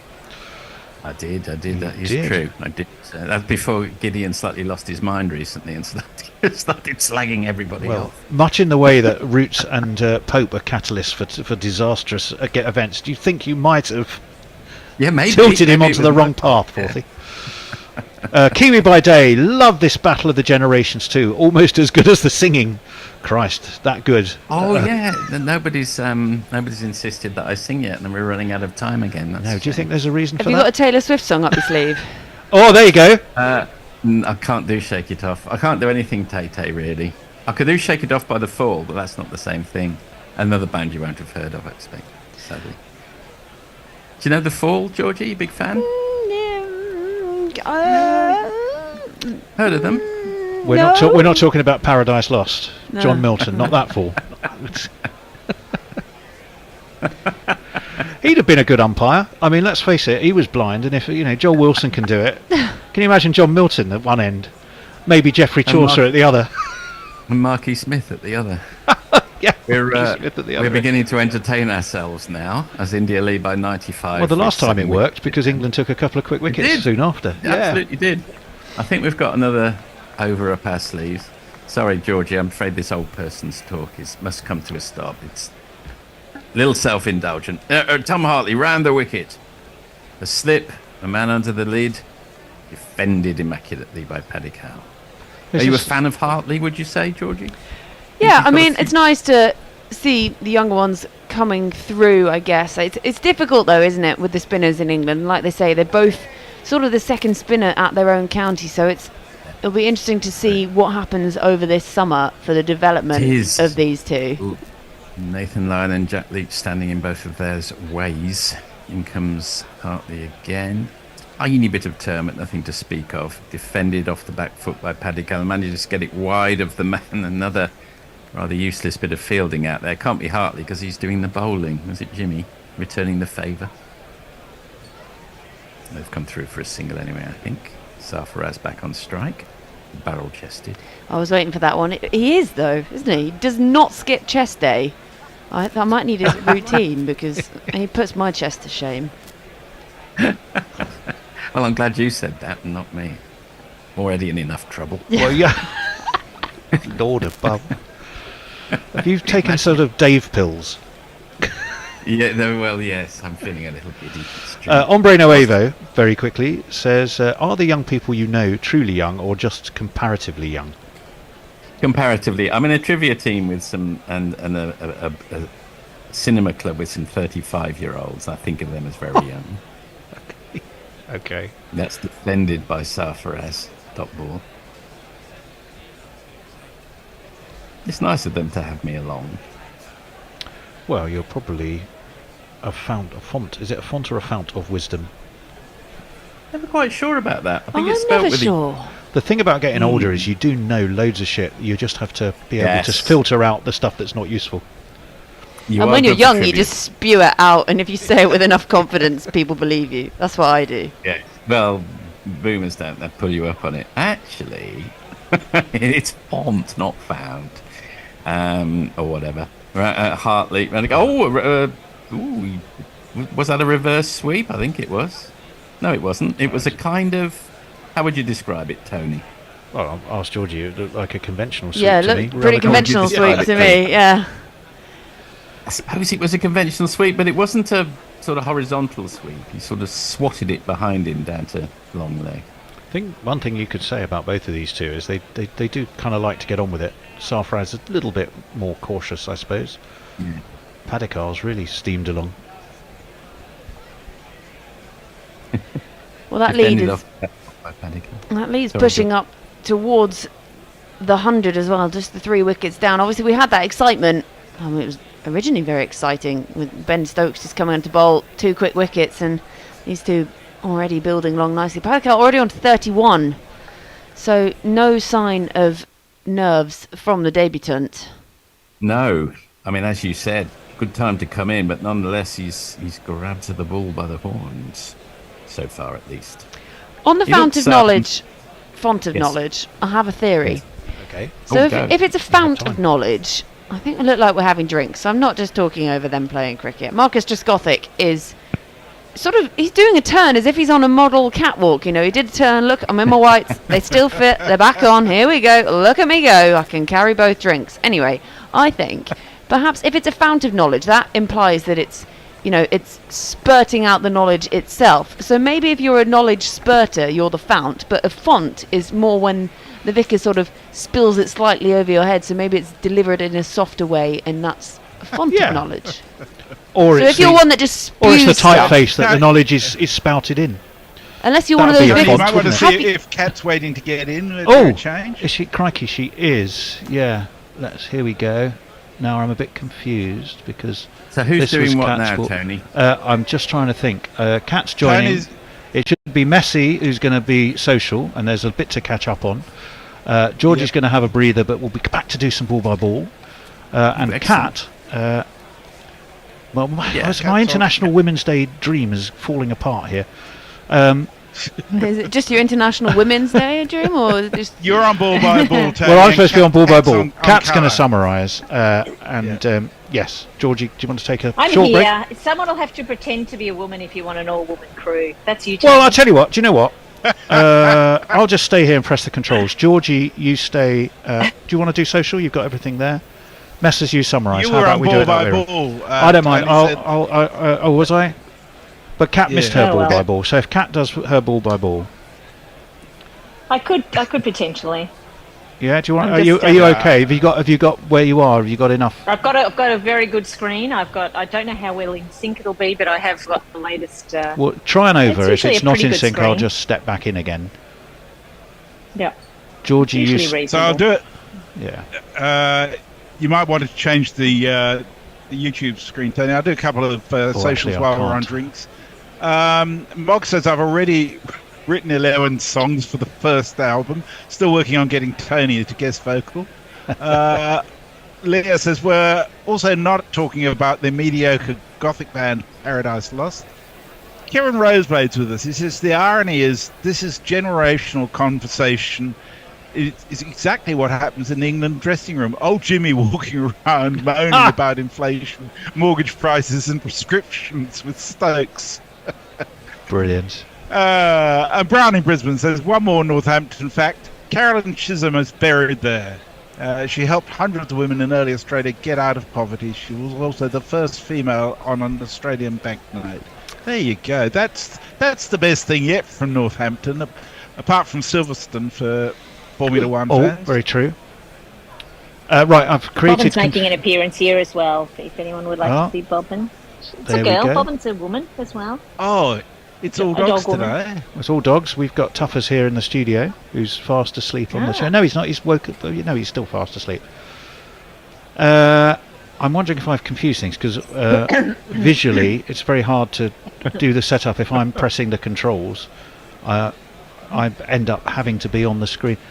Actually, can we stick, Georgie, do you mind if we stick to what we had, because then it'll work on YouTube? Sorry, that was me being confusing things. I know when I'm not wanted. It's fine. Don't take it personally, Georgie. Well, hang on. The bear. No, I know I can do that. Much like my dating life, I'll just get up and go. Bye. You're back again in half an hour. So we'll stick with where we were. Let's do that, which will be the three of us. Thank you. Excellent. I'll do that. Right. After all that confusion, I was. Well, Kat, I was explaining earlier that I had at one point. I say we. It's not me. We had you, Georgie, Annie, and oh gosh, the Wicket Taker Supreme, the Angel of Death. Shelley. So we had Shelley, yeah. At one point, I had all four of you ready to go, and I thought that's what I wanted. But sadly, Annie had to duck out because her dad's not well, and work got in the way for Shelley, and she can only do tomorrow. But never mind. You certainly could have used Shelley today, couldn't you? We could. Anyway, so right, we'll stick to the original running order. 315 for 3. We're in the 71st over, and after a torturous, painful period for England, they have at least taken 2 wickets, one of which is the stuff of legend. We'll refresh you on that in a moment, as this one's just guided to actually the man who created that legend. Hasn't bowled for ages, had his dodgy knee fixed, weren't sure whether he'd bowl or not. It was Ian Botham, they said originally, who writes your scripts for you. Well, in this case it was Ben Stokes, his very first ball, beautiful leg cutter, and he knocked back Rohit's stump, captain to captain. First ball wicket for Ben Stokes, and a sudden lift from an England perspective. Kat, I don't know if you caught that, but England may well go on to get thumped. I did hear about it, but it's fabulous news. I just want Ben Stokes to do as much of that as possible. Anyway, in comes the venerable James Anderson, and no, it's not. It's Mark Wood, isn't it? What am I saying? I'm going completely mad. Woody, and defended into the onside. Had to hurry Sarfraz a little bit. I should point out, Tony, that since kicking Georgie out, you I know haven't I've got more. It never stops, does it? It just literally never stops. Yeah, the admin, just over and over, all of this admin. It's production, it's admin. Well, I'm very happy I have noise-cancelling headphones, because I'm pretty sure the little girl next door is playing the recorder. Playing the recorder. She's just started too, by the way. In comes Mark Wood. There is a slip there, and that's short. And Sarfraz, described as both chunky and squat by Forthy earlier, who does, speaking of age, seems to have developed a kind of an older man's say what I think, don't give a fuck attitude to life. I can just see him shouting at people on park benches in the future somewhere. Yeah, because some of the way he ducked that ball was definitely old man for sure. But Sarfraz was short enough and got enough to duck out the way very quickly and effectively. But it showed some good intent from Mark Wood. It's 315 for 3. Beautiful. So India's still not quite leading by 100 runs. No, England could do with another wicket before they do. They've got 3 runs to play with before that happens. That's another dot ball pushed into the offside. 97 then is what India do lead by. There was a stage today where we genuinely thought, Kat, it's from an England perspective, this is going nowhere, and it still may obviously end up badly, given that 97 runs with 7 wickets in hand is a pretty decent lead. But our excitement in the studio, which I'll tell you about after Woody's delivered this ball, and we're seeing him galloping in with the mountains of the Himalayan foothills in sight, and that's defended by Saras to short mid-wicket, no run. There was George and I in the green room, and we screamed at the top of our voices. Dave and the bear even louder, and of course it being very early in the morning here, the downstairs neighbour was out into the garden shaking his fist at the window because we'd obviously so clearly upset him. Can't say blame him. So then we said, one of us, so I think Dave Barrett volunteered to go down and try and placate the poor chap. Oh no! As David Poor Brooke guy. had previously done. So Well, we're not sure with much success. In comes Wood. Nicely compact defence by Saras, and it's a maiden over from Woody. So 315, 4-3 after 72 overs. Messers. I'm Reno Obo's with us. He says it scares me that I see 35 as young ones now too. Jay says it's fucking font, you twats. Font. Yes. Source church 4 times a week until my balls dropped. I can trump you on that. I had church 5 times a week till I was 18. It's enough to turn anyone into an atheist, I can tell you. And Jay says Tony went to public school. Half a lass, anyway, whatever that means. I don't think your education should necessarily be held against you. Speaking with a personal bias here, one can shake it off eventually.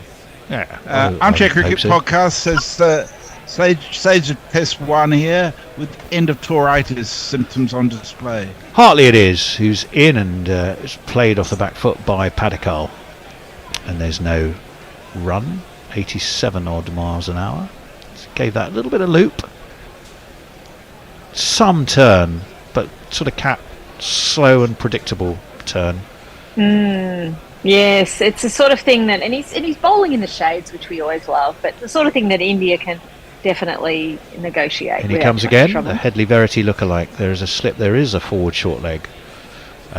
Neither called into action on that occasion because it was just pushed back to him by Devdutt Padikal, a man who just compiles mountains of runs in the Ranji Trophy and in the Vijay Hazare Trophy in India. Yet he'd only played 2 T20s before this game internationally, so debut test for him. That's into the offside. Hartley strolls in the manner of a man on a Sunday morning who's got all the time in the world because the pubs aren't open yet and he can take his time getting there. 315. Padikal's got a decent strike rate here. Yeah, well, he's going very Not wasting nicely. any time. Hartley down the track, looked to come down the track. Ben Folkes is appealing for something. If it was LBW, it could not possibly have been. He was literally halfway to Delhi. He'd come that far down the track. Surely did. But he did shout for something.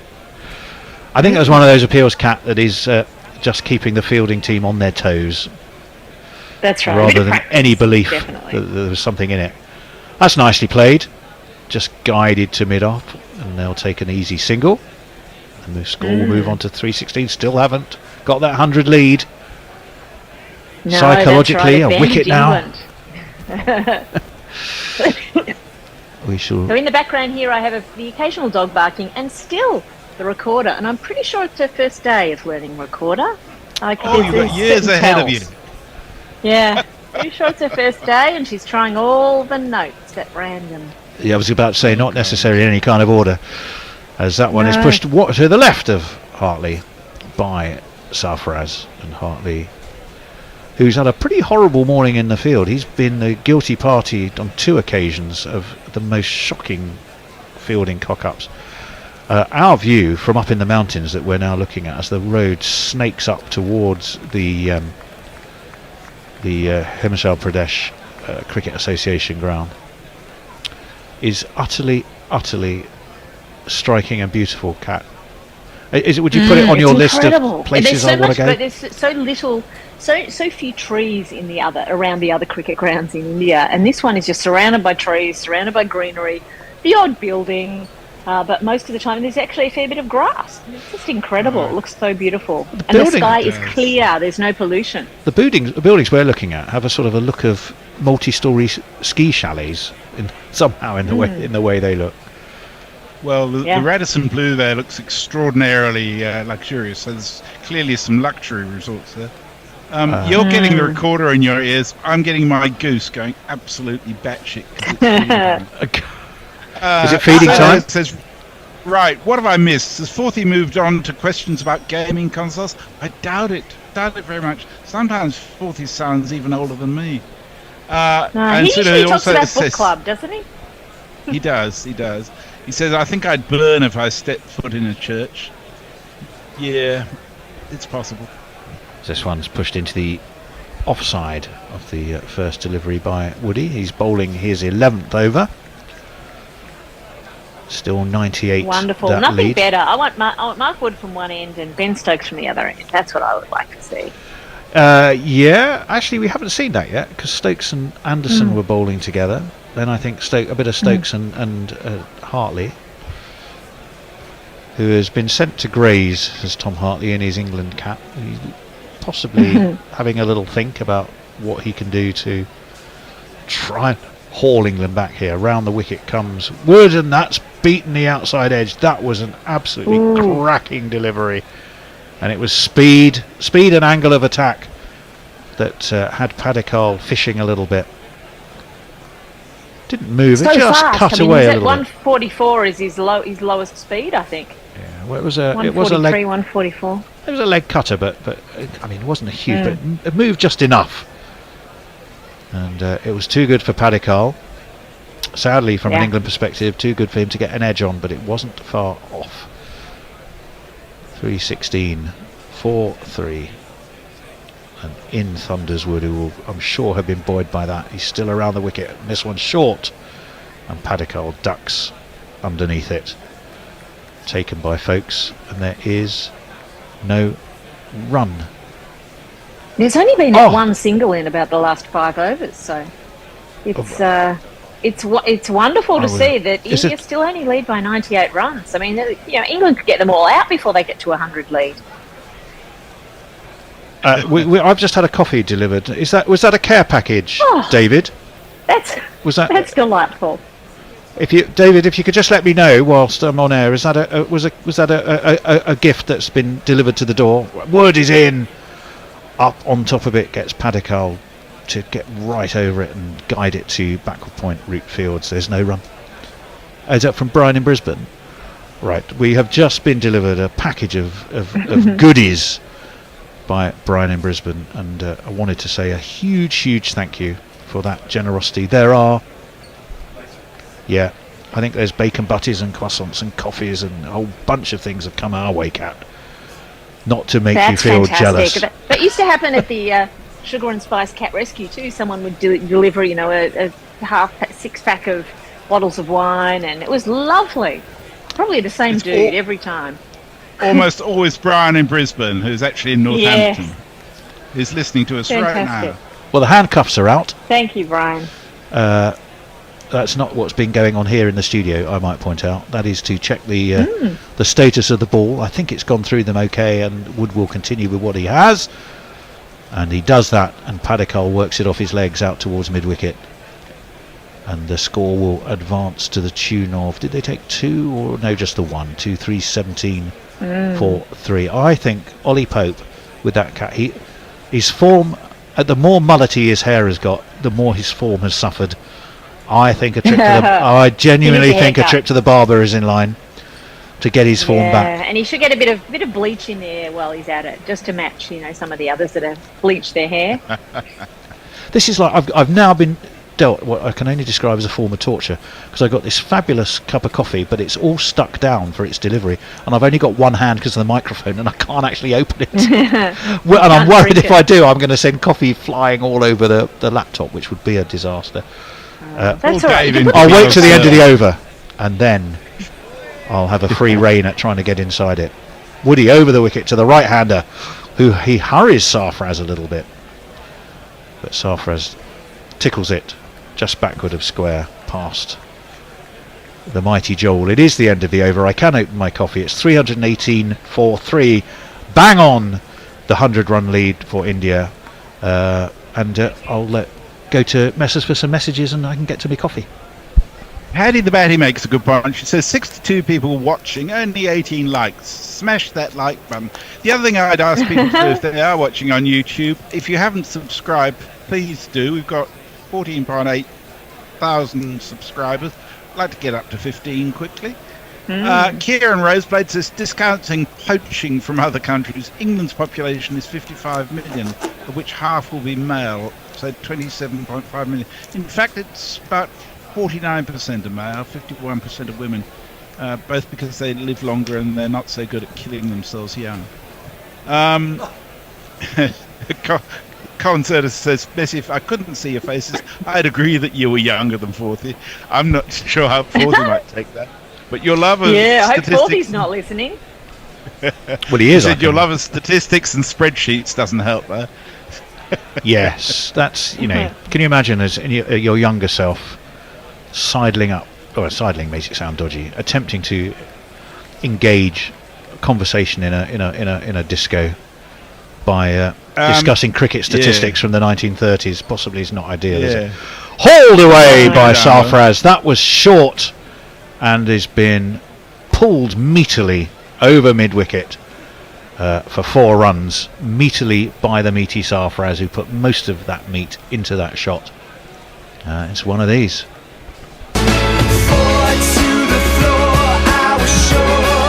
Apologies to any vegetarians listening, that was possibly over meating. Yes. Great shot, Cap. You could do the same with tofu. He does look like he's, with the white and everything, it's probably more like tofu than it is like meat, I would say. Still plenty of protein. Steered down to Duckett, who's at long off. They take a single. Doesn't sound the same when you're describing a really full-blooded pull, though. He doesn't tofu-ly smash that to the boundary, does he? But it just doesn't feel right. No, I'm sure there is a though. vegetarian equivalent. You could definitely make that a thing if you kept saying it. I mean, it'd be the. He gave that the signature full of the gorilla tofu. cricket. Yes. Oh, that's good. That's really good. As that one was just pushed. Oh, Bashir, who in the almost John Cleese-like for a moment, because he's kind of tall and skinny, and he half fielded it, and then completely lost where the ball had gone, and sort of went round in a circle, still having no clue that it was basically next to his feet. Yeah, he almost threw it over his shoulder. He tofu'd it up. He tofu'd it up. That's swept high and up over deep mid-wicket. Couple of bounces over the sponge, and 4 more for Sarfraz, who's decided to go on the attack here. It's me, and she. It's me, and she. It's been called a 6. I'm pretty sure it bounced before it got to the rope. They may be checking this.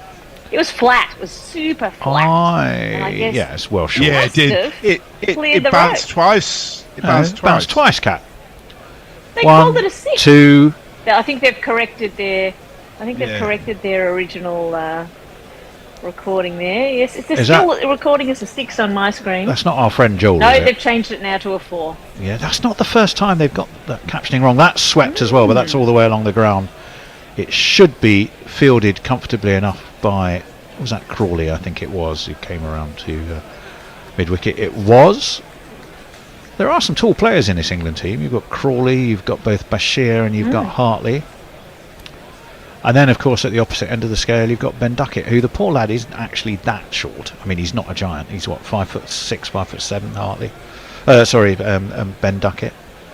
stuck it. Yeah. But he just is made to look a tad short in some company. Slip goes down. Yes. Hartley comes in around the wicket. Padikal squarely defends. And it's the end of the so they've over. got a 50 partnership up now, Sarfraz and Padikal. Yep, 50 partnership. 11 off that over. 111 the lead. 34 for Devdutt Padikal. Sarfraz, I've just lost it where he was, but this session we've had 65 off 15 overs and the 2 wickets, of course, including the first ball of Stokes's return spell to get rid of Rohit. 329 for 3 messes. So I started on Kieran Roseblade talking about populations. The point he's making throughout is that the pool of players is so much bigger in India than everybody else. How can it ever be anything other than India dominating Test cricket henceforward? And as it happens, I did some stats on that a couple of years ago, and if you had an all-world 11 based on population of Test-playing nations, India would have 7.5 players. Pakistan and Bangladesh. Wood in, launch back over his head by Sarfraz. Have some of them apples. That has gone for 4, signalled by Rod Tucker, and away it went for one of these.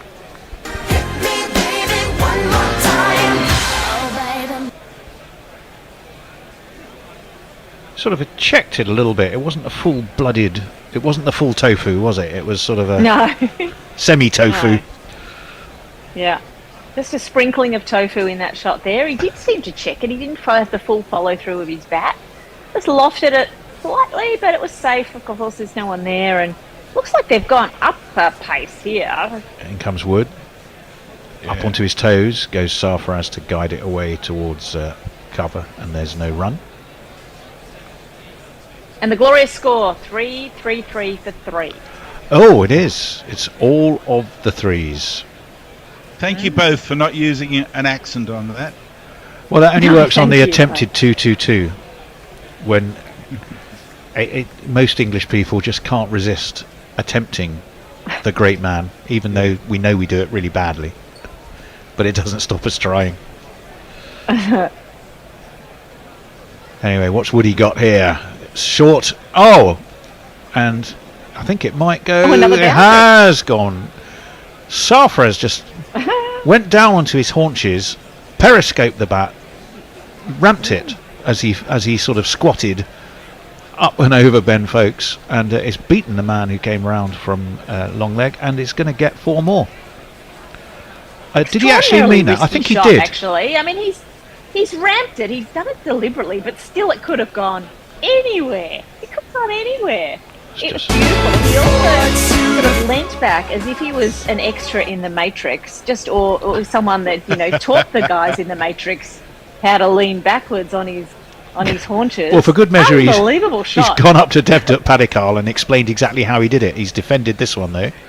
Mark Wood's coming in to do a bit of football, which he needs no second asking to have a go at doing, and a little word with Sarfraz as he walked past him, or more accurately, walked round him. That's not going to do him much good. You'd think if he was invoking the Matrix, he would do it against Mr. Anderson, though, wouldn't you? Yeah, that would be better. That would be a much better trope there. But that was a glorious shot. That's the best shot. That's the best shot of the series. I've not seen a better shot this series than that Sarfraz shot, that ramp. Absolutely beautifully played. Very risky, but anyway, he did it. We're watching the close-up actually of the little confrontation.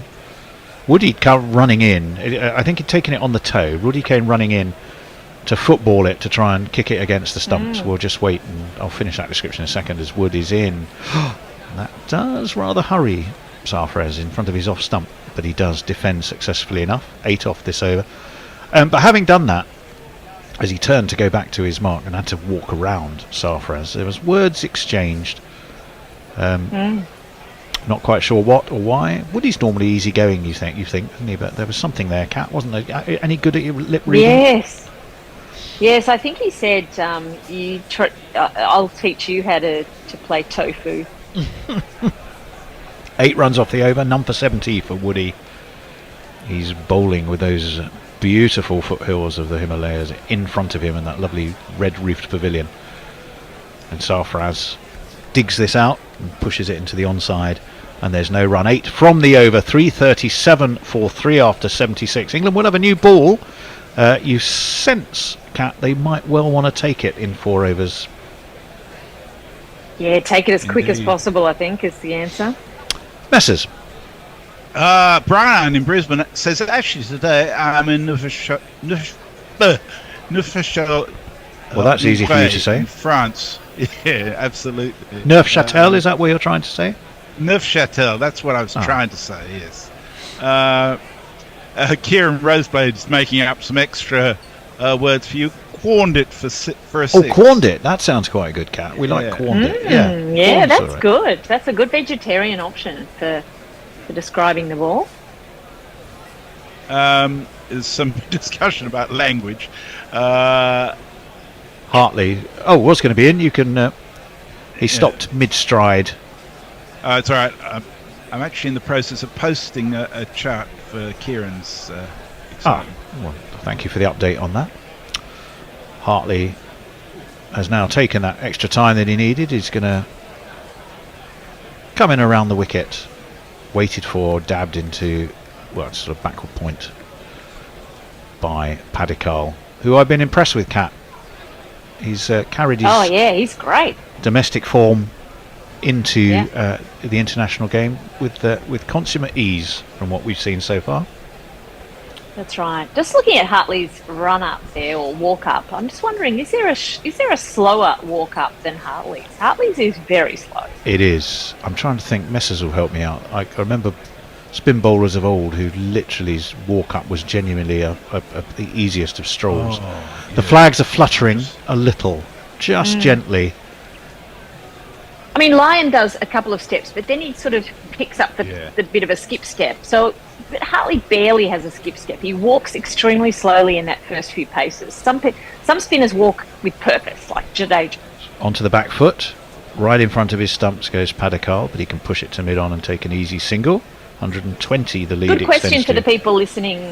Good question for the people listening at home. Is there someone with a slower walk up than Hartley in that? John Embry. Some spinners are.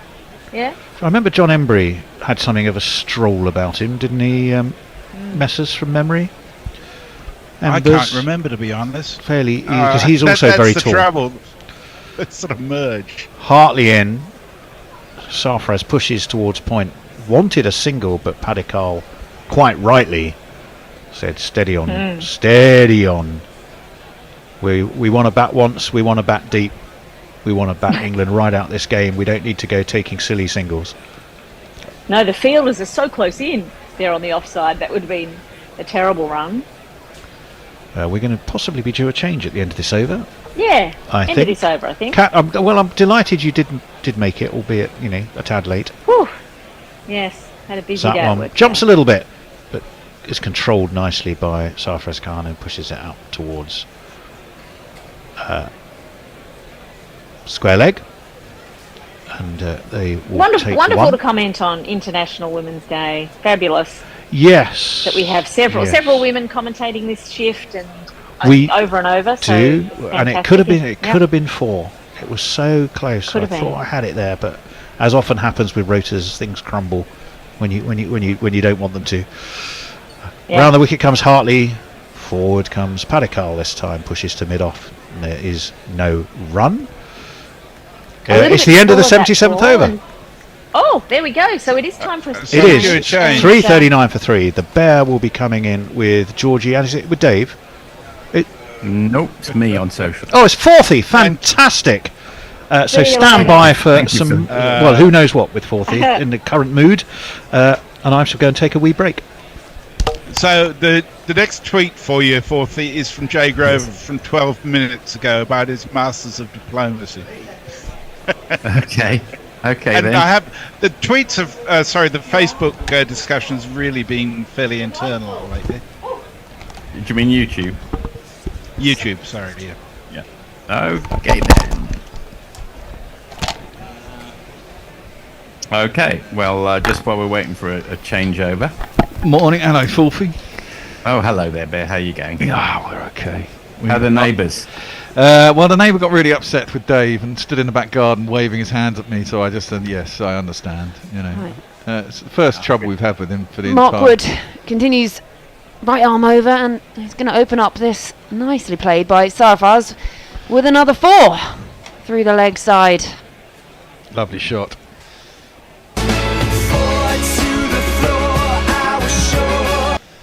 Tuffers is coming to join us, sniffing around. Oh, that's nice. That's nice. That's nice. Yeah.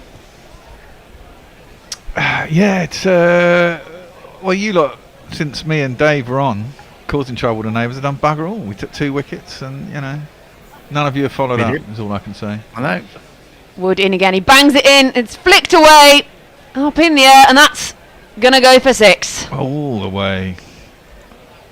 Well, how far do you reckon they'll be ahead by the end of the day? What are they at the moment?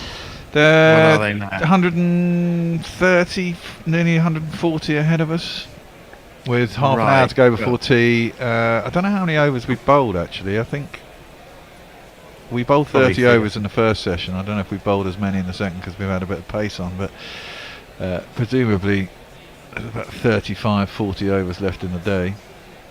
Well, Mark They'll be Wood about to 3 continue. 10 already off this over.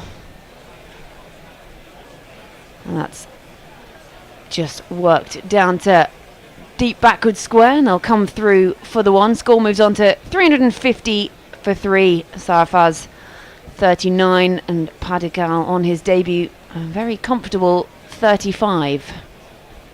Nice point to come in on your debut, though, isn't it? When the team's already in the lead, and you know you get to make your first innings with not a huge amount of pressure on him, having already got past England's score. Very powerful shoulders, Sarfaraz. I'm just looking at him there. Do you remember Intikab Alam? He was a similar shape. Well, Samit Patel, there's a few of them, aren't there, knocking about.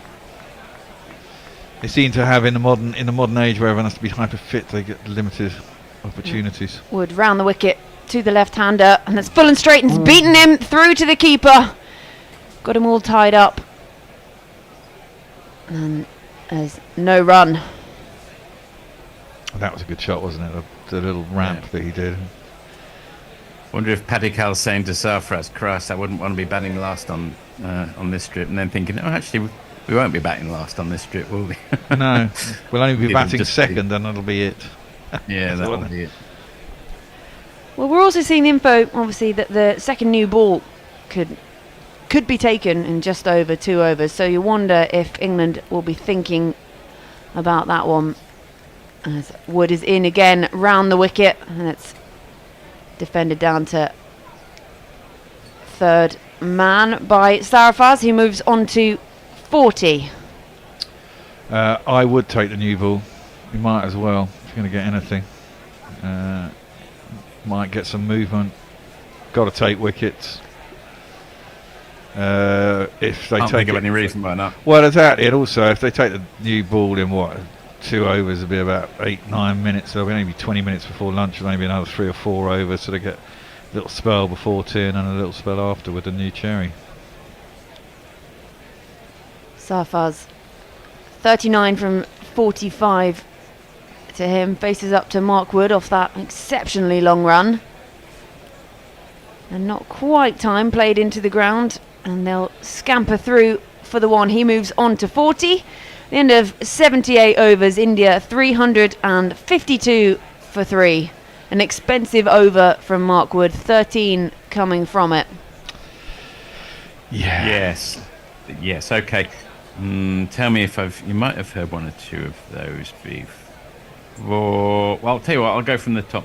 Dave McCarthy, you already know I love you, Harvilla, but 2 + 2 = is absolutely the best Bob Seger song. Have to thank Guerrilla Cricket for introducing me to it. I really like Still the Same by Bob Seger. Jay Grover, God fucking Jesus, Georgina, you just nearly gave me a heart attack there. That was, I'm not quite sure what that's referring to. Could be all sorts of things. Farong, been achieved 8 times by English bowlers this season. Can Wood join the 100 club? So it's hardly an isolated achievement. And Messi says, further to Kieran Roseblade's discussion of populations of test players countries, this chart gives quite a good graphic interpretation of the relative potential of those countries. Well, obviously there's 1 billion people in India, so 7.6 is the world 11 composition based on test country populations. Then all of the Pakistan 1.1, Bangladesh 0.9, all of the test nations 1.2. Bashir to continue, and he takes him on. Sarfaz, he's not quite got a hold of it, and that's up over cover. Mark Wood gives chase and cuts it off at the boundary. Well, you can see they're very much continuing their aggressive route when it comes to Bashir. They're sort of trying to bat him out of the attack, and he's picked up his own century today. I think they're going to try and bat everyone out of the attack, aren't they? I think from this point on, if you're 150 ahead with 7 wickets in hand, 2 batsmen set, you want to bat once, you might as well just get on with it. It wouldn't really matter if they rule out for another 50 or 60. I still think they might win this by an innings. Yeah, agreed. Bashir in again, and that's slightly flighted and fuller and played up along the ground nicely to long on, and they'll just come through for the one. Score moves on to 355 for 3. India leading by 137. Remember, we're still only on day 2. I know, and we've still got a whole session to go on day. That's what I mean. I think they'll be 300 ahead by the end of the day. Will they bat and get all out? Will they get 300 ahead and just declare and see if they can roll England tomorrow and just make it a 3-day test? I'd be tempted if I was Rohit. I might want to go for a 350 run lead. Bashir round the wicket to the left-hander, and it just evades a diving short leg. Who's under the lid there? Must be Ollie Pope, yeah. But it goes to show the pitch is not that bad, is it? It's a good batting track, and England just really screwed it up. And just worked away into the leg side for the one. Sarfaz moves on to 44. That was Padikar, I think. Padikar. I'm behind the screen. Yeah, they always get it wrong. The people at Sky are always getting their little triangles in the wrong place. You want to come up here? No, I don't want you, dog. Go on, up. Come on. There you go. There you go. Hello. Chill out. He's a very cute dog. He knows it as well. That's the Yeah, problem. he does. But he doesn't do a lot of barking, which is a good thing. Bashir right arm over, Fuller and defended. And finally, dot ball. That's what you like to see if you're an English fan, I guess. Celebrate the small wins. Well, yeah. I need a whole hat full of wickets. And even then, that's not really going to help at this point.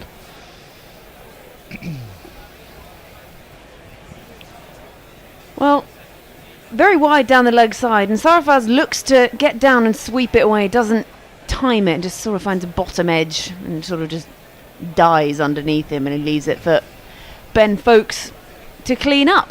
And now he's looking for a new helmet, or perhaps he's decided he doesn't want a helmet anymore, going for a hat. But instead we're seeing the glorious views. That is astonishing, isn't it? It's lovely. It looks like it makes me think a bit of Far Far Away in Shrek. Yeah, I can see that. It just looks beautiful. It just makes you want to go there. It does, yeah. And get out of here, basically. Trying to get Toby on the screen. Well, that set our little man off here. So, in 1 over, they can bring on the new ball. So, in 79, India 356 for 3. We're thinking, yes, going to go for the new ball. Do we go back to our Jimmy Anderson, Mark Wood? When will we see Ben Stokes again, if we see Ben Stokes again? Well, it'll be interesting to see how his knee has reacted, isn't it? He says he's fit. We do have a change in the bowling. Yeah, Joe Root going to come on for the first time today. Perhaps they're thinking he's just going to close out this and we can have our pacers in with the new ball. Or maybe after tea. I don't know. Let's give him a little jingle. His voice is high-pitched and ginger hair like a picked, but massive runs he has hit, so there's that. Introduce yourself. Joe Root. Introduce yourself. Joe Root. Introduce yourself. Joe Root, actually. That's Joe Root, actually. Jay says, I'm very disappointed Toughest was not sent on to Savage the Neighbour. Lad's a fighting dog. Yeah. Yeah, the neighbour was very upset. But you know, we've got through to the last test without him having a moan, so I guess, and that'll be it for the winter. Well, Root starts off round the wicket. He's on the money straight away, and that's just defended by Padikkal. No run.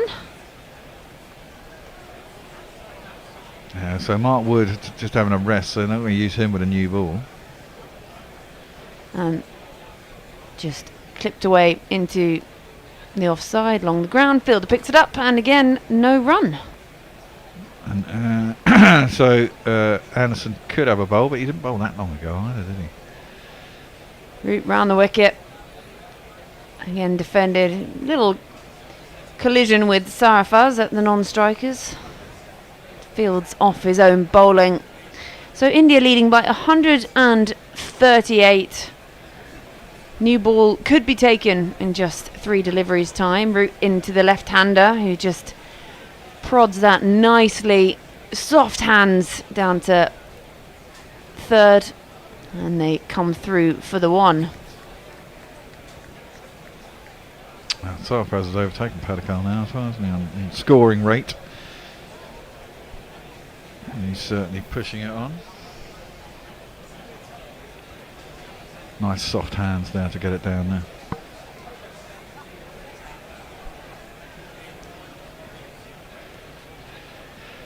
So they lead 139, and it running away from England at a great pace. As Sarfraz settles down. Root flighted, full toss, up in the air, lands short of the fielder at square leg, and I felt that was there to be hit. It was a little aggressive head nod from Sarafaz. That was, he'd sort of hit it before it got to him. You know, when you've seen it, you've celebrated the 6, and Root's in again round the wicket and finds his length this time, and Fields off his own bowling, no run. Well, it closes out the 80th over. End of 80, India 357 for 3. They're 139 runs ahead, and Sarfaz and Padikkal out in the middle look very comfortable. They do indeed. Is Crazy chap thinks India can declare they've got enough for an innings win. Russia 0-5. Speaking of spin bowler run-ups, Bashirs makes me think of a plover or similar long-legged waver scuttling about at the water's edge. I may have just done too much birding of late. Yes, I agree with you. I'm a bit of a birder myself. Russia 0-5, and I was thinking maybe of a cattle egret there, but do write in with your ornithological comparisons. Suitor Who says, is 40 showing off his book collection like a pet? No, I was trying to actually, funnily enough, get my pet into shots, Colin, but I didn't succeed, and he's wandered off now. And Messi says we've managed the whole series without a YouTube strike, to which Suitor Who Collins replies, there's still time. Yeah, exactly. Shh. Well, the second new ball has been taken, and it's been handed to Bashir. I didn't have that on my bingo card. No. He seems quite happy with taking the new ball. He's taken it a few times. Comes round the wicket to the left-handed Padikkal. Arms go up. He's struck on the pad and just... I thought he hit it with a bat. I think there was definitely some bat involved in that one. Very much so. Didn't turn either. Yeah, big inside edge onto pad. Quite good revs. Yeah, very good revs, but you know, nothing's really happening off the pitch. Again, just slightly fuller, straightened on him and just defended away, no run. Well, we did have that excitement of the Ben Stokes wicket, followed quickly by Jimmy Anderson picking up his 699th. God, I want him to get to 700. We've been waiting for so long for this 700. Yeah. Can you imagine he just gets 700, goes, okay, right, I'm retiring, bye, and just walks off. Just walks off the field. Yes. Right, round the wicket, Bashir, and that's played nicely into the leg side by Padikkal, and they'll come through for 1. Yeah, he just picks up his 700, goes, right, see ya, bye. Puts his hat down and just walks off. I wouldn't be surprised if he retires at the end of this upcoming English summer. I think 700 is the initial target, and then if he can go out through the summer and beat Shane Warne, I think for him that would... I mean, I don't know. I know nothing about the thoughts in his brains, but at his age, surely he's got to be thinking about it. But then also, if you're happy, you're comfortable, your body feels good, and you're still performing, who cares how old you are? True. I mean, if you still want to go and work, slog it out. I mean, he's played 4 tests, hasn't he? Maybe he in doesn't want to India? go and watch his kids in pantomimes. Yeah, well, we did mention that earlier. Bashir over the wicket, and that's swept away, and that will be 4 That to was- Saras. He moves on to 47. That was a lovely shot. 4 on the floor, and one more 4 than the 4 before. That's what 4's are for, to get funky on the dance floor. Got right over the top of that, swept it hard in front of square, and there's no one out there. The man's behind square. It's a top spinner, but it just didn't do anything.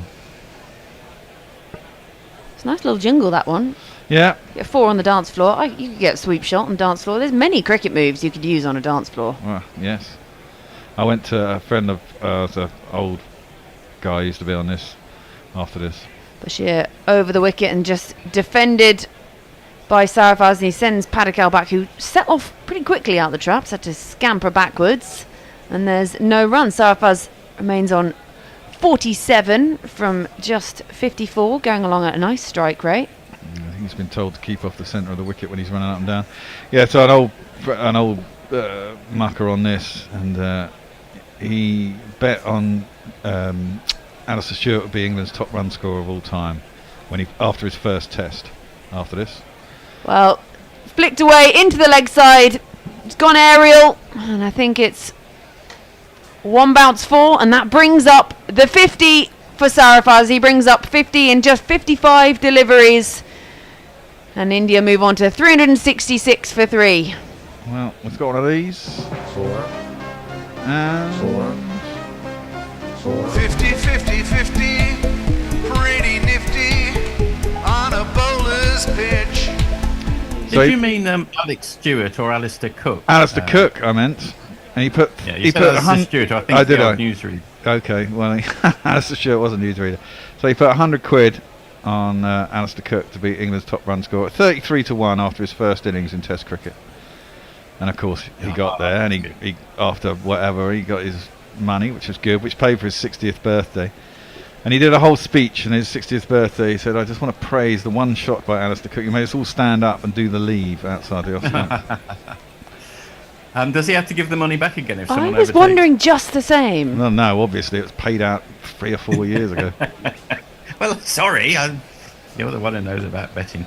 Josie Oak says, the bear looks like a man who needs a dog because the kids have got too old to take any notice of him. I've been thinking about getting a dog.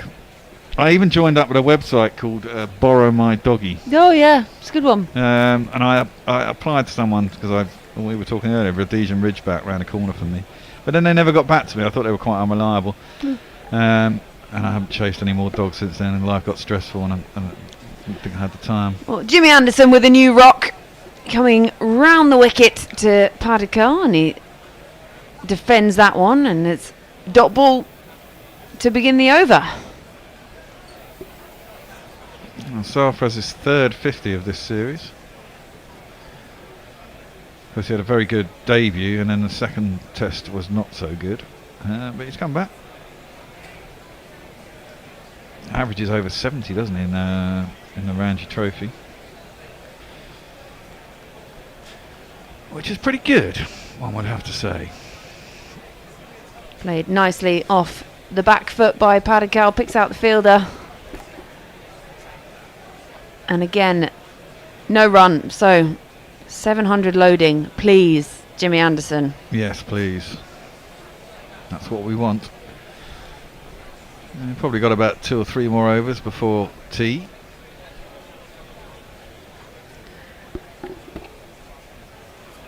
And you'd very much say, again, India's session. Well, How often have we said that? Quite a lot. 10 minutes for England's. The other hour of 50 were Oh, yeah. India's. Left-hander faces up and finds the outside edge along the ground, fielded by Ben Duckett at point, and Padikal rehearses the shot. He remains on 39 from his 66. And we're just seeing a replay of the shot that brought up Sarafaz Khan's 50. It's a nice way to do it. Nice little highlights package of his innings. Yeah, some nice shots there. We've almost forgotten the two Centurions. Well, yeah, neither of them went on to get big, did they? I mean, they both got out within and over each other, both just over 100, so which was good for England, but it's been poor since then. Anderson round the wicket and defended by Padikkal, no run. This is what Anderson does. Yeah, he's been getting a bit of tap in this series, hasn't he? Which you're not really used to seeing. People have come down the wicket at him and hit him over the top, and at times he's been spanned about, especially Jaiswal. A couple of the tests when he's got his 200s is quite harsh on Jimmy at times, which you're not used to, as you say. Well, he's in again, and that's full straight and defended, no run. So he's bowling at 132 Ks. Well, I don't know if you clocked the other day, Shabnam Ismail, former South African female fast bowler, clocked the fastest ever delivery by a female cricketer at 131. That's pretty good going. Yeah. That's good. And seeing as she's about 5'6" and about 5 stone wringing wet, it's pretty impressive stuff. That is indeed. She is someone you do not want to drop a catch off. My goodness, she would let you know. As Anderson's in round the wicket again. And that's lovely looking cover drive from Padikkal. Puts the blemish on a very tidy over. Goes for 4. He picks up 4 more to his name and moves on to 43 at the end of 82. India 370 for 3. Crazy chap picking up the ornithological theme once more. Says we are shagged bird-wise. Referring to some cormorant speak there. Messi, it's about time a few English fielders walked off to allow Collingwood and Tresco a run on the field. We would love to see that. We would, wouldn't we? We'd love to see a diving catch in the gully from Collingwood just for old times' sake. Our man says bye bye Bazball, and Sutahu replies Bazball is here to stay, a man. And crazy chap, you'd need a nightjar to listen to this shite England cricket at 5 a.m. That is true. I'm loving the birds speak. Thank you very much from crazy chap. An armchair cricket podcast. The new ball handed straight to Bashir. Will it still be Joe Root from the other end? One wonders. These two are looking good. If India don't get too cocky and wait for the loose ones, England could be in for a whole lot of pain. I think they've already already. Exactly they already are. You got Jadeja to come next, then Dhruv Jurel. They can both bat, and then some lusty hitting from the tail. You can't see India not having a lead of 300 going into the second innings. Well, we all remember what Bumrah did to Stuart Broad. Yes, well, exactly. Yeah, that was hideous. That was hideous. Fortunately, we won the delayed test when he decided to leave the country, which I always thought was a bit dodgy. But Bashir in, right arm over, defended by Saras, and fielded off his own bowling from Bashir. Yeah, looking solid in Sarfraz in all senses of the word, one would say. And it's just worked off his hip into the leg side, and they'll come on through for the 1. I can hear chuckling. Why can I hear chuckling?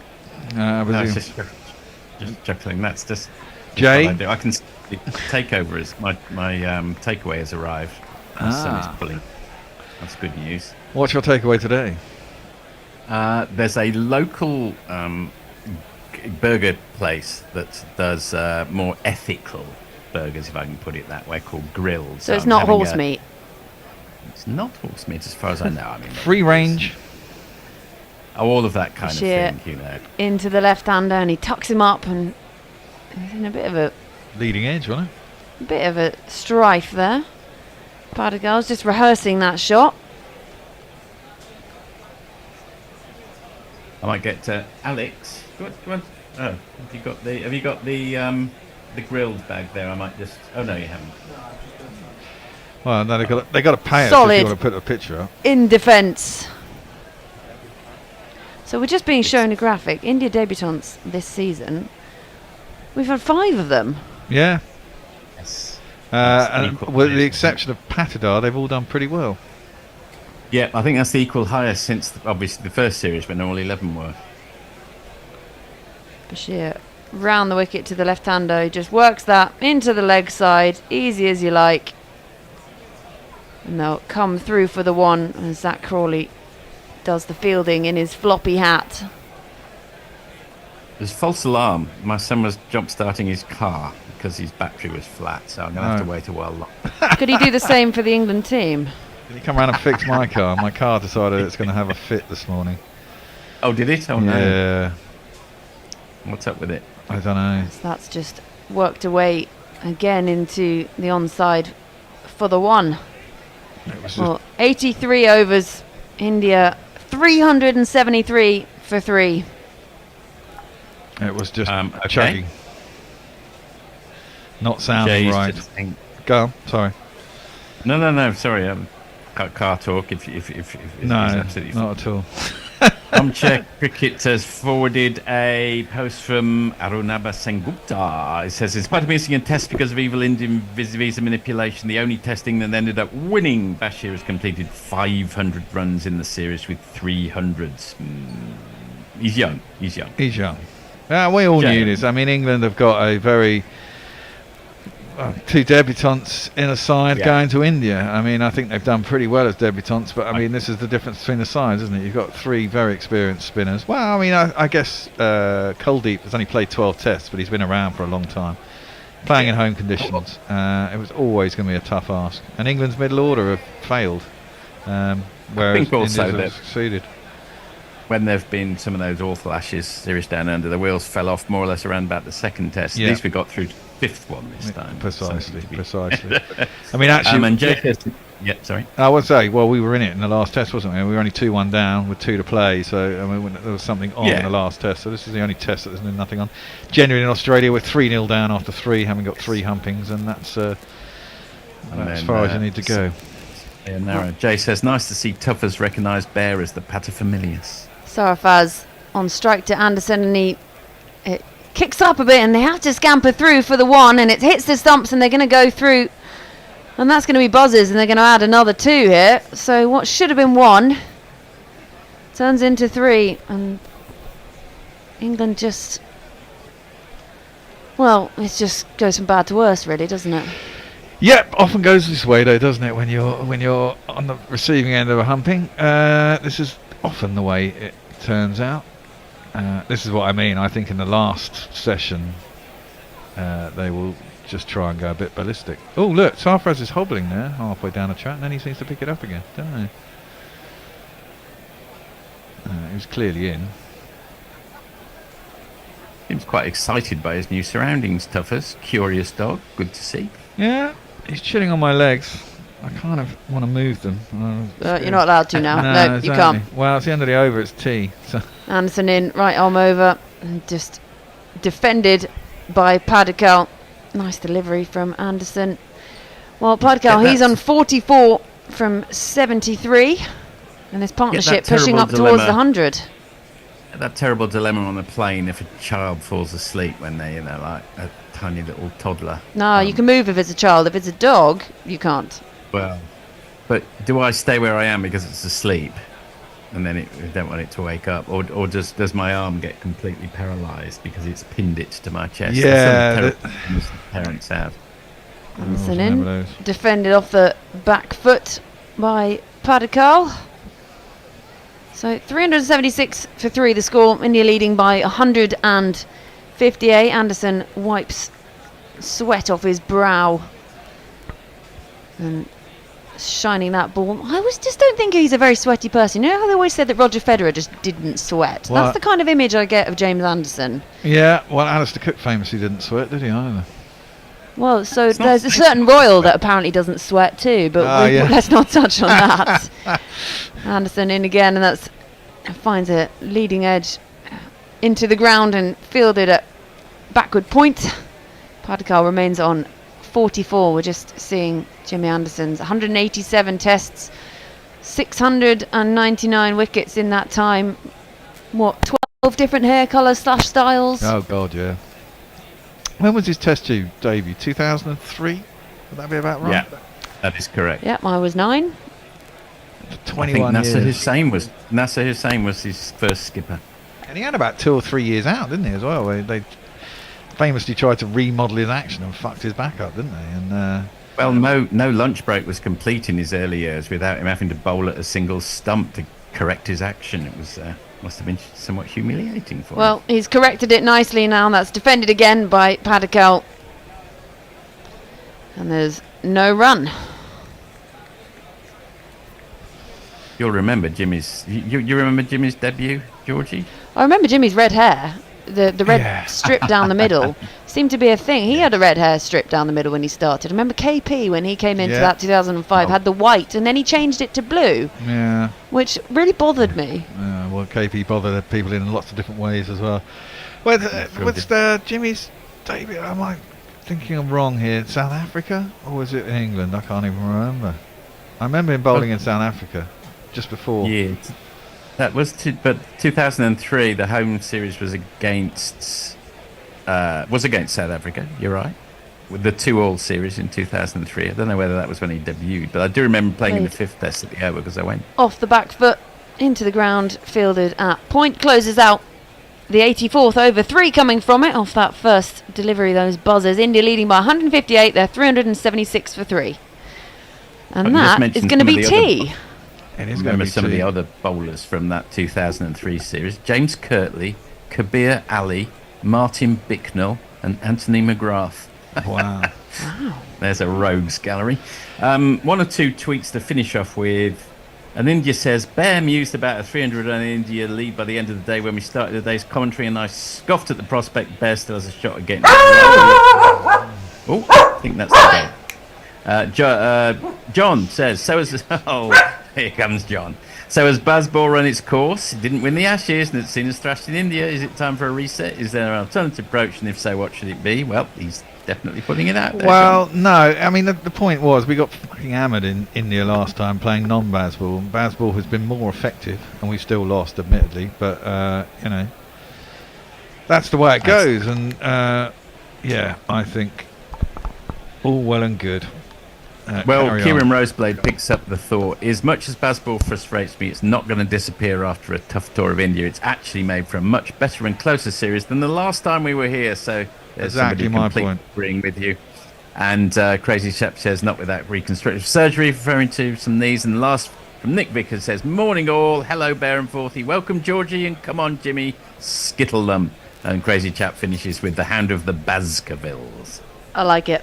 That's our first album title. Yes, indeed. I think we're up to date, more or less. Okie dokie. Well, are you two going to sit on over tea? I think that's... hang on, have I got more to go? I haven't got more to go. I've got one more in the evening session today, I think, yeah. No, Dave has come in. I think Dave and George are going to... talk bollocks. I think that's what we're going to be doing. Are you good with that? Sorry? I am. I'm just aware that I have a day job to sort of get to at some point, but because I'm freelance, I can also just make so it up. So it's not really a day job then? No, but also I have to drive to bloody Clapham, you know, and I've got to take on the traffic of between here and Clapham and the people. We're already talking bollocks. Well, it's how I was born. I came out talking bollocks. Yeah. So it's tea, isn't it? It is tea. I'm going to leave you two to talk bollocks. Wonderful. I'm going to go off and drink some coffee or do something. Are you taking the hound? Well, if he'll follow me, yes. If not, he'll stay with you. He's very attached to you. Yes. Oh, he Only follows the you same everywhere. can be said for human males. I'll see you about There is one sausage sandwich still outside. Don't say that so loudly in front of him. No, that was... I was talking to him. So, International Women's Day. As a man here of 64 years of age, I'm here to patronise you about it. Yes. Well, we're only allowed to celebrate women on one day of the year, remember? And I think it's very kind of us to give you that one day. A whole day? A whole day. And does that day run from when it starts as today in like New Zealand and Australia, or is it? Well, that'd be a day and a half, wouldn't it? Well, well, it'd actually be 2 days. Bit much, isn't it? That'd be 2 days. It's Do you know what? Do you know what? Out of the kindness of our heart, I think we'll grant you that. Okay. The problem is, why isn't there an International Men's Day? Is that what you're going to say? No, I was going to say, No. what about the local women? What are they going to do? Those, the international women bouncing around all over the world in their jumbo jets, with their expensive hairstyles. What about the poor old local women who are there, working in the chip shop? What? So you've got like Mr. Worldwide, Mrs. Worldwide, international. Yeah, I think we should have a local Women's Day. Okay. Yeah. I think it's just called the market. Go to that market on Thursday morning. Yeah, it's her day. Yeah. Her day every day. Yeah. But yes, International Women's Day. I mean, as someone who works a lot in women's sport, it has been amazing to see how much in the sporting world, there's been a growth of people watching it, the growth in the games themselves. Obviously we had the Euros last year and the effect that had. Perhaps cricket hasn't quite embraced it in the same way. We had the massive World Cup win 2017, sell-out Lords. Women actually playing a World Cup final at Lords, and they could have harnessed it better. Perhaps the 100 has done amazing things for women's cricket. That is exactly what I was going to say. I mean, the 100 was great. I mean, I don't know how you feel about it. I think the two games on the same day is great. Yes, and actually that wasn't originally the plan. I know, that was a happy byproduct of COVID. Couple of million deaths, but we got better cricket for women, and I think it was worth it. You know what? You stop grieving. Cricket carries on. Correct. A very positive Bazballian attitude to take. I like that. Thank you. Yeah, because originally they were going to play all the games at Chelmsford, right? Well, they were going to play in really all the rogue places that women's cricket sometimes. I think there was talk of some at Sedbergh, some at Chelmsford, and I understand that these are grounds that have been loyal to the women's game. To give it, I can't think of a better term for it. It's been loyal to the women's game over history, but if more people are going to come watch it, then play somewhere bigger. Well, and also it makes the whole all-day event. Yes. I think that's it's great. And if you don't want to see the women's cricket, well, you turn up later. So it's not that big a deal. Yeah, and no one's forcing you. And if you don't want to watch the men's cricket, you can leave. Although we could bring in a law to force people to come along, gunpoint. Yeah, nice. If we had a military dictatorship that enforced that kind of thing. I actually hear cricket does stop a lot of dictatorship. Has anyone tried telling Putin to just go play cricket or go watch cricket? Well, it hasn't worked so well in Afghanistan. How are Russia in the ICC rankings? Do they have a cricket team? Are they allowed a cricket team? Do you know what? I think they did have a cricket team. But I would love to know what anyone knows about Russian cricket. Anyone in the Twitter sphere, is there a cricket team from Russia, and has it been banned by the ICC for stepping over a line in Ukraine? I'm actually so intrigued. I'm not saying the cricket team did that. Yeah, I mean there'd be a no ball. That would exactly be the definition. Putin just turns up, rocks up every morning, goes, you know what I'm going to do? I'm going to bowl on no ball today. You know what? No, if they'd gone across the border and you'd had that big Indian beep, I think that's it. They would have stopped in their tracks. They would have gone, oh no, we can't do that. No. Putin, he just rocks up and bowls a big old no ball. And he's no doing a Mohammed Amir. He's fully overstepped. I know, and no one's called it. No. I know. Can't be having this. But in all seriousness, I would actually like to know what the state of play of cricket is/was in Russia. Well, I know it's a big deal in Romania. Yes. But then you've got that awkward area, Transnistria, which is in Moldova, which is claimed by the Russians. Okay. But is part of Moldova now. Right. Now, however, if Moldova reunites with Romania, that means that the Russians playing cricket in Transnistria will then be breaking the Russian embargo on the West. And we might get World War III, but worse still, the Transnistrian cricket team won't be able to play anymore. So they can't go to the global qualifiers? No. They can't have someone design their kit like Namibia have had for the upcoming World Cup. Namibia ran a competition like Scotland did last time, and they basically had a bunch of kids send in drawings, and that's what they're going to have on their kit. And it's great. Is it a great kit? Well, they haven't given out the prize yet. They've just been revealing different ones. Have you got inside Oh knowledge? No, I sadly don't have inside knowledge of Namibian cricket that much. You disappoint me. I can give you blokes an update on Russian cricket if you want. Oh yes, we're getting an update on Russian cricket. This is important stuff. When I got up at 3 o'clock this morning, this is just what I wanted. Cricket Russia is the sole governing body of cricket in Russia. In 2013, the Russian Cricket Federation was formed along with its 44 regional bodies and participated in international cricket hosted in Malta. In July 2019, cricket wasn't included on Russia's list of official sports. This means that Cricket Russia did not receive government funding over the year. However, it was included in the list of officially recognized sports in Russia in 2020, meaning that the federation could apply for government funding. On the 18th of July 2021, Russia was suspended due to continued non-compliance with ICC membership criteria, was ordered to demonstrate compliance before the time of the next AGM, or face having its membership of ICC terminated with immediate effect. And it didn't comply and was terminated in 2021. Was So the there you go. non-compliance something to do with, tanks and stuff, or did they just not pay their dues? I doubt that the ICC doesn't notice tanks that happen to go by. I suspect it had to do with not reporting properly. What you need is a Russian cricket oligarch. I mean, we need Roman. Now Roman isn't involved with Chelsea. I think that he could set up the Russian Premier League cricket. The thing is, it wouldn't impact Ukraine at all. I mean, if Afghanistan's not going to be fucked over with what they've done, then I don't think Russia will either. But this could solve the whole thing. Getting his hands dirty. Solve the whole border dispute with a cricket match. Yeah, because cricket, like we were saying with the no ball, cricket has a lot of borders. You've got a boundary. If it goes over that, it's I always hated that thing. They said no boundaries. Yes. I hate it when they say that. I'll The be whole annoyed point if of it is boundary. I'd be annoyed if there was no boundary, because then it wouldn't ever be a 4 or a 6. So And I'd have to when I run. first started playing lacrosse, Mm. it didn't have boundaries at the side. So like when the ball goes off the side in football, well, you could just carry on running. Well, it's an infinitely big pitch. It was an infinite until the umpire decided that they bring you back. My school was on a hill, so you could either go up. You'd run up if you're on one side. You're like, I'm playing on the left. Well, if I run off, I'm going up the hill. But I'm playing on the right. I'm heading off down the hill. Great. Sorry. But now they've changed it. Everything I can write about lacrosse, you could put on the head of a pin. So Yes. really, there is no. There is now. They've changed it. Thank God for that. Because there was a lot of lacrosse running. could literally take over the world. Yeah, but it could. Yeah, yeah it could. But you, Like you one sort of- game could get out of hand. You just run around the parents that had come to watch. I need to get rid of my defender. Well, if I run that side at the parents, they're Yeah. on that side. Great, cool, off we go. Wow. It's good. You go behind the goal. It's fab. I mean, you do still go behind the goal.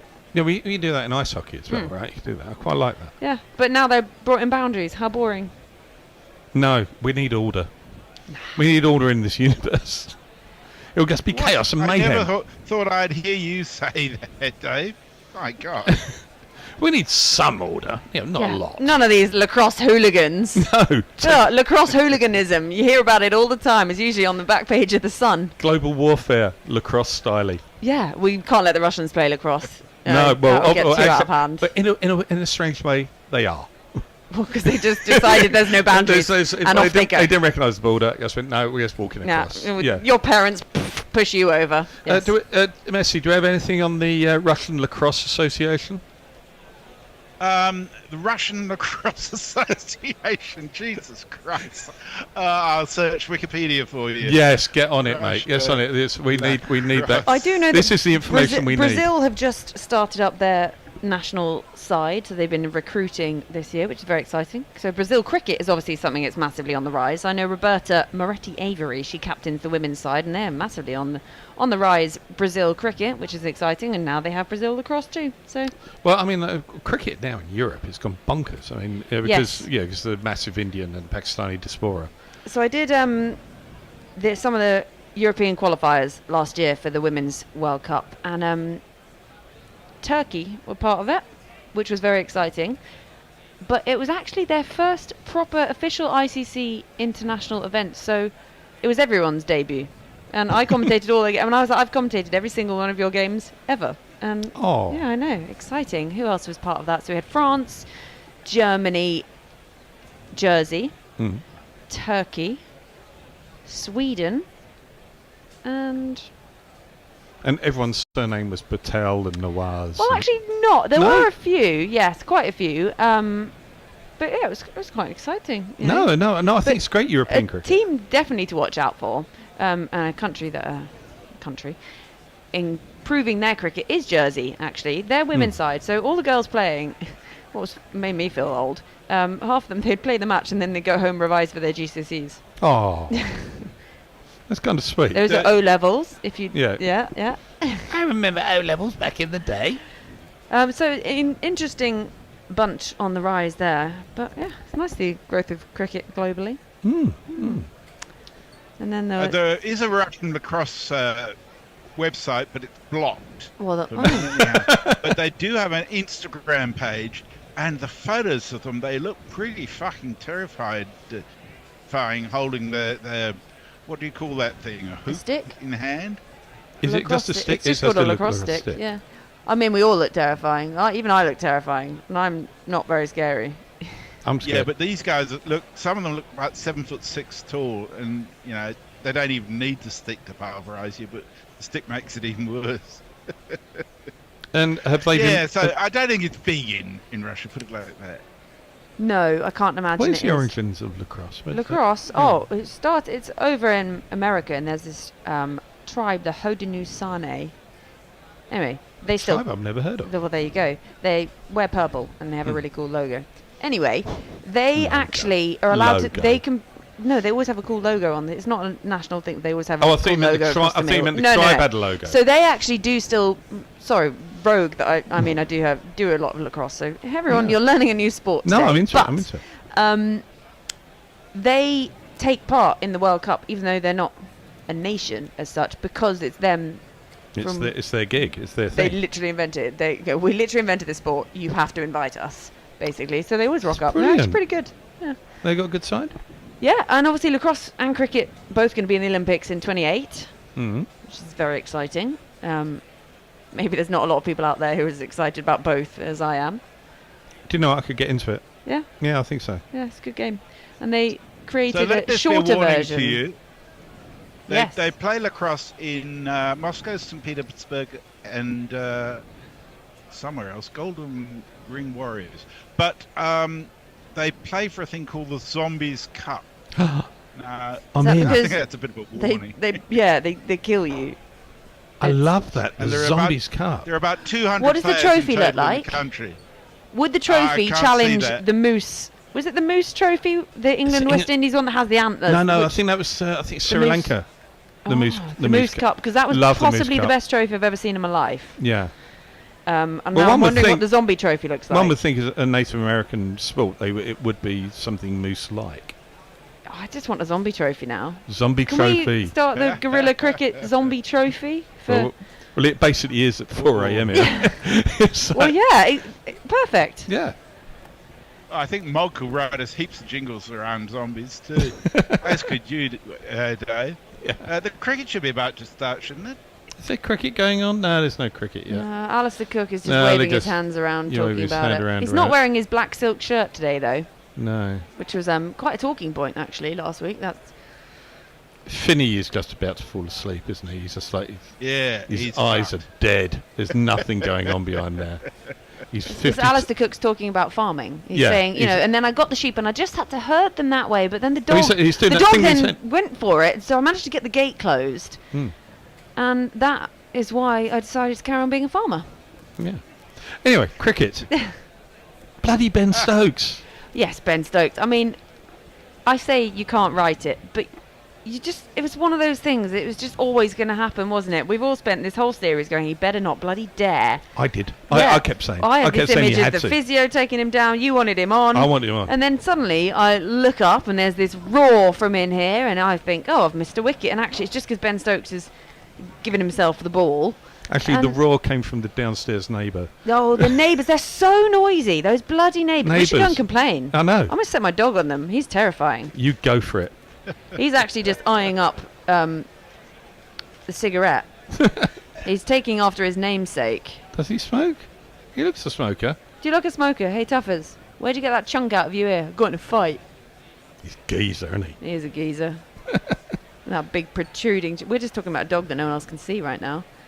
Is he not on the screen? Kieran Rosebay makes a good point. He says, the irony of cricket as a tool for peace isn't lost on me, as it is only played at a high level by colonised nations and colonial powers. Fair point. Yeah, and? I don't really feel like colonising Russia, thanks. I think we're... No, it's never gone well for anyone trying that one, is it? But, maybe give it a go. Yeah. Oh, well, Colonising. You know what? It's so Actually, old-fashioned. I'm going to go with the Bazball mentality. We can colonise Russia. Yeah, we can. We can. I don't know what you're talking about. Easy. Easy, not a problem. All we got to do is believe. Yeah, this overconfidence thing is going to catch up with you. Put on a sooner or bucket later. hat. I don't need a helmet to take on Russia. I just need a bucket hat. Bucket hats all around for Bucket the eye. hats for war. Yeah. Yeah. There's so many ways you can wear the You're bucket going to have hats to go on. to Fantasy Island for this to all come true, though. That's You know what? If they've got a good-looking trophy, I'm there. The zombie trophy on Fantasy Island. We'll go there and we'll take Is it. how to colonise Jay Russia. says, finally, my long life horror film addiction will pay off. I shall design the zombie trophy. There Thank you. Fantastic. I'm really excited by this one. Oh God, they're playing cricket again. They're playing what? They're doing that cricket Sorry, I'm thing. from in the- Russia. I don't know this You sport. don't know that. Okay. Shall I leave you to go do Well, I'm cricket? glad you Thanks. enjoyed your Thanks, guys, education for of talking shit lacrosse. for 20 minutes. Everyone, Pretty good. Yeah, who wants to talk about cricket anyway? We're about to talk. We're about to get We're slaughtered about to talk anyway. actual shit about an actual sport that's going real on. sport that's Yeah. going on. Au revoir. Well, indeed, we do say morning to Dave. How do you say goodbye in Morning, Russian? morning. Anyone? It's not Prost. Yeah. No. I'll be back. No, that's That's Arnie. that's what in Putin usually faux says. Australian. Right, it was good to have you on, Georgie. I'll be back. You'll be back. You have a safe journey home. Come on, dog. Get stuck in the lovely morning traffic around the South Circular. It'll be great.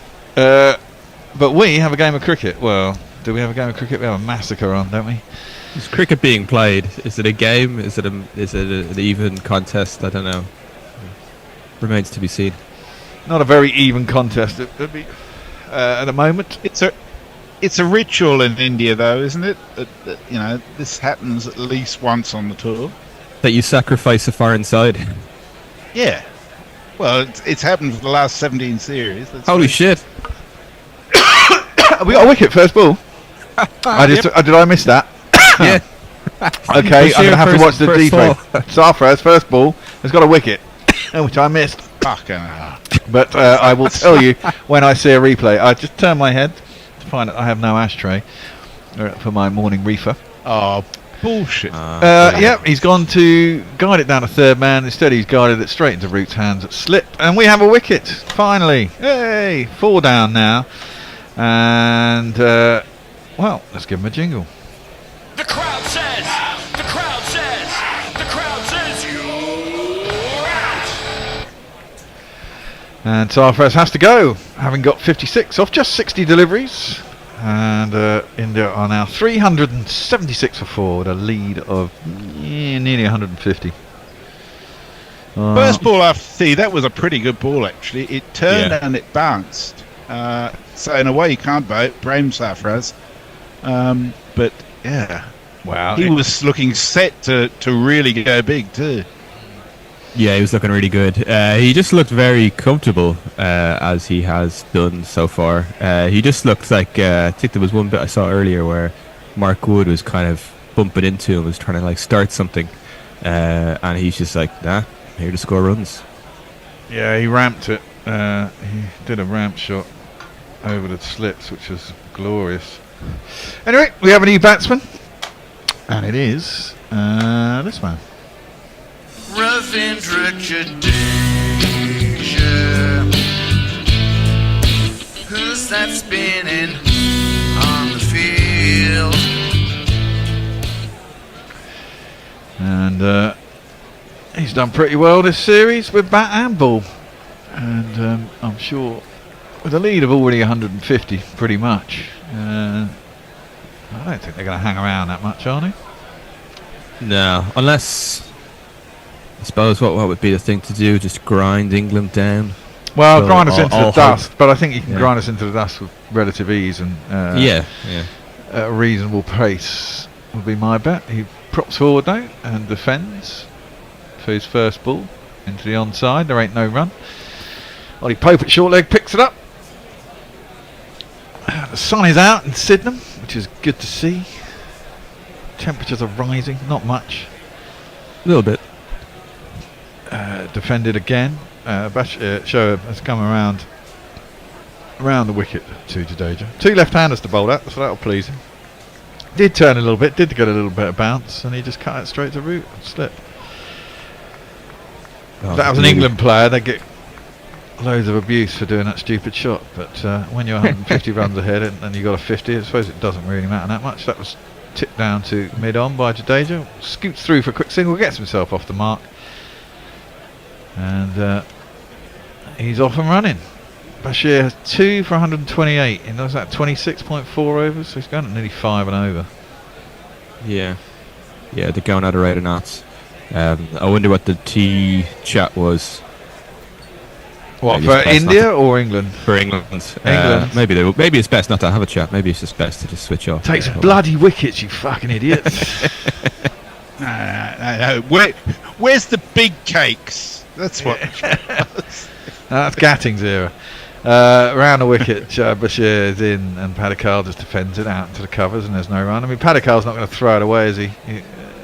No, he's got an opportunity here. He's got to nail his spot down, I guess. Debut 44. 50 at least is for him. He might ease up a little bit once he's got there. That one is wide of the off stump. Squats a little, turns a little, just pats it down behind square, and there is no run. It's going to be interesting to see the competition in the Indian team once Kohli's back. When KL Rahul's available, will he ever come back? It's very interesting. So the discussion at tea time got people going.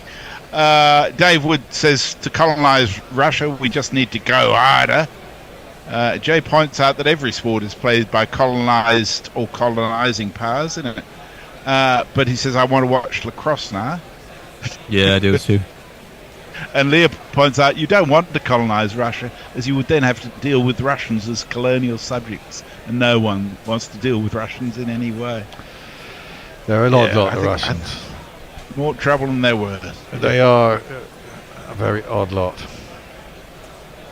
Bloody massive country, though. It's a massive country with lots of different cultures spread across it. But I think it's just the harshness of the winters, as well, makes them into strange folk. Makes us into strange folk, in fairness. Well, yeah, but I don't That's think true. Yeah. ours aren't quite as harsh as theirs. I mean, I guess if you live in Siberia, Strange and wet or strange and cold? What do you want? Well, exactly. You end up drinking loads of vodka or whatever it is you drink out in the Siberia. Yeah. You come here and just get strange and hot. Yeah. Everybody's strange there's in that their too. areas, right? I've always Keep it fancied, strange. as that's defended back to the bowler and there's no run. See you later, Georgie. I've always fancied, I've watched a bit of the old gold hunting and opal hunting on fucking Discovery. I always fancied a bit of that out near Perth for some reason. Looks bloody hard. It does. And I mean, I don't relate in any way to any of those people. It's just like a different world. Padikkal off the back foot. No, sorry, Jadeja forces it out through the covers. Get himself a single. Yeah, I wouldn't imagine so. It's a whole different world. You're either into it or you're not. You got to devote your life to it. I watched it after watching what was that film? Precious Gems. Is that it? Adam Sandler? Yes, with Adam. Yeah. Immediately, like 12 hours later, I'm there watching them mining it in Australia. Yeah. I just fancy going out and digging a hole and picking up a big nugget, which is probably not going to happen. But you've got to believe, as Dave would say, defended back to the bowler. Uncut gems. Apologies. Yeah, weirdly, this is another thing. So it was our 20th wedding anniversary this year, as Hartley comes in and bowls around the wicket to Padikkal, defends it. There's no run. And the easiest thing is to find a gemstone for the year. So I do. And this year it was emerald. And weirdly, emeralds are really expensive, right? But raw emerald is really quite cheap, and you get these massive stones that go. And I just don't understand why. Yeah. Must be hard to cut. Yeah. I don't think it is particularly. And you would get, people saying it's Brazilian emerald or something like this on something like Etsy, and they'd sell a chain. Obviously, it wasn't a gold chain, but plate or whatever. Yeah. But it'd be like $12.99 and it'd have quite a sizey bit of emerald in it. And then you go to a jewellery store and you get a tiny little pin emerald and it costs £500. You're like, what? How does this all work? On the back foot, forced out through the offside, and there is no run. It confused me in the end. I'm not surprised. Sounds like a cheap way to get out of it, though. Well, I never get out. I bought you this massive emerald. Well, you see, that's it. They say it's from Brazil.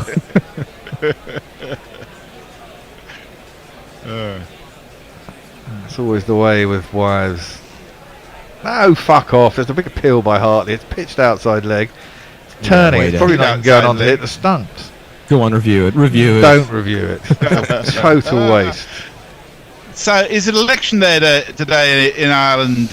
It is. We've 2 referendums going on, and no one has a clue what the referendum is about. It is literally like incredibly badly worded legalese.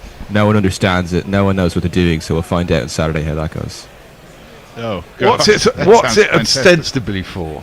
Oh, it's there's 2. So the first one is something about it's kind of woman's place in the home. So everyone's kind of pretty keen to get rid of that out of the Constitution. Second one is woman's role as a carer, but then people suspect that it's so vague that it's actually the government trying to get out of their responsibility as carers for people.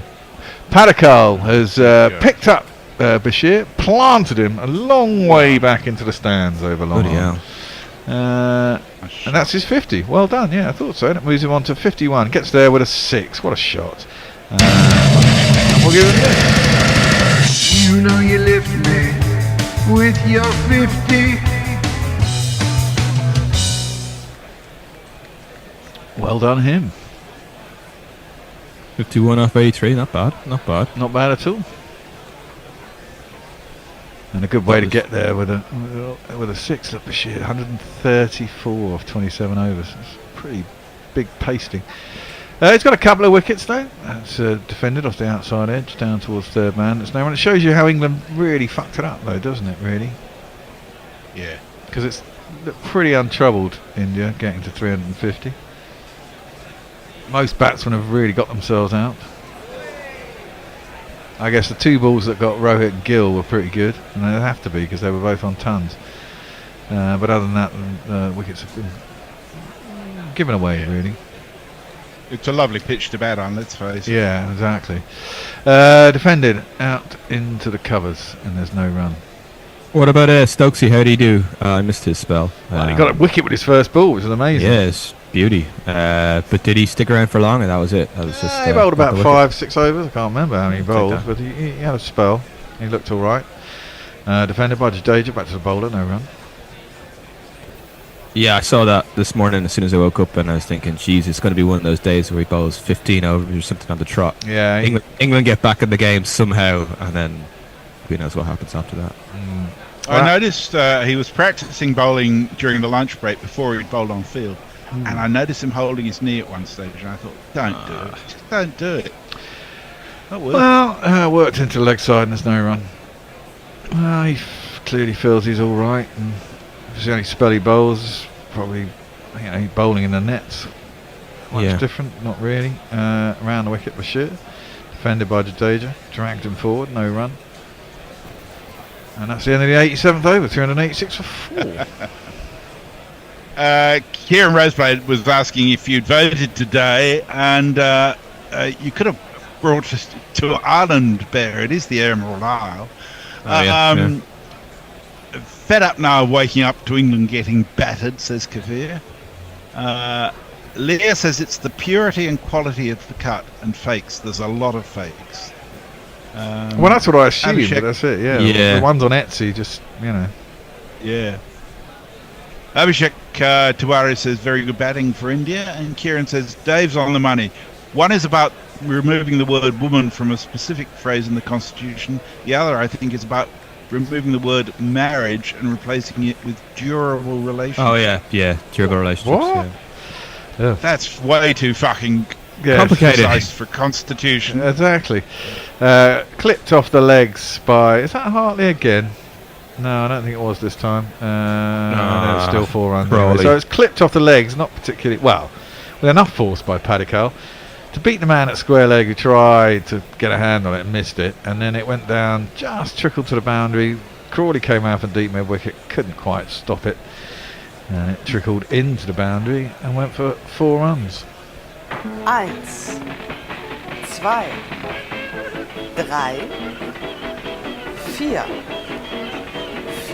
In fact, Crawley did manage to hoik it back, but he hooked it onto his own back, which then bounced it back onto the boundary.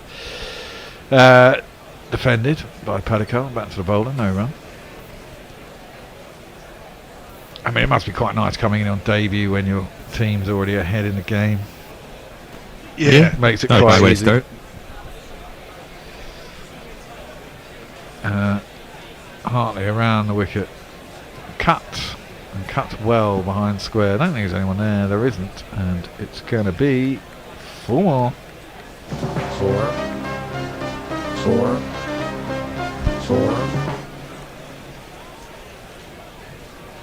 Nice shot. Wait for it to come onto the bat. Hit the space. Nice timing.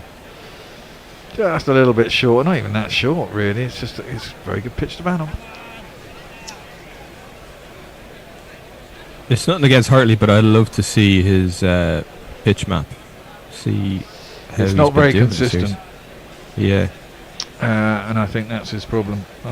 Because who was it? It was Jazz Patel. I think everyone's favourite, Jared Kimber, had a piece on Jazz when he after he got those 10 wickets against India in the one innings, and his pitch map's basically all over the shop. Yeah. That's it. If the wicket's helpful, you will probably still pick up wickets. You're just not going to be very economic. That one's just worked into leg side. Again, no run. And actually, that's what kind of makes the difference. Although, to be fair, Baz Balling has certainly the first 3 tests. Hartley bowls that one, gives it a bit of air. It's defended into the offside by Padicott, and there's no run. I think they got on top of Ashwin and Jadeja, and they weren't very economic, and I think that was part of the plan.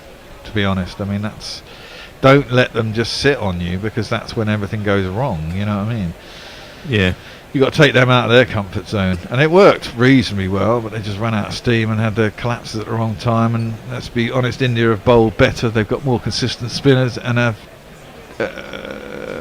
as you should do at home, they're the ones who've pushed the advantage when they've had the opportunity to push the advantage in the Test series. And so Jay says, "Damn it, Dave! It's still the same room, but move to the right with some Formica porn furniture. Why do you mock me so, David?" I just keep moving an inch every day. Exactly. Keep everyone guessing. Makes it looks like he lives in a mansion. Defended by Jadeja out to the offside, and there's no run. Is it sunny in Dublin today? It's beautiful. This is the little portion of the season where cricket hasn't started. You're doing work on the grounds. Everything looks beautiful. You could legitimately get a day's play of cricket into today. And then as soon as you start playing actually in April, then it all starts bucketing down. Again, yeah, it's true. Defended. Back down the track to Sharma, no run. With the minor drawback, Dave, that when you step on the pitch, your foot goes an inch into it. Yeah, pretty much. Yeah, we're still in kind of sinking outfield territory. On the back foot, Jadeja, it's a bit too short by Bashir, and he's able to whip it down to mid-on. He's set a bit deep. Not all That's the way. That's actually Single. something about this outfield. This outfield's played pretty well, considering. Remember in the World Cup, there's a few knees, a few nervous knees going into that turf. Yeah, that's true. It was pretty soft then, wasn't it? Yeah. Is this one that was just sand underneath? It could well have been, yeah. They relayed the whole thing. They reseeded it all. They had to cancel last year's test match. Yeah, that's right. Grown well that was it. That's right. Yeah, defended by Padicott out to the offside. There's no run. But it is a great place to play a test match. Shoaib Bashir around the wicket, tosses that up. It's defended out to the offside. No run. It might be time for a beer, you know. The end of this spell. It's always time for a beer. Well, not always, but the day is moving on. It's 5 o'clock somewhere. Exactly. It's 5:22 here, so yeah, have a beer. There you go. There you go. On the back foot, pushed it into the covers, and there's no run.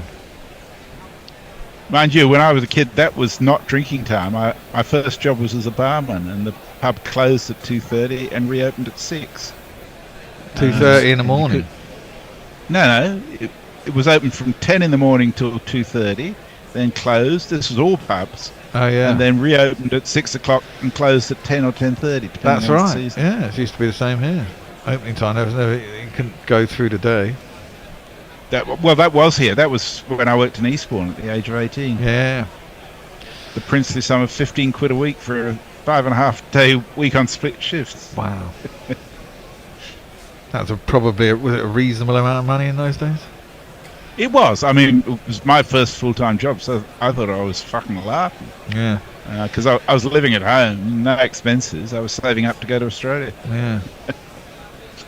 Jay says, talking about zombie cricket, I just remembered this and sends us a link to zombie cricket online game. He also says, what's all this mining gem documentaries? Is it seen as an attractive lifestyle now? No, it's all rednecks fucking hoping to get rich and not get rich quick schemes. Exactly. Works into the leg side and out to deep mid wicket. They'll just cruise through to a single. Yeah, it always looks to me like exactly that, you know. But they all spend so much money on so much kit, and it always breaks down in the TV shows. And you just think, fuck it. The sensible ones are the little ones who go out for just a little bit of fun and find a bit of ground and just have a metal detector. And whatever they get over a couple of weeks, that's all well and good, you know. You're not going to find a lot of opals with metal detectors. No. This is these are the gold people. That one is worked into the leg side by Padikal. Gets himself a single down to long, mid on. He's deep set Jadeja facing up, root around the wickets, and he gets forward Jadeja and defends it back down the track, and there is no run. So what was the end to that emerald story? What did you get in the end? Then I went to a jewellery auction that I normally go to and got a ring. Good. Because I never buy jewellery from jewellery shops. I always get it at auction. Because as a jewellery man once told me, that's defended up to mid on and they go through for a quick single. Basically, jewellery shops sell jewellery at 500% markup. Yeah, it's appalling. It's such a con, you know. I mean, I bought... There's no value to be had at all. I got my wife a 2-carat clustered diamond ring for an engagement ring, and I got it at auction at 750 quid. Insurance valuation on it. Insurance valuation was 7.5 grand. That's how you make money. Have it stolen. Yeah, exactly. That's pull. That's deep mid wicket, and there is no run. Sorry, one run. What am I on about? There's a man out there in deep. 399 India on. 181 run lead. Insurance valuations on jewellery are a complete joke. Insurance values in general are pretty... Except for when you've got a car and they have to pay out on that. That's the complete opposite. That's defended out into the offside and there's no run. When my car got written off at Christmas, they only wanted to pay me out 2,850 or something. And the equivalent car that I can find second hand was going to cost 4.5 to 5 grand. It's just like some idiot's written my car off. It's not my fault. And you bastards won't give me enough money. I've got to pay out money to get myself a new car. Fucking annoying. Ridiculous. Alright. Over to you, Messi. Leah says it's 10:30 in the morning. Time for tea, not beer. Kieran says we need a sparring partner for Jimmy to bowl with. Someone else to tie down an end. Then the lack of runs will get wickets. I reckon Monty Panesar could do a job there. Yeah, I mean, there has been a real problem. There's nobody else to bowl dry. No. And that's where someone like Nathan Lyon is so useful. You know, exactly. Just plug away. And that's the thing that you get from an experienced spinner. They know how to gun the game up. That's defended out into the covers and there's no run. These two are too young and too inexperienced and they can't sit on a length. And that is the problem. Around the wickets, Bashir tosses that one up. It's defended by Padikal out into the covers. There's no run.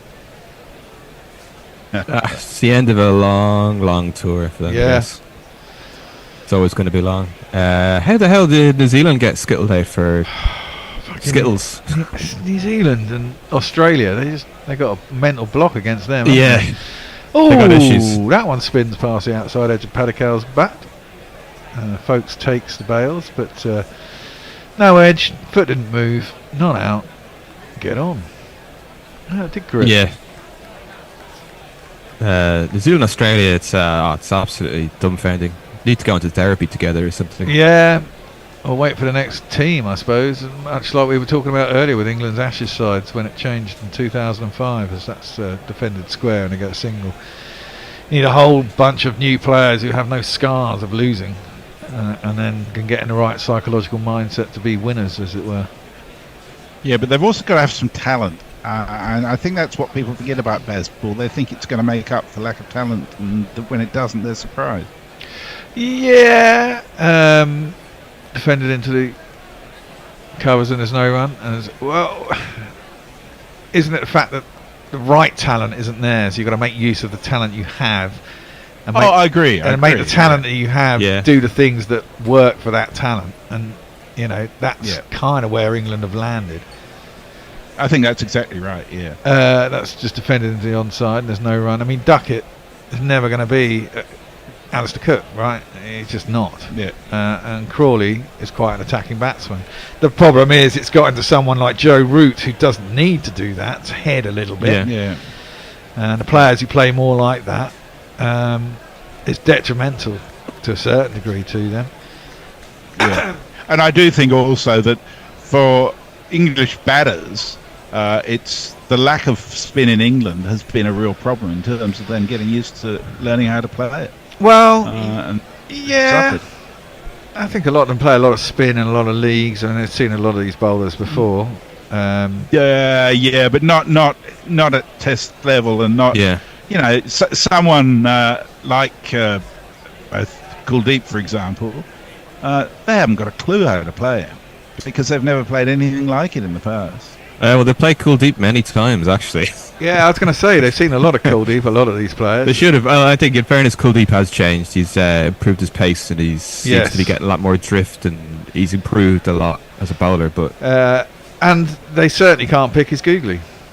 Because that's the one that got 3 out of those wickets at least, as that's worked into the leg side and there's no run. 1 run out to square leg. You know, Pope ran past a Googly because it went straight on. That was hideous. Stokes got done by 1 Googly. And Bairstow again drove at one that was expecting to come in, and it held its line and got a thin edge through to the keeper. So they need to learn how to pick that route into the wicket, and worked out nicely by Jadeja, I think. It is extremely rare, I guess. You've got Jake Lintott, is that it? He plays for Warwickshire. Plays in the 100, I think. It's the only left arm wrist spinner in England I can think of. At the end of this over, we're going to have a little switcheroo. Oh, right. Well, I want to give Oxymoronica an award for getting 2 cliches into one sentence. He says, form is temporary, class is permanent, but you're only as good as your last game. I'll finish in a second. That's the classic saying. I should say there was there was a review there. Beat Padikal's inside edge. Oh, no, not a review, sorry, an appeal. And they thought about reviewing it, but it was sliding down leg side route around the wicket. Padikal drives that one out through a vacant cover. There'll be a man in the deep. There is. It'll just be the 1 run. And Oxy goes on to say, I feel the likes of Stokes, Bairstow and Woods' last good game was a long time ago. To call their lack of form or class as temporary. Stokes had a couple of decent innings, not enough really. I think this is the problem, isn't it? We expected more out of that middle order than we've got. That's defended out to the covers and there's no run. I mean, if you look at it, I think we've had 4 or 5 50 or so opening partnerships. Yeah, it's been one of the strong points really. And then Pope, Root, Bairstow and Stokes had a pretty ordinary series. Yes. Stokes is averaging just under 22. Bairstow's averaging 22. Yeah, exactly. There you go. That's punched out towards the covers and there's no run. Pope, after getting 196, can't be averaging much more than that, I wouldn't have thought. He's only probably scored about another 80, 90 runs in the entire series. Yeah, he's averaging 30, almost 33. Yeah. of which most of those runs came in one innings. Yep. Root, what's 27 now, 28, something like that. So, Root's 29.5. Yeah. So I mean, that middle order is not even averaging 100, I don't think, or marginally over. That gets you to 200 for 6, basically. At which point you're in trouble. Yeah, absolutely. Which is why England have failed in the end, I suppose.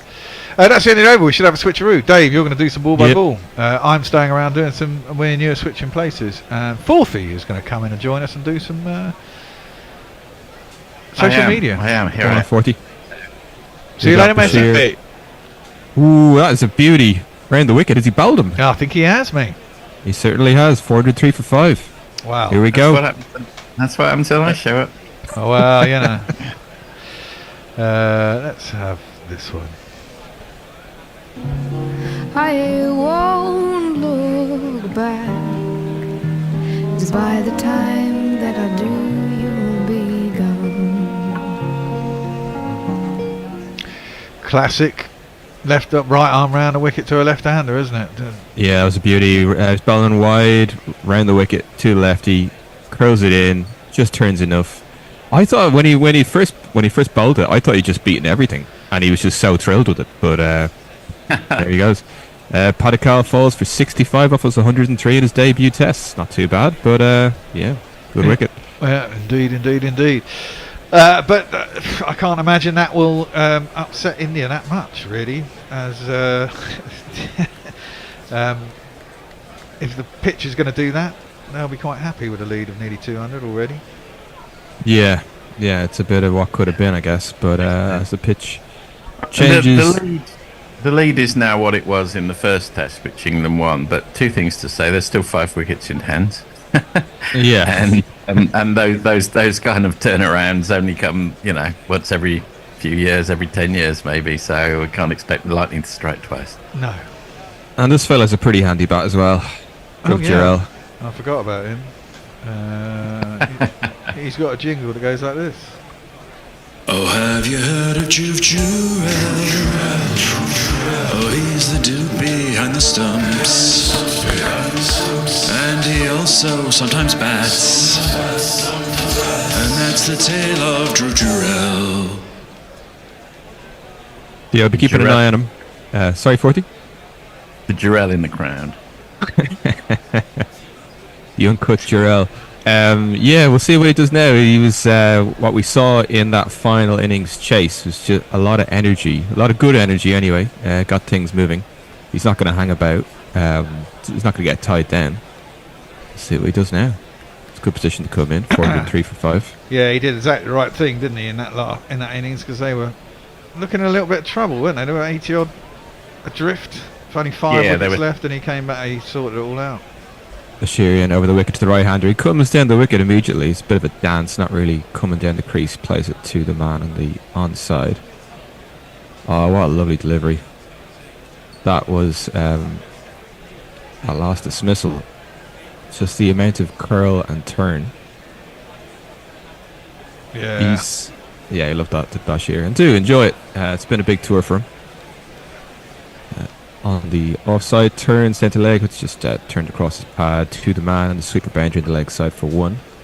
Gets him off the mark, brings Jadeja onto strike. Just going to be 1 minute. Yeah, so now we've got a lefty-righty partnership to contend with. Bashir's got to contend with. He's bowled pretty well to the righties. He did yesterday anyway, to Rohit. Caused a few troubles, curling it, ripping it, getting it to bounce, getting it to do all sorts. Just getting his field right. Coming in round the wicket. Ooh, the ball's a bit short. Gets a bit of bounce. It's turned away by Jadeja for a single on the leg side. Good bit of bounce to work with. Yeah, I still think this is a pretty nice wicket to bat on. Yeah, you couldn't really disagree with that. The bounce has been true from what we've seen. I think we haven't seen any grubbers, have we? There's been a few that are kept low. Yeah. Yeah, you're probably due a few. Nothing like the last test when we got a load of them. No, comes into the right-hander. That's just on off stump, turns into middle and leg, and is played blocked into the leg side. I think it was Stokes there, fielding close to the wicket. No run. Just have a look at that field. Yeah, there's a few gaps in the offside for the right-hander. Play into these areas if you must, against the spin. And again, two batsmen who are set. They're busy boys. He goes to the back foot, turns that to leg side across his pads for a single.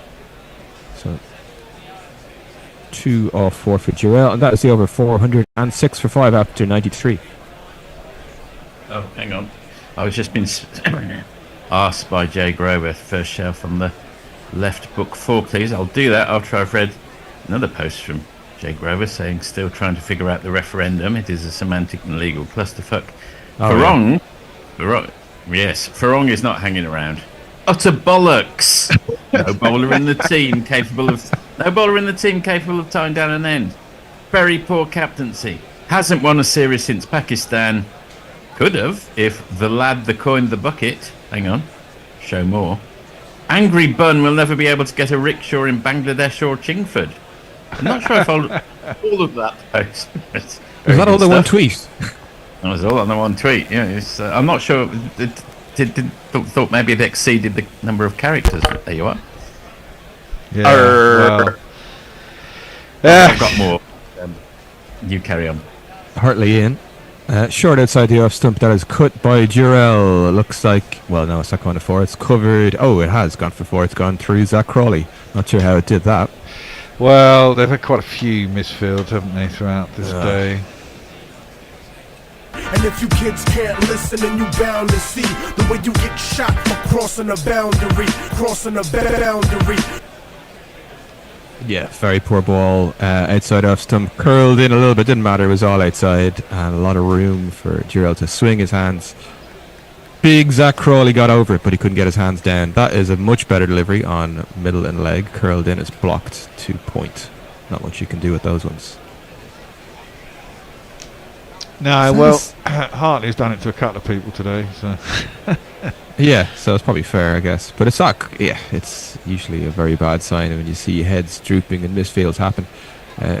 Curled in again, a bit shorter, but blocked. It is watched by Druv. No run.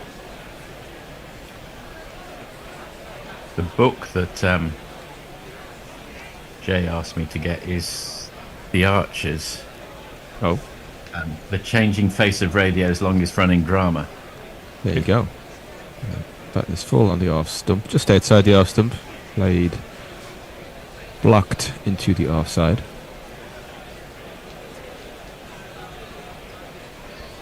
It's all slowed down a bit now, isn't it? Yeah, it has, yeah. Whilst they get themselves in. Hartley in again. Lovely delivery on off stump, hinting at middle stump, and then just straightening. It was blocked. 87.6 kilometres. And why was he looking for that book for you? He likes to just get a random book, and then I'm asked to read a couple of sentences. A passage. Yeah, very good. Hartley in. I will do. Off in middle, and that is blocked back to the fielder on the offside. 410 for 5 after 94. A lead of 192. What do we got? Elizabeth manages to offload Julia on Nelson from time to time, and the friendship seems to be growing between them as he takes Julia off for a concert or tea on several occasions. But he's a busy man with the wine bar and antique shop to run, and Elizabeth knows that she cannot rely on him forever. So Mummy continues to get her in the way at Lower Loxley, and her prima donna tantrums place more and more strain on her son. Okay. Discuss, yeah. I've no idea. Never listened to the Archers in my life. I used to. Don't know much about the Archers. I did used to listen to it, but I stopped when I came to Australia, so I'm way out of touch. The show continues bowling round the wicket wide, and that was outside the off stump, left well alone by Jadoo. 7 off 24. Yeah, they don't need to be going slow now, do they, really? Comes in again. That is on the stumps. It is blocked. I mean, it's interesting. You can pile on a little bit of pressure. I'd say Jadeja's mounting some sort of attack at some point. He should be anyway. If he's not, that's brilliant for England. Comes in again. Off stump, plays it into the offside, and he cannot buy a run. Yeah, never listen to the Archers. I'd imagine if some could get it on their radios, they'd probably listen to it over here in Ireland. A lot of British TV enjoyed by Irish people on radio. The Archers, the Archers listened to in Ireland. I'd say they were at some point. If you can get it on the wireless, that was turned to the leg side, no run. So it's got very quiet. Not seen as a symbol of the colonial oppressor.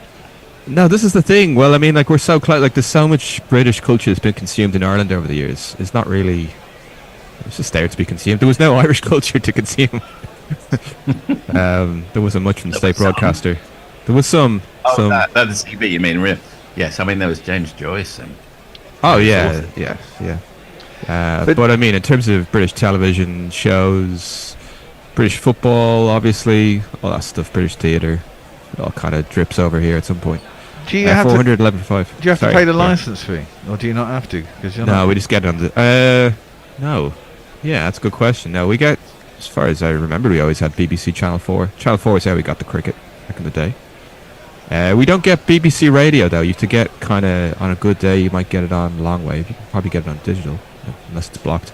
That is turned round the corner by the right-hand Durrell to the man. The sweeper on the boundary, Mr. Zach Crawley, for a single, and that is the over 412 for 5. Yeah, they can probably... Go on. I was going to say, Dave Wood says the Archers went downhill after they killed off Joffre. And Farong says... very good. Farong says, knows that Bill Lorry would be proud of. Others who played the game with a big hooter? I think of big-nosed cricketers. Wasn't Akram had a reasonably big nose, I suppose? Not bad. I mean, Nasser Hussain, famously, I suppose. Douglas Jardine, did he have a big nose? He didn't on TV. Yeah. But that was because he was probably a baddie, and so having a big nose baddie. Dougie Jardine, he dressed the part, basically. Yeah. If you're going to start Bodyline. They had him in a neckerchief in a TV show. Yeah, the neckerchief, smoking a cigar with a little snifter of brandy beside him. Stroking a cat, perhaps. If you're an English expat, you'll only get cast as a gay person, an evil person, or also someone with a big nose by the sound of it. Bloody hell. Hartley in. That's quite full. It was crowd catch, bump ball. By the bowler. It was very full, actually. Jarrell could have climbed into that if he wished, but he chose not to.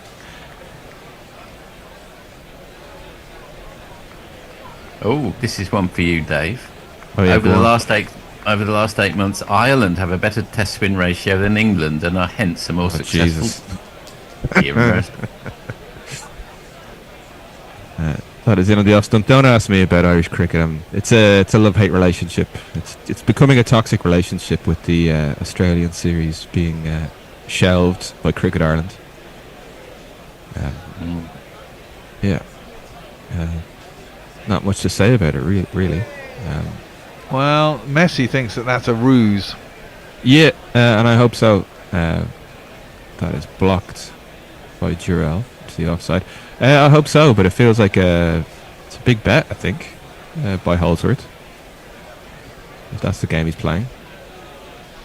Well, I guess you're trying to get what you're entitled to. Trying to, but I mean, fans are pretty fed up, and there's plenty of the one thing about Ireland. There's plenty of sports going, and if fans are getting pissed off, they'll just say that's it.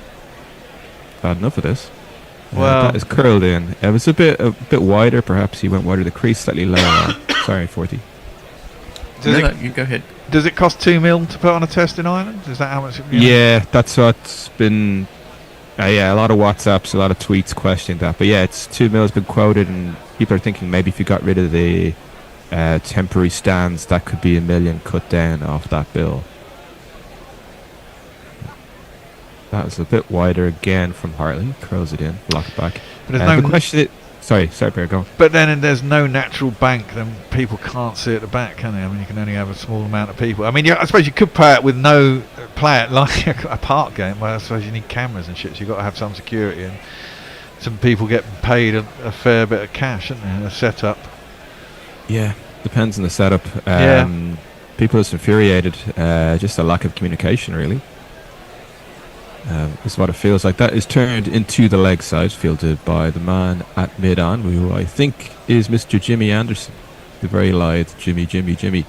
413 for 5 after 96. What do we got in social? Who's telling us what, where and how? Well, Kieran's on a real roll here.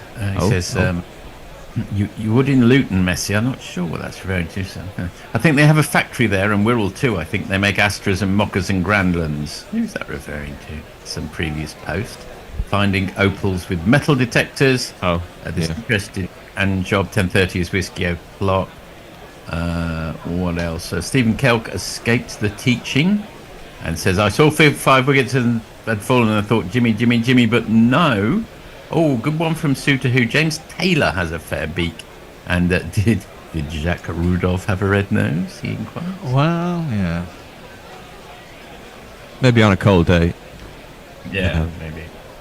Played for Yorkshire. He played a bit of county cricket, I think. He was always a bit of a rabbit against England, and they always picked him, and there was another one as well. Boeta Deepanar, yes. Brackets together from the same era. Exactly. Played out into the covers, and there's no run. They'd always pick them against England, going, they're on form and da-da-da. But have a go at these guys, shit records against England. We've got Hick and Ramprakash. Yeah, same thing. Same thing. Have a look at these guys. Yeah, exactly. Bashir going round the wicket to the right-hander. Bit of a change. Full on the stumps that is turned again by Jarrell. It's what he's done so far in this innings against Bashir. They were decent players, though. Rudolph got a few runs. I mean, I think he got like a massive double 100 or something against Bangladesh on debut, if I recall. But this is it, That was Bangladesh in the 2000s. People do these things exactly that. Yeah. A bit like Mitchell Johnson against England. He was, apart from that final Test series at Ashes, he was always pretty fucking useless against us. Yeah, comes in again, round the wicket again, but to the left-handed Jadeja, blocked. Yeah, the bit of the quick bit at the start of his career, Mitch Johnson, the bit at the end, and then not much in the middle. Yeah, well, he always did well against the Saffers, but never against us. Yeah, that's in again. To the left-handed Jadu is blocked. Is the offside this time for no run? Just mixing it up. And I used to, when I was playing, and that was around the time when England, because we won 3 Ashes in a row, obviously, and he played in those. And but he also played twice against South Africa in that period. And I always used to go along to the cricket, and they'd always go Mitchell Johnson after this. That is outside the off stump, but it's left well alone. They'd always think that Mitchell Johnson was a really, really, really good bowler, and he's going to rip you apart.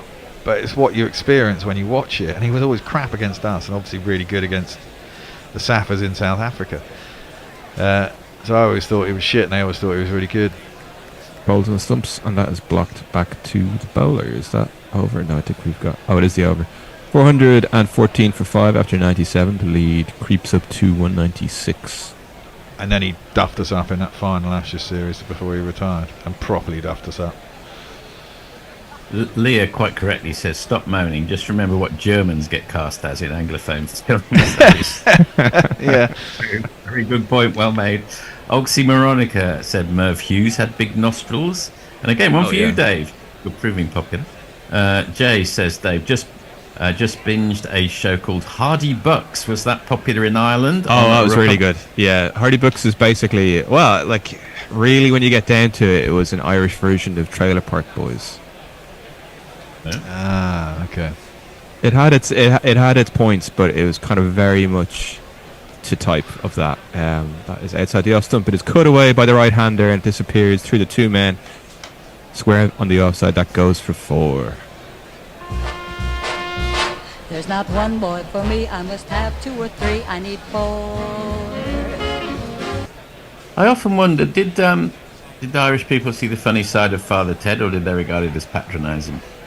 No, very much enjoyed it. I think at the time it didn't. There was still a lot of Catholicism going around. I think I had aunts and uncles who were telling people not to watch it. But everyone got in the swing of things pretty much sooner or later after that. That is turned to the leg side for a single by the right hander. I think there was probably a lot of stuff people saw in themselves, but then it was the kind of show or any sort of creative endeavour that would never have been made here could only have been made with Channel 4's assistance and benevolence. So yeah, wouldn't have ever happened. No, very much a firm favourite. Yeah, you forget how deep Catholicism was in Ireland, wasn't it? I mean, it was pretty much rule the land until probably very recently, wouldn't it be? Yeah, it's probably so. A lot of change, I'd say, the last 10, 20 years, which is kind of slightly head spinning when you look back on it. But all good. Round the wicket to the left-hander. It's played into the leg side for no run. Do you think the Troubles probably kept that all going to a certain degree, didn't it? Because it was essentially Catholicism versus Protestantism. If you I want to don't put know, it that maybe, way. perhaps. I mean, there was a lot of people are more proud of their religion, and that's the dividing line. And then the truth of it is that a lot of people in the south, Catholics, didn't really care for Northern Ireland, or nationalists up in Northern Ireland. Some people turned away, so to speak. It's possibly something to go back to in history, but fact of the matter, that was played to the offside behind square for a no run, just 5 off the over so far. Well, there'll always be big parts of society that we're all right, Jack. We don't need anything else, isn't it? Yeah, exactly. But bloody hell, talking about the troubles on guerrilla cricket. Bloody hell, this is what it's come to. Well, England are getting hammered. India leading by 201. Deflect. Yeah. Have we talked about the troubles yet? Talk about the trouble on the bingo card. We've got the troubles to get through. Hartley has gone over the wicket. That was very full toss, and that is bunted. It is met by Jadeja. It goes down too long on for no runs. The end of the over, 420 for 5, 420, 98 overs. Who we got in social? It's not woken up anyone discussing Northern Ireland. See what's happening here. Oh, hello. We've got one or two things here. Furlong, BRU, I've just caught wind of the grand plan, the master plan. Duckett will open the bowling in the second innings. Obviously, Team Tatar have heard of this as well and are determined not to bat again. Dave Wood, JP Duminy is another that springs to mind. That's who I was thinking of. Yes. Yeah. Oh, okay. Right, okay. Right. The other two also fitted that mould, but he was definitely one. He did okay in Australia. I think he's got a double ton in Australia. Yeah, but he's another player who did fuck all against us, you know. So everyone goes, there are players around the world in different countries have different levels of reverence depending on how they did against you. And if they were particularly poor against you, and JP Duminy and Mitchell Johnson are particularly two players that come to mind, except for that last Indian. I think Shane Warne was up to much. Yeah. Oh, that's fair, yeah. Bashir continues. That is blocked by Jadeja. The go slow continues. Or slowish. Yeah, he didn't do too well. He did well in the IPL, I guess. I suppose that was his final hurrah in India. David McCarthy says Father Ted and Mrs. Brown's boys are a trade-off, to be fair. Mrs. Brown's boys. Ugh, fucking hell. Oh, yeah, that was a low point. Is it still going, actually? Yeah, it's still going. Are we still subjecting you guys to Mrs. Brown's boys? Fucking you are. And you know what? It has live shows at Christmas in front of live audiences and shit like that. It's fucking awful. Thing is that the thing that we think are really popular and things which actually are very popular are very different things. The two most popular shows on TV are A, local news, and B, Call the Midwife. Ooh, that was full. It was curling in. Jadeja went the back foot, hits the leg stump to have a bit of an appeal. Joel Wilson is not interested. Did turn. It's going down. That's my view. Stokesy, what are you going to do? 6, 5, 4. No, they're not going to review it. It was beautiful delivery, though. Misjudged by Jadeja, definitely. Oh, he got a big inside. Oh, yeah, he got a big, good bit of bat. Nah, no chance. Bashir continues. That is Fuller this time. Blocked, gets his head over the ball. Slightly overbalances this Jadeja. Interesting little contest. This is a bit tedious when you do 9 off 40 when you lead by 202 runs. It's not in the spirit of where we are. Yeah, if you're going to get hammered, get hammered. If you're going to just block it out, then go home. Not like he's playing for it. Not like he's playing for his playing for a spot. No, exactly. Yeah, there was that in Hyderabad where Ashwin went in a bit of a go slow as well when India were well ahead. And I was like, what are you doing? Just batting time, I guess. Comes in again. The shorter is turned around. They get the single in the onside. Just one off the over. 421 for 5 after 99 overs. Disinterested handjob asks, how do the Irish see Mrs. Brown's boys then? Oh, it's a travesty. It's a travesty. But like talking about it now, I think we did a pretty good job of getting rid of Mrs. Brown's boys. I mean, occasionally we have to watch. Occasionally it is on TV, but basically it's your problem now. I'm happy enough with that. Suter who says, same as everyone, Mog, shit, and Disinterested handjob says, it may be the worst non-US comedy I've ever seen. Do I want to read out things about getting deep into the Catholic Church? Maybe. Kieran Roseblood says, well, once you lot were forced out, there was a big power vacuum, which the Catholic Church then filled. Finally come out of the shackles of that, though. Let's move on. I tend to agree with that. Yeah. And Suter who says, Mog, have you seen Still Game? I have not, should I? They're talking to each other there. Derry Girls was pretty good for a Troubles comedy, says Pokey Bumpy. Yeah, that was very good, actually. Yeah. I haven't seen Derry Girls. A recommendation? It's quite funny. Yeah. It's quick, sharp, does what it says in the tin. Channel 4? Is that Channel 4 again? Yeah, it was Channel 4 again, yeah. They're pretty good. They're pretty good, Channel 4. Everyone seems to agree on YouTube that it's a good one. Yeah, Channel 4 are good, but they're getting screwed. I mean, I was reading the other day that ITV have lost, obviously TV stations, commercial TV stations run by ad revenue. Ad revenue was 60% down last year. The market has become massively fragmented, obviously, because of all the streaming services. Fuck those ad men. Yeah, fuck those ad men, advertising. exactly. Well, it's all right.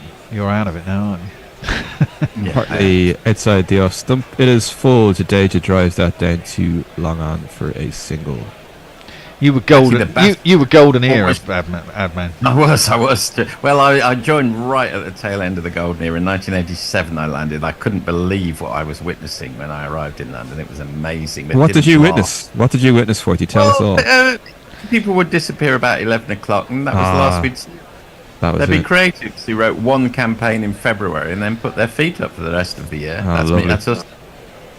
That is full on the right-hander's leg stump. It is flicked around the corner to square leg, I think, for a single. Off down a pub for lines of coke and toilets and shed loads of booze, I imagine. Well, funnily enough, agencies tended to vary depending on drug of choice. We were a drinking agency, while so much like Bartle Bogle Hegarty were very much a cocaine agency, I would say. So all their ads were zippy and fast, yeah? And super fast cuts. Well, and then were yours kind of slow and meandering? Yeah, exactly. A lot of talk. Out of focus. I'll let you go. BBH ads for things like Levi's, super cool. Audi, super That was outside the off stump. Jadeja came down to meet it. He wasn't going to hit it though, so he just kind of patted it away. Well, our ads were populist. So we had things like Courage Best and John Smith's and Walker's and Alliance and Leicester and Bartley Car with Rowan Atkinson and all that kind of thing. He has a whack at that. It goes straight down the ground. That's tied up by what looks like Duckett in the shadows.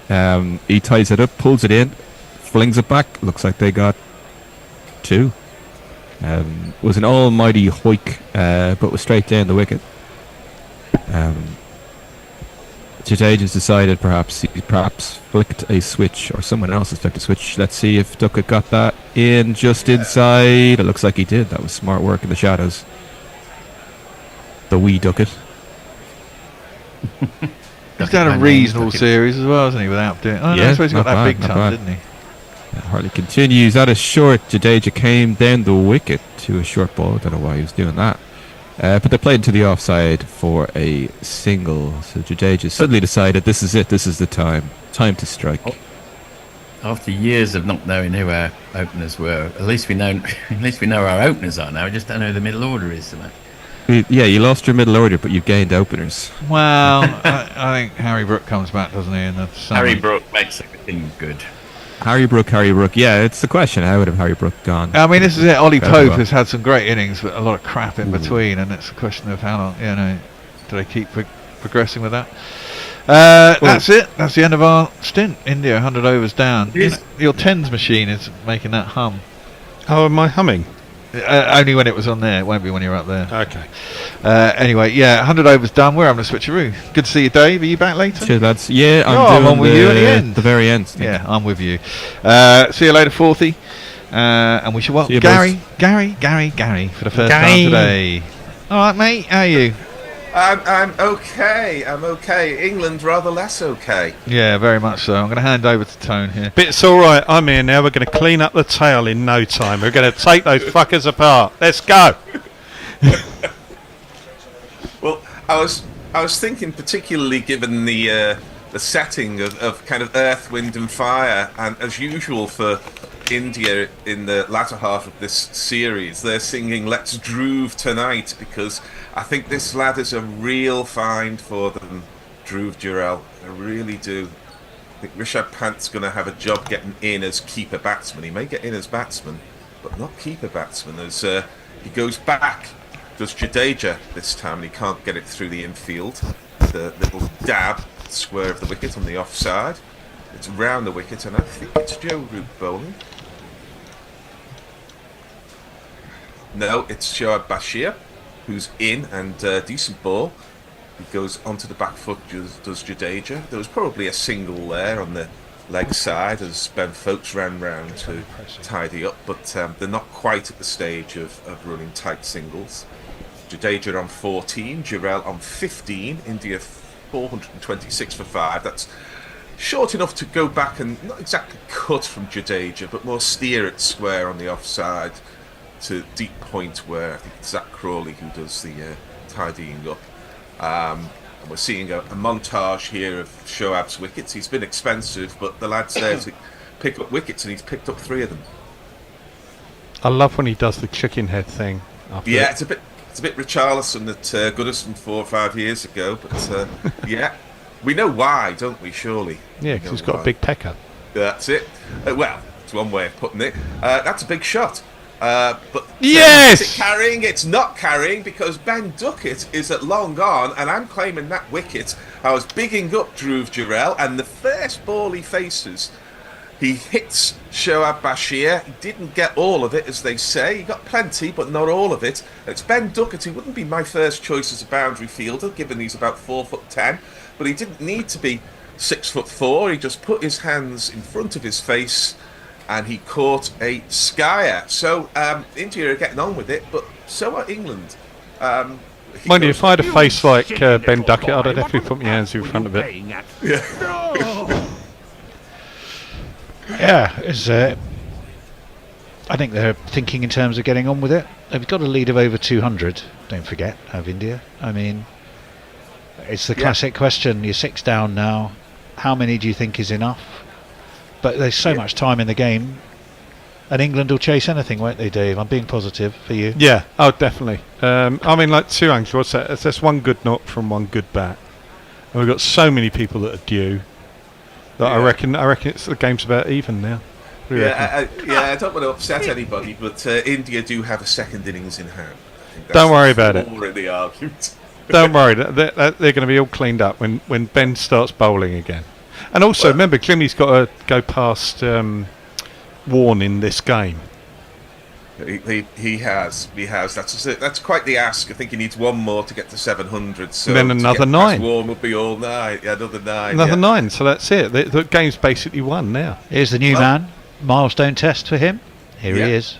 Pitches are all brown. The pitches are all brown. The selector's hair's gone grey. Selector's hair's gone grey. Waiting for a bat. Waiting for a bat. Quite late on the second day. Quite late on the second day. Trying to find a shot.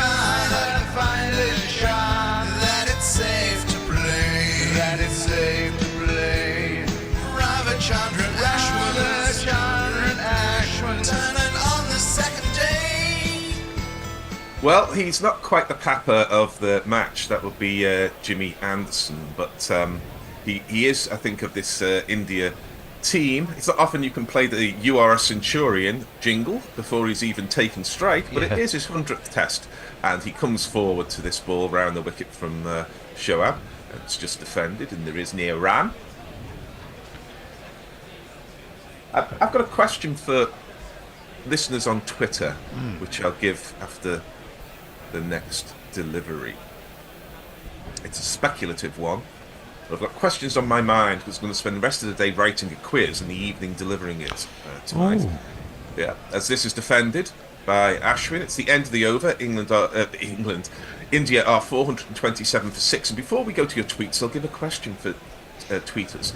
There's been an enormous number of sixes hit in this series. There's probably not the most number of sixes hit in a series, but has a side ever hit more sixes in a series than India have hit in this one? Because I suspect that is a good question. I wouldn't be at all surprised if when England played in Pakistan last winter, I mean that was like, it was a very sixy series. Well, as was the series against New Zealand at home, wasn't it, in 22? Yeah. Three test series. This is a 5-test series.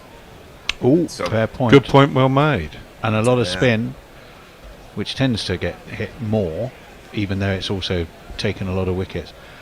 Jaiswal's got 20 odd already, I think, has he, in this series? Really? I'll tell you. I'll have a look. Whilst you go through some tweets, I'll give you that information so far. No, there's a bit more bowling going on. Yeah, it's a tremendous delivery from Tom Hartley. He's gone. Appeals and he's given out LBW. Well, it was a tremendous delivery and then it was straight, but Jadeja inexplicably went back to a ball he should have come forward to. They're reviewing with confidence, though. Let's not get ahead of ourselves. That looked like it was going down leg and maybe even over as well. But, you know, hope springs eternal. And have you noticed wickets have started going down as soon as they've walked in the room? Not saying it's any coincidence or anything. Can I just ask for something from you guys also on the mic here? As we're seeing the ball hit Jadeja on the knee roll, but also on the crease. And I think this is going to be, at worst for England, it's going to be umpire's call. There's no bat in connection with the ball. Yeah, just as a favour, you guys are slightly ahead of me, so as a ball-by-baller, I can't really give the ball-by-ball if you've already said he's out. Okay. Just pause a little moment if that's okay. Sorry, I have no personal restraint. We're seeing here the ball tracking. It's hitting right in front of middle, and it was hitting the edge of the leg stump. No, that's it in middle. That's straight on leg stump. Yeah. Is it? Yeah. Oh, your feed must be better than mine as well as quicker than mine. And is that Paul Rifle? It's not Paul Rifle who's umpiring. It's Rod Tucker, I think, who confirms the out decision. So England's 2 Tyro spinners have taken 2 wickets that we're claiming the credit for. But this is good stuff from England. They're fighting back. It's a bit too late in the day, both in the sense of the series and in the test match. But it shows, rather like Gorilla Towers, that there is plenty of dog in this team because they are fighting back here. Well done, England. Not the size of the dog. It's in the fight. It's the fight of the dog. No, in the size. No, what the fuck am I trying to say? It's not the size of the dog in the fight. It's the size of the fight in the dog. Yes, yes, yeah. 26 sixes, by the way, Jaiswal, this series. On his own.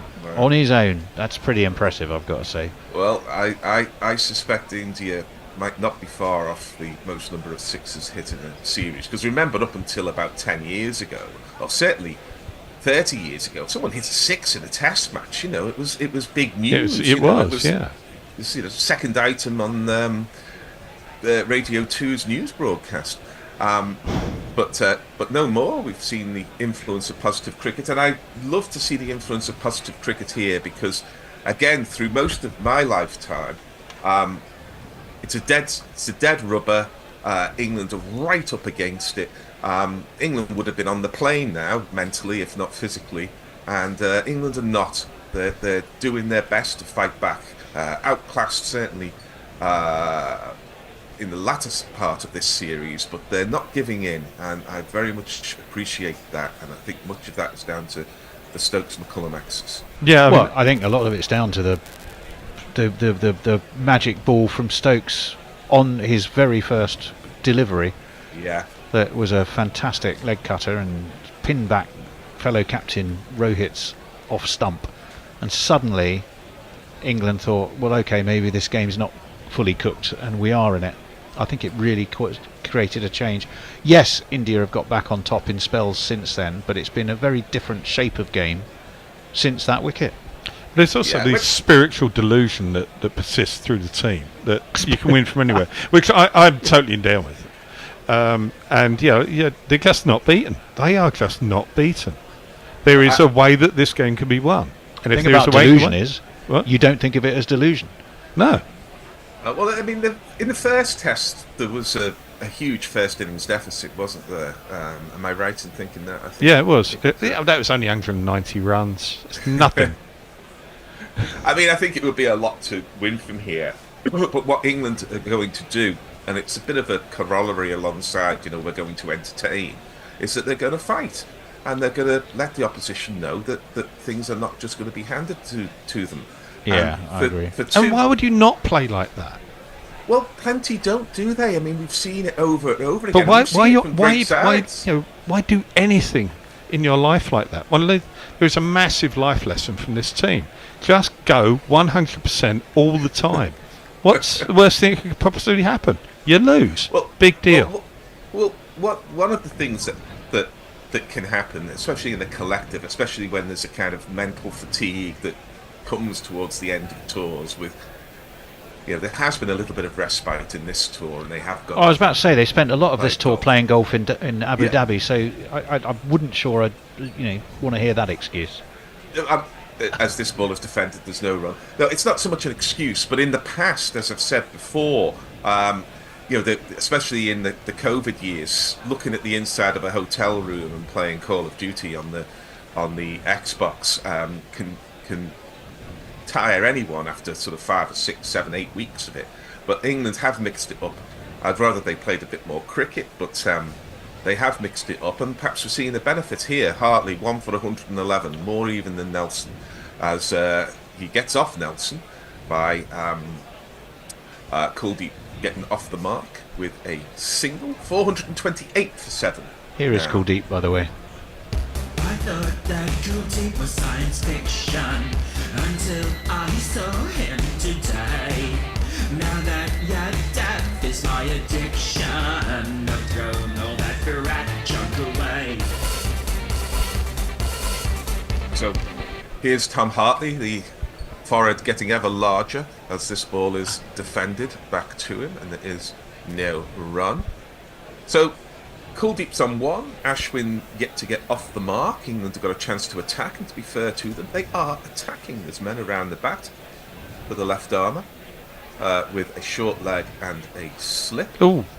And this is dropped short, and Ashwin sort of comes down and then thinks about maybe hoiking it over cow corner, and he might have done before the wicket of Durrell, but ends up just tapping it back to the bowler. They might sit in the game for 10 or 20 minutes here, India. They don't need to crash bang wallop it, and certainly not Ashwin's natural game to crash bang wallop it, but his natural game is to be bowled by Tom Hartley, who goes through the gate with a very tentative shot there by Ashwin, perhaps one of the worst he's played in 100 test matches. I'm not quite sure if he was defending or attacking or whatever, but England have got the benefit of sticking to their plans. The young players with no fear, instilled by Ben Stokes, that attitude, and he's bowled him.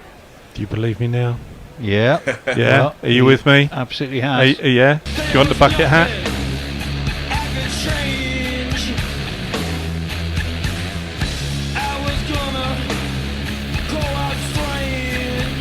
Fact is, no matter how bucket hatty you get, though, if the ball's starting to do something for Ashwin and Bashir, there is the small matter of Kuldeep, Jadeja, and Ashwin to. That's in the future. We don't care about that. We only care about now.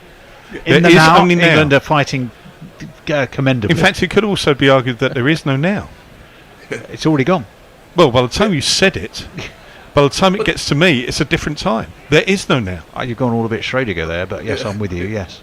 But the ball didn't actually do that much. It just went through a gate that Ashwin had left. But it's to Hartley's credit that bowling left arm round the wicket to the right-hander, he hit the middle of middle. Absolutely. Which is the attacking line.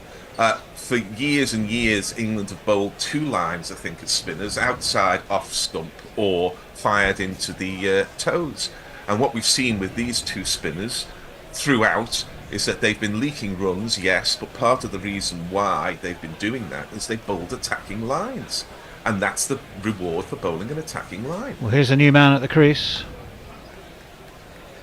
Hopefully, here he is. And now then, Marty Bumrah, oh, you're bowling again, aren't you?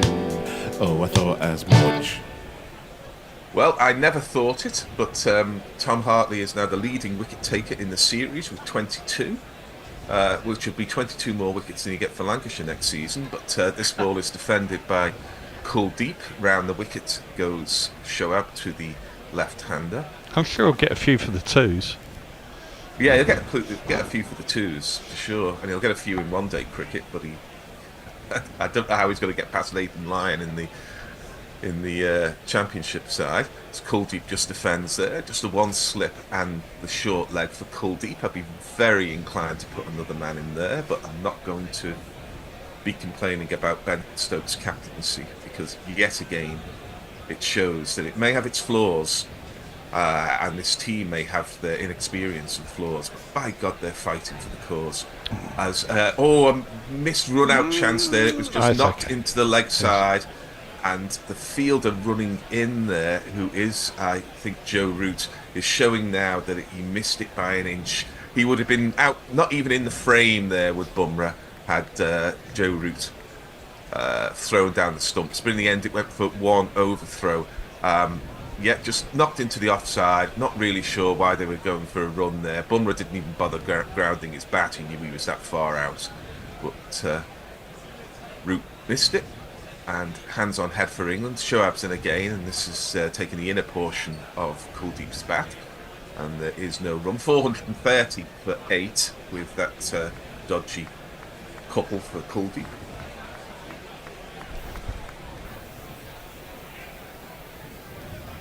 As he's in again is Shoaib. This is outside off stump. That's a classy little late cut there from Bumrah.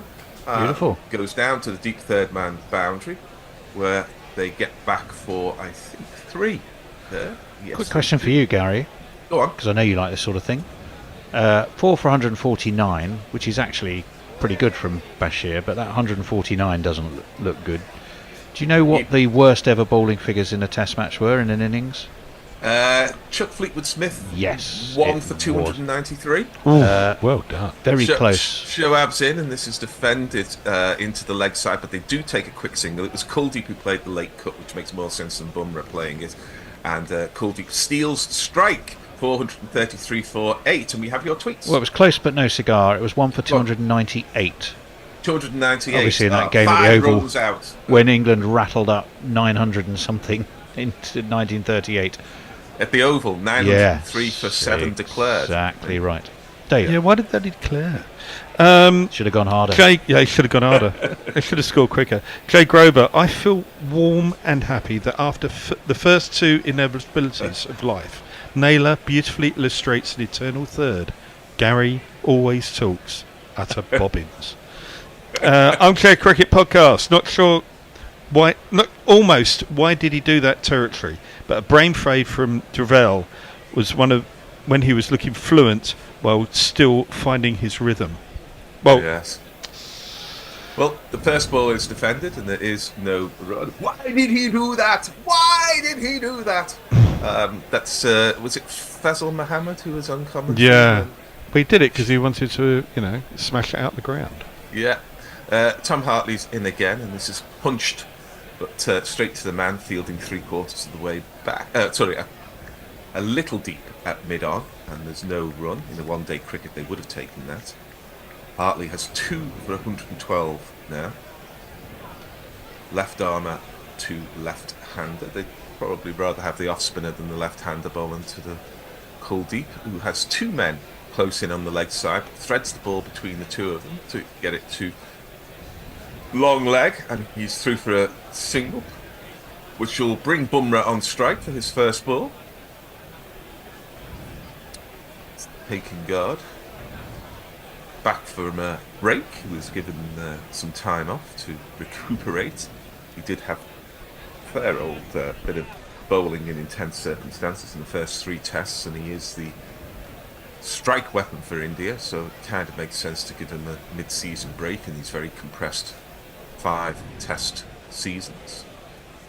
India lead by 216. That seems an awful lot, as partly round the wicket to the right-handed Bumrah, who gets the textbook out in order to play a forward defensive, and there is no run. Might be stating the bleeding obvious, but England need two things to happen here. One is not to let the tail thrash and to clean things up quickly, and 2, to be no wickets down tonight. If they can achieve those 2 things, I will be on board with Dave and believe all things are possible. There's one other thing they've got to do. What's that then? Go harder! Yeah, that's defended and there is no run. I thought you were going to say no wickets down at the close of play tomorrow. No, that even taking Dave Barrett degrees of positivity is possible. It's possible. There you go. Here's partly to finish the over, and a little inside edge onto the toe, and it goes out into the back on planet Earth, however. Come into the cult. Come into the Oh, cult. Come into the cult. It's nice in the cult. Drink the Stella flavoured nice. Kool-Aid. Okay. Farong tells us that Glaswell has hit 26 sixes and England has hit 24 so far. We've still got one more innings. And Leah, I feel this England team does going at 100% like Zap Brannigan does it. If it works spectacularly. But mostly it ends embarrassing thermonuclear suicide. No, it doesn't. It just means you lose. It's no big deal. And we win more test matches. Oh! Beautiful, beautiful delivery from Shoaib. He has the hands in the air because he pulled Kuldeep forward and he beat the outside edge. It's a classic off-spinner's delivery to the left-hander, and it does rather concern me what India will do if Shoaib is doing that. Oh, you read my mind, Gary. Yeah, he does have it in him to bowl at absolute jaffers to Shoaib, and that ball is defended, and there is no run. And you know, he's learning on the job. He played 6 first-class matches before this. England, specifically Ben Stokes, saw something in him. And I tell you what, he has got something in him. Another beautiful delivery, more backman error in that, though, because he wasn't quite as covering the line as he ought to have been. Past the outside edge, and Ben Stokes took it there. But he's got 4 for 150 off 36 overs, I think it is. And you know, it's a tremendous effort of concentration. He can't have played many matches where he's bowled as many overs as this. I mean, the lad is doing really well. He goes back, does Kuldeep, and punches it to point where 2 men converge on it. Neither can get there in time to avoid the single. I'm writing a report card for The Guardian over the weekend on each of the players, and I'm going to get plenty of pelters below the line because I'm going to be quite positive about lots of these England players. And I know the baseball haters and the miserableism that exists in so many places online will be lining up to say, what the hell am I talking about? Don't you know we lost 4-1 and all of this? But I think there's enormous positives to take from this tour as this ball is defended and there is no run. I'm with you, Gary. I'm with you. If you want any help on that, I can definitely add a few exclamation marks. No less. In fact, your comment when you read it, if you do read it, will be to say I should have gone harder. Yeah. But there we are. As Shoaib's in to finish this over, and that is not a hernia being torn in Gorilla Towers. That was inside edge onto the pad from Bumrah, almost, but not quite snaked through the gap between bat and pad. And has anybody got an answer for the most sixes hit in a series yet? Because say I'm speculating this is in the top 3. And while you're doing that, I've got another message from Oxymoronica. England's still trying hard, but it's only going to get harder. Let me translate that. England's still going hard, and they're going to go harder. There you go. End of the messages. Live in the present. The answer is in the YouTube messages. I put it there 15 minutes ago. Yes, they've got 71 in this series. Previous record was 47. Really? It's a huge record then. Wow. I mean, I did have a feeling it would be that, but I would have thought there was some series where there were more sixes hit. So we're seeing I mean, I think that's enough of a difference to suggest it's a kind of sea change in the assessment of of risk here. Well, I'll give you a stat that, Go on. interestingly enough, if you look up the most runs ever in a series, it was of course Don Bradman. Yeah. 900. How many sixes did he score in that series? Oh, he only scored 4 Zero. his whole career, so He none. scored none. Exactly Yeah. right. 900 runs, not a six. Can you imagine how many more runs he would have got if he'd gone harder? He probably went to his grave thinking much the same, Dave. Yeah. Here's Hartley, and this is defended, and there is no run. I mean, we've seen for years, obviously, in one-day cricket, batters being unafraid of the man on the boundary and saying, I'm just going to hit it over them. But we don't see it quite so much. We do see it sometimes in Test cricket, but we don't see it quite so much. But it seems to have been the mindset as he sweeps does Kuldeep, and he gets it so square of the wicket that England can do nothing about it, and they're through rather 4 runs. 1, 2, 3, 4. Now, what the point I'm making here about hitting the ball over the fielder is that these have been, albeit not the showpiece grounds, the boundaries are not short at any of the grounds that we play. They've not been taken in to improve the television figures by getting plenty of sixes. It's been proper test match grounds with proper boundaries that have been cleared 71 times, as this ball is defended back to the bowler, who does well to get down to it from his 6'4" height, and there is no run. I can also tell you, Gary, that England have hit 27 sixes, and not England's bad. record is 43 in the Ashes last year.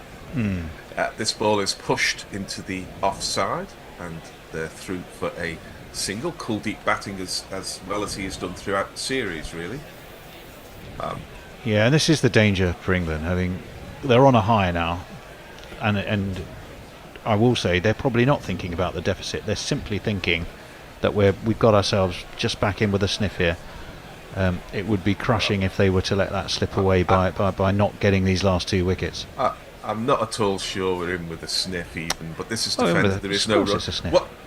What they're in with is a chance to compete, a chance to show what they can do, a chance to hit back a little bit. And given A lead of 100 plus is a sniff. a lead of 100 plus is a sniff, well, maybe England would have to bat extraordinarily well to get there. As this is punched by Bumrah. Without any time to mid-on, and they scamper through for a single. That was very much like one of my shots there from Bumrah. He kind of had a hoik at it, got some kind of connection, and think, I'm getting the single, chased up the other end. He's off the mark, but if you want a definition of what a rusty batsman looks like, then that was a rusty batsman. In the tweets, we have the opposing point of view from Hombre Nevo. He says, I am in the cult. India, all out, 450. We'll take their spin and give it back as sixes. England win with second innings lead of 300 and India 50 runs short. So there you go. There you go. Well, Ollie Pope's 196. I think one of the stats was that it, as Shoaib is in, and this beats the outside edge. A lovely delivery. It slid on, either through natural variation, as they say, or because he didn't spin it. In the same world that Hombre Nuevo is existing in there, Watford are top of the Premier League by 10 points, and Brexit was a roaring success. And Everton have all their points back, and City are minus 50. It's what I do think is that extraordinary innings from Ollie Pope. I might have called him Ian Bell earlier, I don't know. As this ball is defended, there is no run.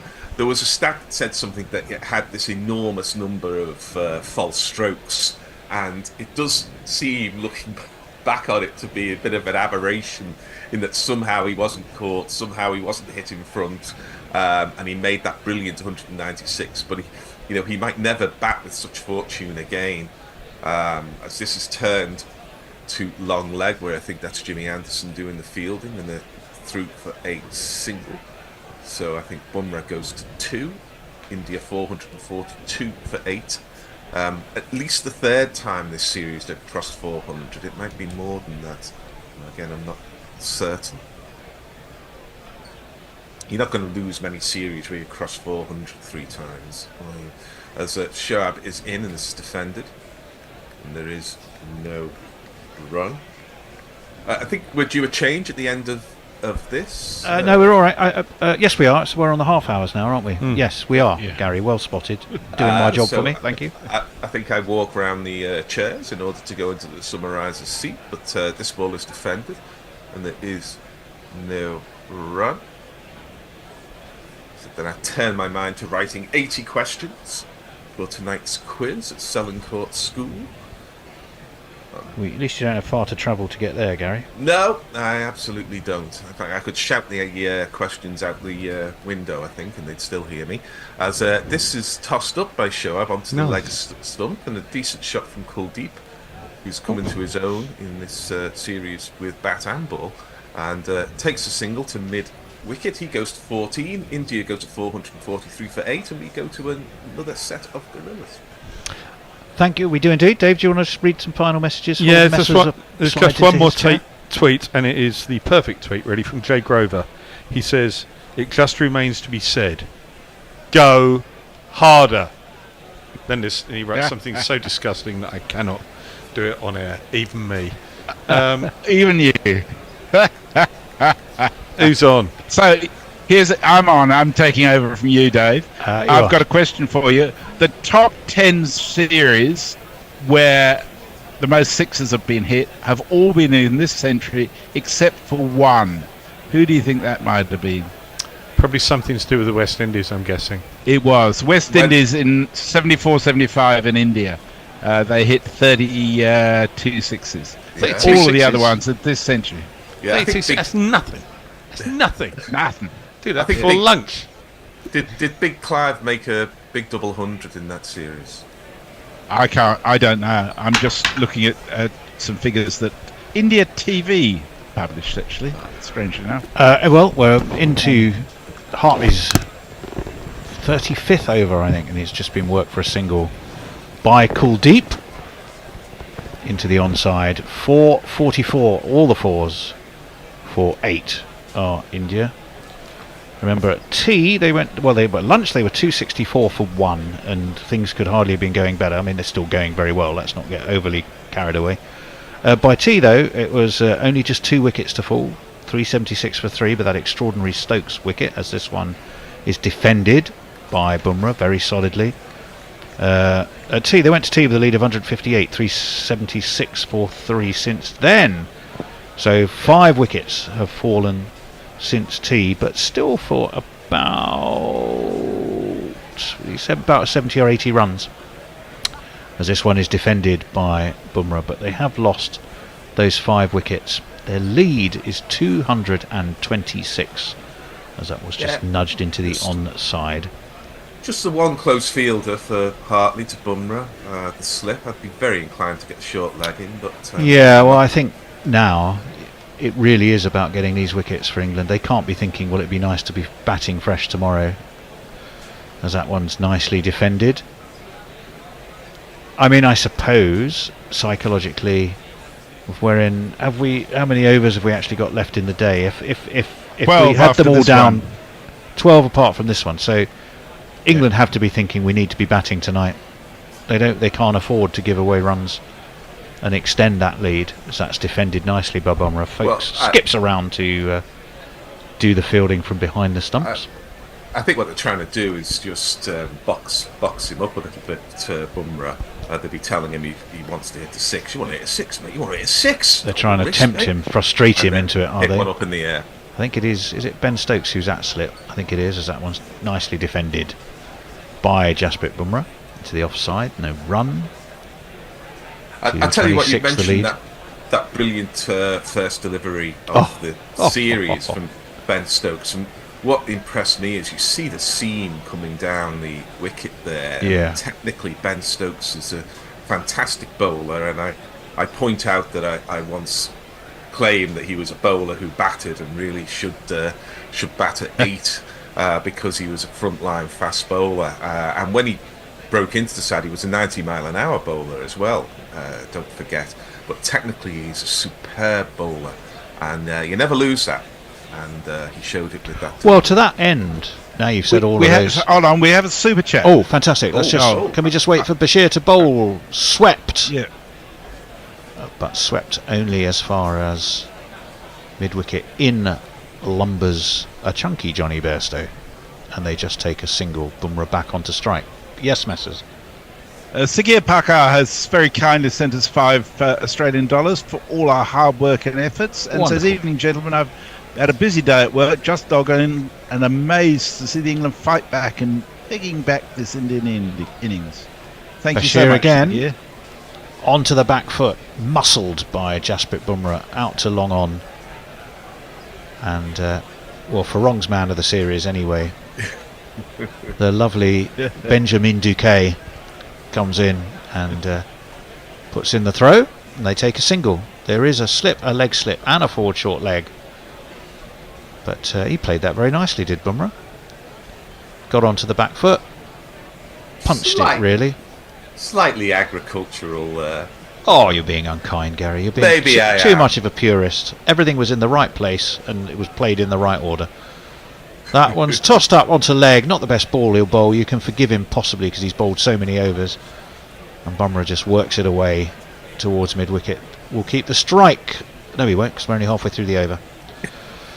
So I'm not quite sure where I thought about that from. Maybe I'm wishing our lives, collective lives, away. I don't want to be doing that. A single off every ball, and this is what England, I think England possibly do want to think about reverting to. Seam onto. Oh, that was a good ball. It really hurried Bumrah, but he kept it out. One might argue with no small amount of luck. He didn't look convincing on that one, but he slid it down towards third man. Stokes had to go thundering off from slip, and they take 2.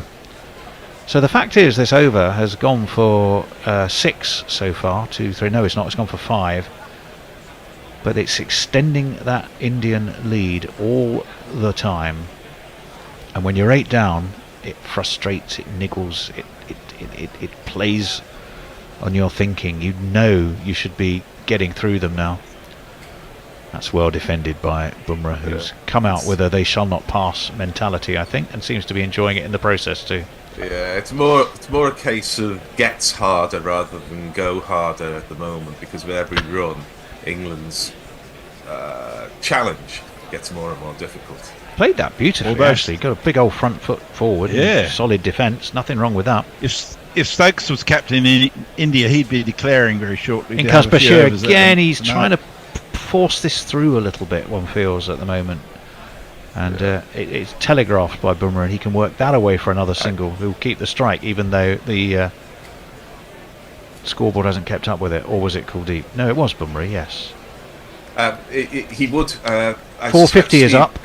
Steve Waugh might as well. There are a few captains who would declare in this situation, but I'm not sure that. Anyway, Messers, as the sun settles down into the sky. Umbrella was still occupying the fantasy world with along with Dave Barrett. He said, "I just take Villa winning the Premiership." Well, I hope you live that long, Ombre. I really do. Jay says a 6-0 United defeat of Manchester City was something to behold. I like to see the two Titans, Blades and Watford, slugging it out again. I like this reality. Hartley around the wicket. Oh, that's an awful, horrible, ugly drag down. He got that horribly wrong, and he's lucky that Jasprit Bumrah wasn't quite the man to take advantage of it, and could only haul it out to deep mid wicket, and will get just a single for his trouble. That was not good cricket. No, it wasn't good cricket, and I do. This is why I think they did. Did they take the new ball? They must have done, mustn't they? I was not on air at the time. They did, but they surely did. That was well defended. They took it straight away and gave it to Bashir. Yeah. Well, now I genuinely do think Anderson or Stokes. That would possibly be my selected combination. I agree with you. And give them something a little bit different. Even Mark would put it up either of these two's nose. That's well defended by Kuldeep in the most classical of manners. There's a slip and a forward short leg for him, leg slip. Well, I think if Wood was going round the wicket to Bumrah at full tilt, bowling very full on the stumps, I'm not sure Bumrah's going to put his toes in the way. That's what I would go with. Hartley, he's had a horrible day in the field, to be honest. Hartley, he's been guilty of 2 of the most glaringly ugly and obvious fielding errors on the boundary.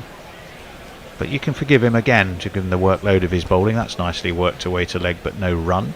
233 that India lead has stretched to. And what have these two done as a partnership to add to that? I'll tell you in a moment after this ball,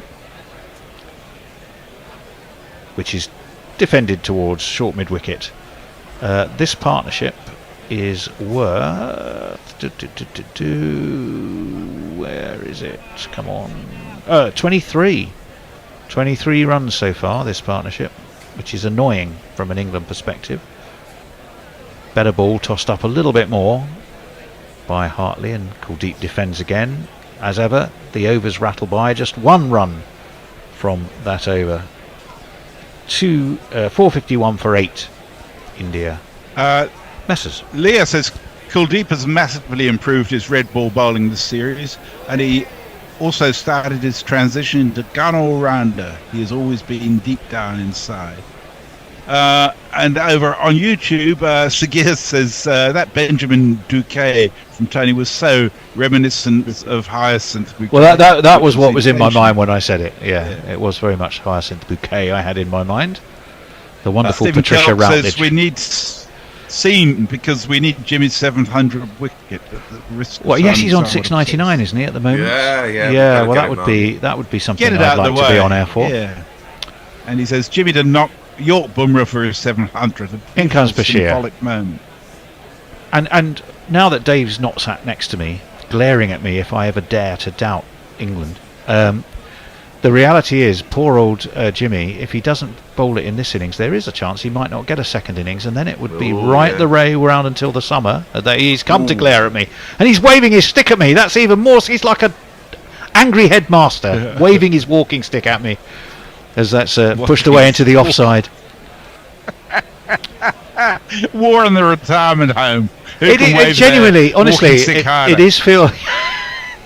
Wave that stick harder. As that's defended by Bumrah. I should have brought my sword stick in. That would have kept him quiet. I'll tell you what Kuldeep is showing. He may be batting at number 9, but he's showing the value of a decent number 8 in this series. Gary lapses into a caricature impersonation of himself. 451 for 8. You don't think you don't sound anything like it. You don't sound anything like Gary yourself. Naylor. Yeah, that Gary Naylor. He's far more dull. As that one is pushed onto down into the ground. Really, no run. You don't think the last 10 years of my life has been a caricature of myself, don't you? That's the fate of everyone once they get past the age. Well, I was going to say, philosophically, you raise an interesting point. Is that what we all become ultimately? As this one is defended, and again, there's no run. The one thing you do become, you become more fearless about not offending people. You just think, fuck it, I'm going to say it anyway. Yeah. I'm not a people pleaser anymore. Yeah, well, you think, fuck it, you just think, I don't need to. Fuck it. I say what I think. You obviously haven't written many theatre reviews for young aspiring companies. Oh, that's nicely played. Not a great ball. Again, it was a bit of a drag down by Bashir. And Bumrah just guided it down to third man. Who's chased it? Stokes had to go from slip again. He's not going to get there. It's a chase in vain. And it's 4 more to stretch that lead ever further.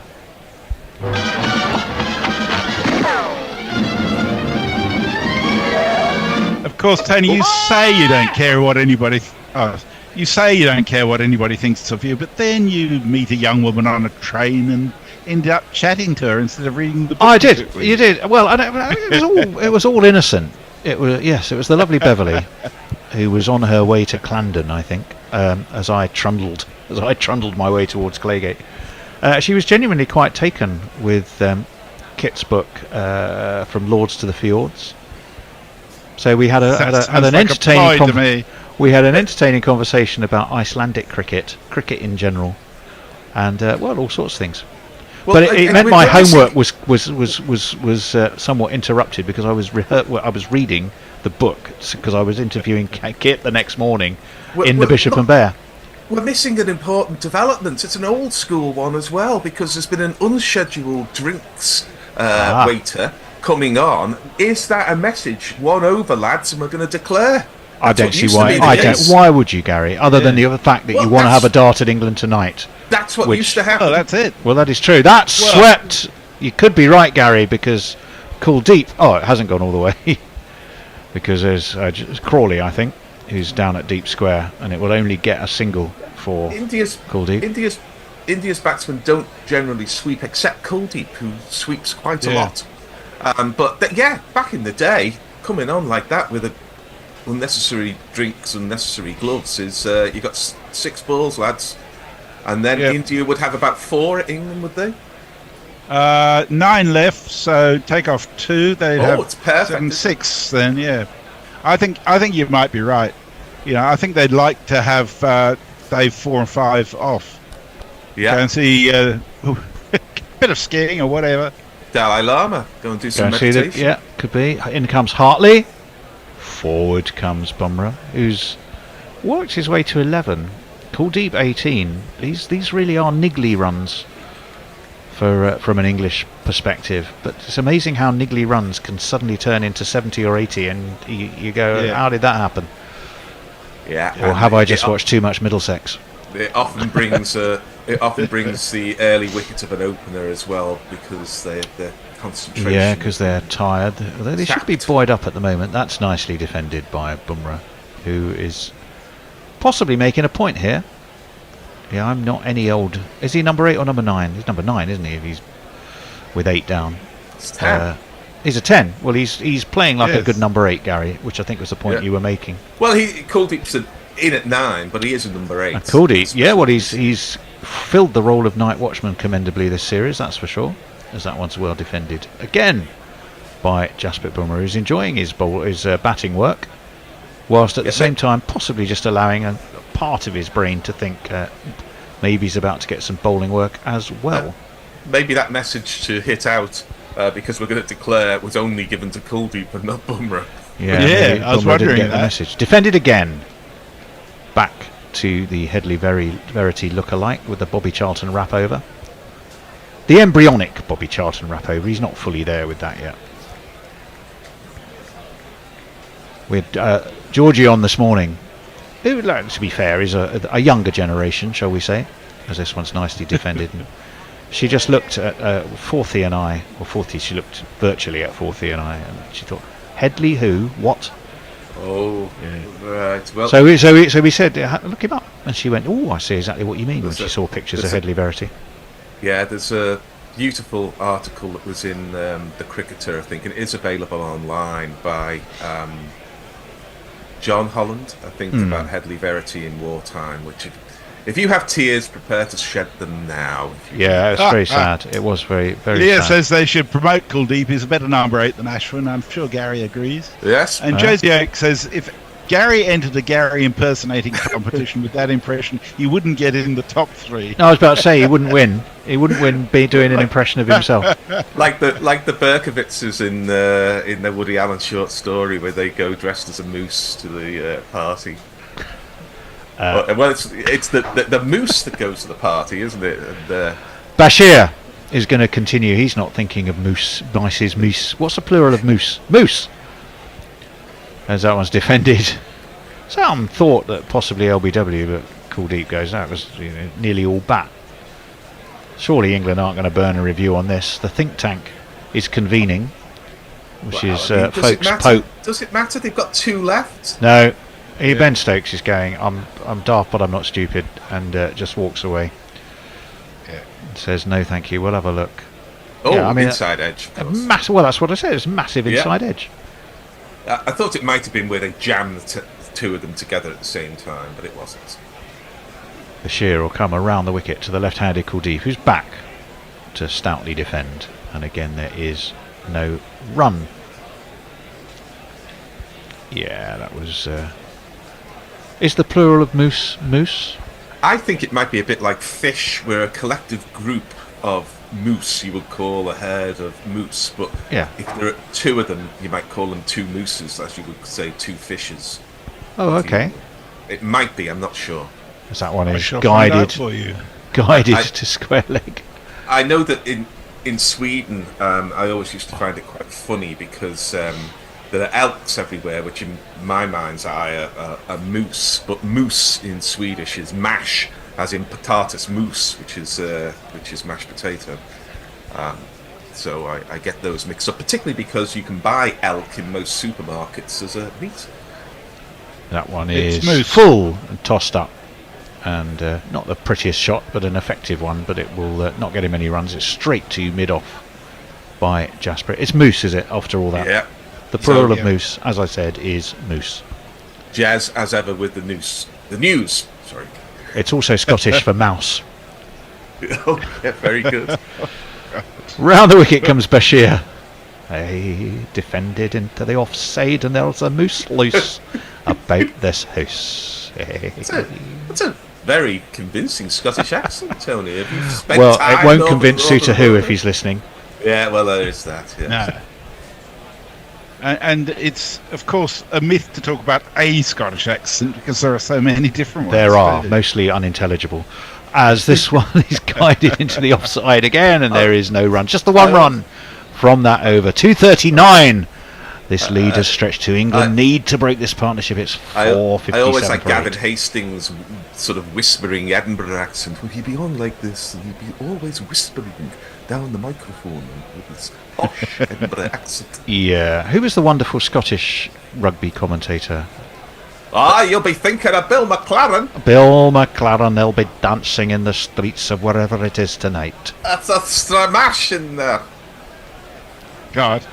Oh, also, Keep of going, course, getting the Johnny worse. Wilkinson commentary, which was beautiful. Anybody under the age of 55, turn off now. Johnny Wilkinson kicks for World Cup glory. It's going back to Wilkinson. Yeah, that was Ian Robertson. Oh, was it? Hey, I shut was up, still a how are Scotsman, you? though. Still a Scotsman. Kieran, On the radio. so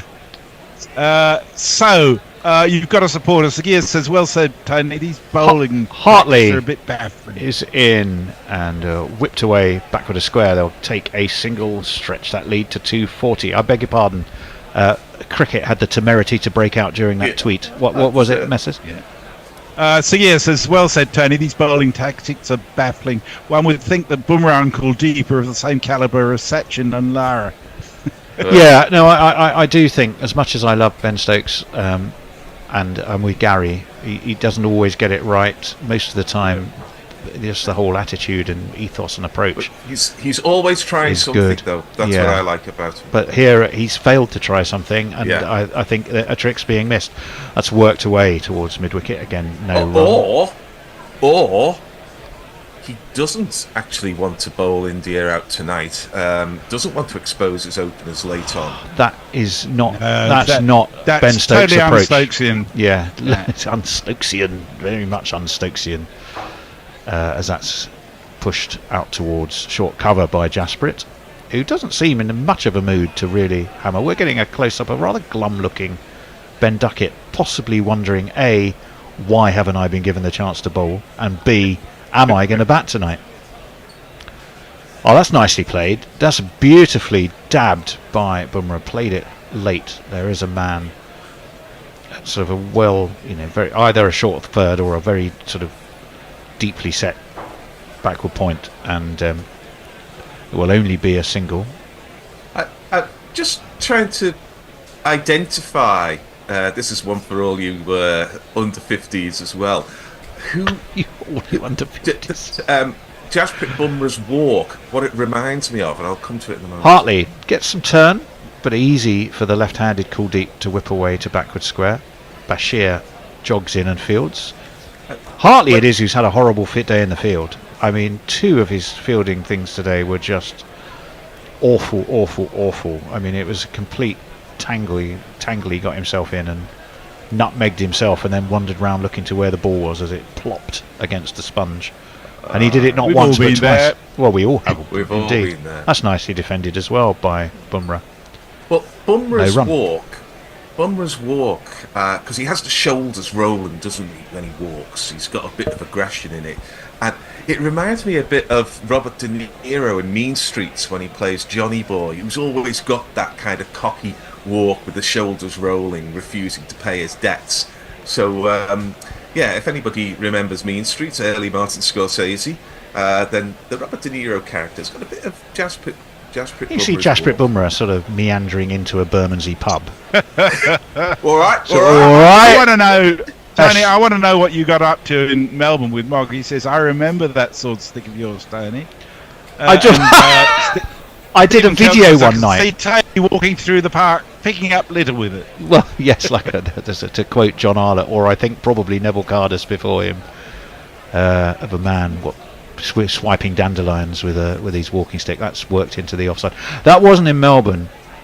For some strange, I was quite pissed at home one evening, just generally mucking about, and for some reason, I don't know what the WhatsApp conversation had been, but I dived into my cupboard and got out my grandfather's old sword stick from the First World War. whipped it out whilst filmed by getting my youngest son to film it. This one was nicely pushed into the offside and waved it, saying, "Right, young Mog, you call that an axe? You won't want this up you," or something to that effect. Don't give Tony alcohol. Do not give him alcohol. Tony drinking and getting his sword stick out is a dodgy combination. Let's be honest. I'm just trying to imagine you as Paul Hogan in Crocodile. Well, that's offensive. I was going for that to a certain extent. As that one's nicely defended again off Bashir from Bumrah, who adjusts his helmet, and he's very much in "they shall not pass" mode here. Is Bumrah? I'll give you a to question. England's frustration. Why is Paul Hogan significantly influential in the history of cricket? Well, that's a fascinating question. This is pushing Bumrah onto the back foot, but he plays it solidly. No run, 461 for 8. 33 this partnership. His manager was one of the instigators of World Series cricket, was he not? Absolutely, a prime mover in World with Series Kerry Packer. cricket. It wasn't Kerry Packer, but who was it? Or was it Kerry Packer? No, it was his sidekick, I think, in the Paul Hogan show. Yeah, Bashir who again managed him. Yeah. Who's looking at his spinning finger now, which he might very well do, given he's done so much work. Was he bowled 40 odd overs? 44 overs? I mean, that's a heck of a workload for a young man who hardly bowls in domestic cricket, and has already started the game with a split spinning finger. I mean, it's a monumental effort from him, and that's nicely defended in front of his off stump by Bumrah into the offside. 243 that lead, 115 overs bowled. It's 461 for 8, and Brian in Brisbane has had a touch with fame. He says, Mrs. Bucket, you say. Mrs. Brian in Brisbane once had a speaking part in the show where Mrs. Bucket took the Rolls Royce for a test drive. There you go. Patricia Routledge is a fantastic actress. She was. Do we have a change? Are we reaching we are reaching out. We'll do one more over as this trio, because I can't remember who's on overtime duty. My guess is it's the Bear, because I always put the Bear on last, because then he's there to sort the studio out at the end. Mog says, what is this people pleaser thing? It should be the Bear, Gary and Dave. Is it? Oh, am I still? Yes, you're still. Well, there's not much left. I mean, you've done fuck all except turn up late. You can expect to do a bit of work, mate. Yeah, look, I completely agree. Hartley's in, so still England persist. They're happy to get through these overs quickly tonight at not much expense, and I'm starting to think that might be the plan as Kuldeep defends. And there again is no run. 461 for 8.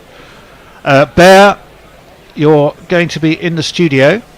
If I can get your attention, you're going to be with Gary and Dave. 4 overs. As this one is. Yes. Would you want me to just carry on? Oh, okay. I'm going to carry on. We'll keep this. 4 overs after this one. Yeah. What I might ask, as Dave's joined us, though. Oh, let Dave in. Yeah. Well, I've let Dave in, so as this one's defended into the onside. So if Messrs, you stay doing what you're doing, Gary can get time off for moderately good behaviour. Yeah. Fair enough. And Dave can take over from him. Yeah. Thank you. At the end of this over, Dave is poised like a whippet, ready to burst out of a trap. And Hartley, he's pulled out again. He seems to do a lot of that, does Hartley? Was that Kuldeep pulling away? I think it was on this occasion. He puffs out his cheeks. He's clearly quite happy to be there in the morning, is Kuldeep. He said, I've done this before, I'm going to do it again. Hartley is in. Kuldeep strokes it straight to cover. We haven't. No run. I'll just make mention. I don't know whether it happened earlier, but we haven't had mention of the Test match currently underway in. We have mentioned it earlier. Yeah, finished off 4 down, didn't they? Very disappointed that New Zealand have failed really to land a punch on Australia. It really is. They who was four? Australia were 4 down at the close today, though, weren't they? Yeah, but they're still only about 60 or 70 runs behind. Swept beautifully by Kuldeep. But there is a man down there, it's Crawley. I was about to go the value of a good number 8. The value of a good number 8. Well, it's still valuable, but not quite 4 valuable on that occasion. Because as bounce, Pope ducked. And incredibly, Joel Wilson ducked. So maybe his eyesight's not as bad as we thought. Either that or Pope's got his chin on a bit of string, and as Pope went down, Joel had to go down with him. I better make sure Joel doesn't get his head knocked off because he can't see it coming. That's nicely defended by Bumrah. Again, there's no run. Listen, I'm going off now, and I'll see you on Monday. Ha! A delight, Gary, a delight. Thank you. And we should be joined. See if you can work out how to impersonate yourself in the middle. Yes, we want a better impersonation of Gary Naylor next time. That the one was rubbish. Yeah, it's my Yellow Submarine voice that I was using there. That was Ringo, wasn't it? The Yellow Submarine. Ringo. In the land where I was born. I've got a hole in my pocket. Right, well, still England trying to get through these overs quickly, Dave. Yep, get through them. Add a few more on. I don't know. Yeah, enjoying this. Well, I was enjoying the little bit of stint where I just finished my stint and then 3 wickets briskly fell. Well, there you are. There you are. You're the anti-Shelley. Yeah. Aidan, there's been lots of discussion on YouTube about plurals. Oh, we're back. Bashir is in. Kuldeep again defends into the offside. Aidan Biddle says. run. Sorry, Bumrah seemingly can play the situation well. Already skippered India a few times. I wonder if he could be their next full-time skipper. He is. He's he's an impressive cricketer in so many ways. Jasprit Bumrah. That's guided to backward point again. No run. He seems to be in line. I'm not sure. Well, they have to probably rest him because of how much they need him in various formats. Well, the fact is, though, if for 2 overs for a change, yes, I suppose they need 2 more overs, and then England wouldn't have to bat tonight. Maybe that's the point at which they think, well, maybe we will give Jimmy a run. That's again defended back to the bowler by Kuldeep, who has looked equally solid. 4 for 165, Bashir. But boy, he's got through some work. Rinse and repeat, defended into the offside by Kuldeep. Takes himself off for a little stroll, have a word with himself. He doesn't need to, he's done beautifully. Give him a run sounded a bit like they were caring for Jimmy. We better give him a little bit of a go. He's been a bit quiet. Hasn't left the house. Up onto his toes. Oh, he was keen for take a single, but it was only to straight to backward point, and quite rightly, the wise head, that is Jasprit Bumrah, said no, that run is not on. The camera's following Jimmy. Yeah. Because Virat Kohli's not playing and they can't. Oh, it was Wood, sorry. I beg your pardon, when he turned round. That's defended. It's the onside this time. Bashir's enjoying his work. Now, that I like to see. He knows he's got a chance of a fiver. I think hopefully more than a fiver for the work he's done. And he's absolutely having a good time doing what he's doing. 462 for 8 are India, 244 the lead. Messers. Yes, your fan club's come out again, Dave. Mr. P says, "Yay, Dave!" He's not shouty. Are you suggesting there might have been someone shouty on previously? I can't believe that. Yes. We should ask the octopi what their pronouns are to be sure. There's been a lot of discussion about plurals of mooses and fishes and octopuses. Yeah. I joined in at one point, I think. Oh, you troublemaker. Are they octopi? What's your handle over there? Oh, Dave. I wouldn't give away my handle. Josie X says, as Gary started drinking early today. Gary doesn't need alcohol to be Gary. Yeah, he's just high on life. He's high on cricket, high on life. Gary is short for Garrulous. 3, 4, 6, Glorious. 4, 8. Gary Glorious, yes. 3 overs left today. Yeah, we see now. I think to be absolutely rock solid, nailed on, safe. 1 more over of... Oh, there it is, Mark Wood. We are going to see Mark Wood. England, I think, have calculated it that they didn't want to bat tonight. So now is the opportunity to unleash the Woodster Here he is. Do you know Mark Wood? Yes, he is an England bowler, quite good and pretty quick. So just a normal guy. There's one slip for him. He's into Bumrah, Except for just one who thing. drives him, Thinks there is drives a him away through extra cover, and I think the first ball is going to go sweetly towards that extra cover boundary for 4 runs. It was a beautiful shot, not something of a warm-up delivery that enabled him to do it, but there wasn't much of a gap between cover and extra cover, and he threaded it quite magnificently, did Jasper. Look at that. Held the pose. Ben Stokes it was who dived, and we all held our collective breaths that a couple of kneecaps didn't come flying off as he did it. But he's fine. That's a When you gorgeous say shot, warm up, Dave. it was still 139 kilometres an hour, which isn't pretty good warm up. In he thunders. Beautifully defended. Bumrah saying, mate, you might have raw speed, but you can't get the ball to swing like I can. You can't have that late inducking toe crusher that I've got. Bloody hell, imagine if they did crush Bumrah's toe. That would really fucking goose things up. Well, that wouldn't help India's cause, although all the wickets, of course, that fell by England did fall to spin. That is very, very true. Yeah, Wood better warm up quickly. He's only got 1 over and a bit left. And he comes. That's a good ball, and that did actually duck in a little bit, Dave. I thought a little bit of tail movement there. The tail, yeah, it wasn't prodigious, but it was enough. There's another dot ball. So it probably Bumrah was just a motions with his hand as if to say, "I saw it." He seems to be quite a batter now. Is Bumrah? He's doing batter gestures. Well, as either Gary or Messers was saying, he has captained India and possibly auditioning for that future role. Shubman Gill, of course, star turn today. Rohit a star turn. Tons for both of them. But a bit like England, really, only not quite as dramatic. India haven't carried it on in quite the way they might potentially have hoped, but they will still, Dave. End of day 2, a lead of 250. England's first innings already done and dusted. I mean, you'd be taking that in spades, wouldn't you? You certainly would. I think there was a wee moment where the door was just slightly ajar, 3 wickets falling in the session. Could they have wrapped it up in this current partnership of 38? I think they've done enough just to close it a little bit. Kuldeep becoming a wise hand. It's a ring of 3 fielders on that offside. That's a little tentative prodette by Bumrah. A very quick one, but it was wide and just went a little bit wider. And for a moment there, Jasprit Bumrah thought, maybe I can get after this. Bounced off the seam, did move away, and folks had to take it at chest height. Which, in a way, if you're Jasprit Bumrah, you might look at that and go, well, okay, might be in for something in the second innings. If Rohit doesn't start with the spinners and just keep them going.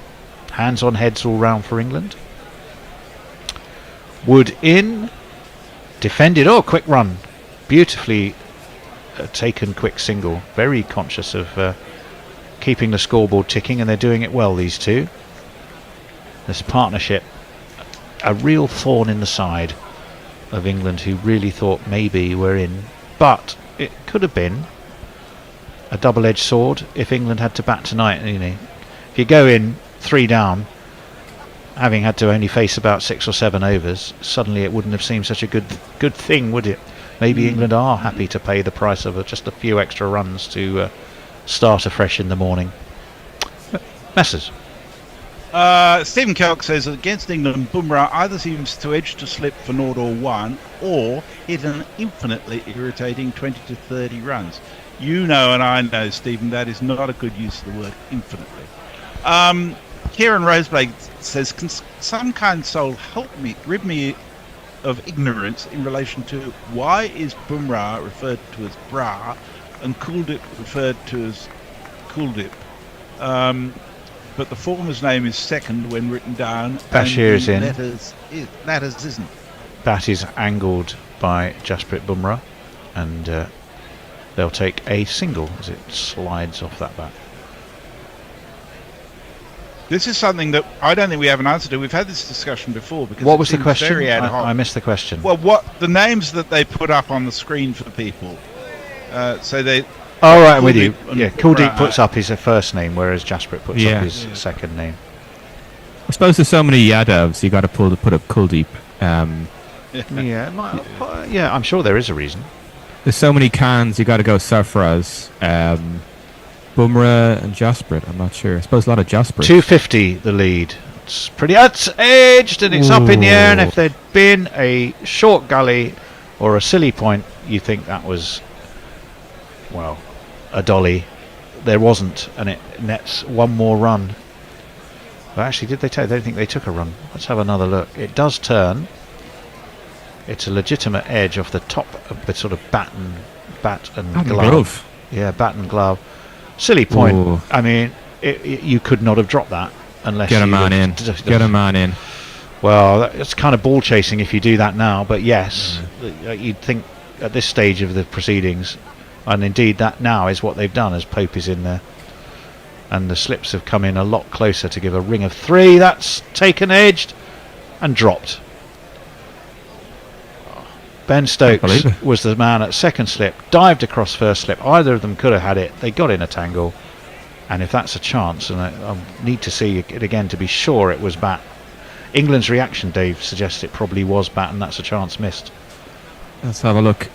Yeah. Oh, no, it's bat onto pad. It was bat onto pad as he looked to sweep. Stokes had it as he dived. Oh. It went would down. have been a very good catch. Oh, yeah. Well, it would have been a very good catch. It would have been an easier catch to first slip. Yeah.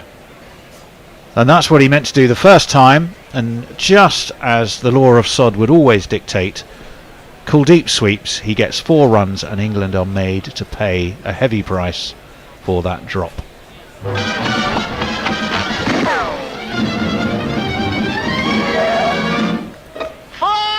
That's exactly the shot he was looking to execute the first time, Dave. And Well, those are the rules, basically. Rules of batting. If you give a couple of chances, first ball after, you hit it for 4 or 6. Assert your dominance. That's exactly what you do. That's exactly what Kuldeep's done. He's looking very comfortable. I'll tell you in a minute. As padded away by Kuldeep. As that ball was smashed for 4 by Kuldeep, Stokes, who of course had just dropped a catch that probably wasn't his in the first place. We saw a close-up of him. You do not need to be a lip reader to understand what he shouted. And I'm it not sure wasn't, it would carry goodness to me, first what a slip. terrible shame. I think it would. We'd have to see it again, Messrs, but I genuinely think it would have done. Bashir in and nicely defended by the resolute Kuldeep, who again is being a real thorn in this English side, and that lead stretches with that hit 4. 254 now. Wow, lads, what are What's they doing? going on There's here? lads coming on the field. What are they bringing on here? There's 1 over left. Well, there's 1 over left, and India have decided to. I'm not quite Hit sure. out for the last over, and we'll declare overnight. I suspect Stephen that's Kelp doing comes back at instruction. me. He says exaggerated use of hyperbole is also infinitely infuriating, Missy. Very good. Very good. Sagia says, I think the choice of names boils down to the commonality of the names. Jasprit is a commoner name compared to Bumrah, and there are too many Yadavs. 250 lead now for India, says Gopala Krishna. I think it's 254 now, isn't it? Yeah. And if you... Well, the treatment appears to be to Jasprit Bumrah's glove. Whether there is a problem with his glove or it's more of a tactical conversation disguised as a bit of glove doctoring, we suspect the latter, don't you, Dave? Glove doctoring. Well, there's something afoot with his gloves. There's something afoot with the glove. Yep, there is. There was a one. It was Shane Warne took that wicket off the last delivery. Bassett Ali, and I think him and Ian Healy were talking about where to go for pasta. Mark Wood's going to continue. That's right. Full and straight and driven back to him, but Woody on this occasion I think might have got a hand to that, and it was enough not to be driven for 4. But it's very much like the first ball of his last over, just tailed in, drivable length, and Jasprit was looking to do that, but it was sharply fielded and ends up as no run. Two fat Hasn't ladies really- are accompanying the 0 in the wickets column for Mark Wood. Yeah, quite a few runs. What is that? 14 overs. Actually, these days you really shouldn't say that, should you? In bingo call, presumably it's just you're not even. You can't be sizist or sexist, can you? So that's been retired as a bingo phrase, as that one is wide of the leg stump. Through to Ben Folkes. What would you replace the bingo call? 88? It would be something rhyming slang of some kind. Never played bingo. 88. You know, I mean, you've got 2 ducks in a pond, 22, legs 11, and 2 fat ladies, 88 was always what it used to be, but I'm sure that's no longer Can't be done anymore. permitted, Yeah. no. So you'd have to come up with something else to replace it.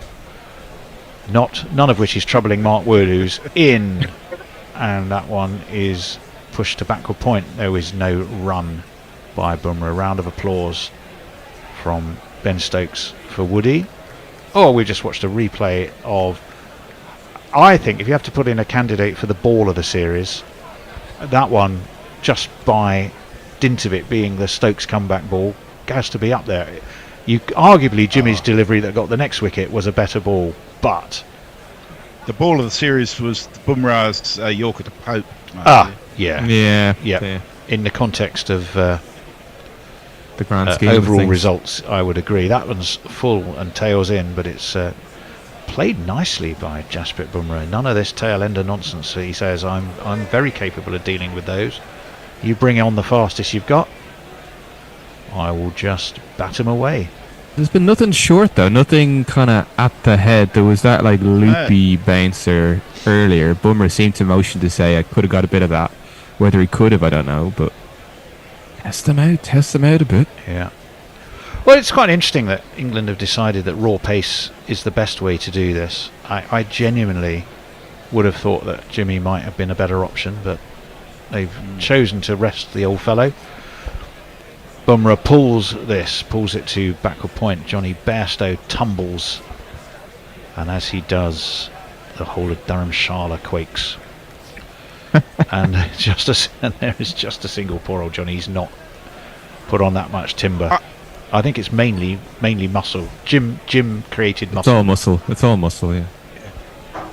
I do think it's likely that they'll declare overnight, simply because the first half hour might be the best time to get something in the air off the pitch.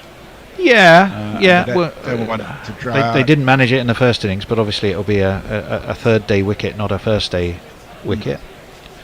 What's the weather due to be tomorrow, Essex? 'Cause it was a much depends brighter who you day look at. today. The BBC today said it was going to be maximum 5 degrees, even when it was 10 degrees. They were still saying that. The India Bureau say it's going to be about 18 tomorrow. Well, it's that's much the same decent. as Yeah, today. much same as today. That was nicely defended to backward point by Kuldeep. And it ends that Mark Wood over. None for 89 off 15 That's for it. him. Just one run from it. That should be it for the day. It is 473 for 8 is where India have finished after 120 overs. The most important stat, however, is that lead, which is 255. 255. They are still 2 wickets in hand, though we feel they may think about declaring overnight. They may just try and smash with alacrity in the morning. I think the latter, to be honest, Messers. I don't. With so much time in the game, why wouldn't you just bash on an extra few? But we shall see. Well, yeah, if there's a bit of something in the atmosphere tomorrow, Bumrah may say, I'd much rather be bowling than batting at the moment. Anyway, story of the day has been very much 2 centuries for Rohit and for Shubman Gill, who were nothing short of magnificent between them.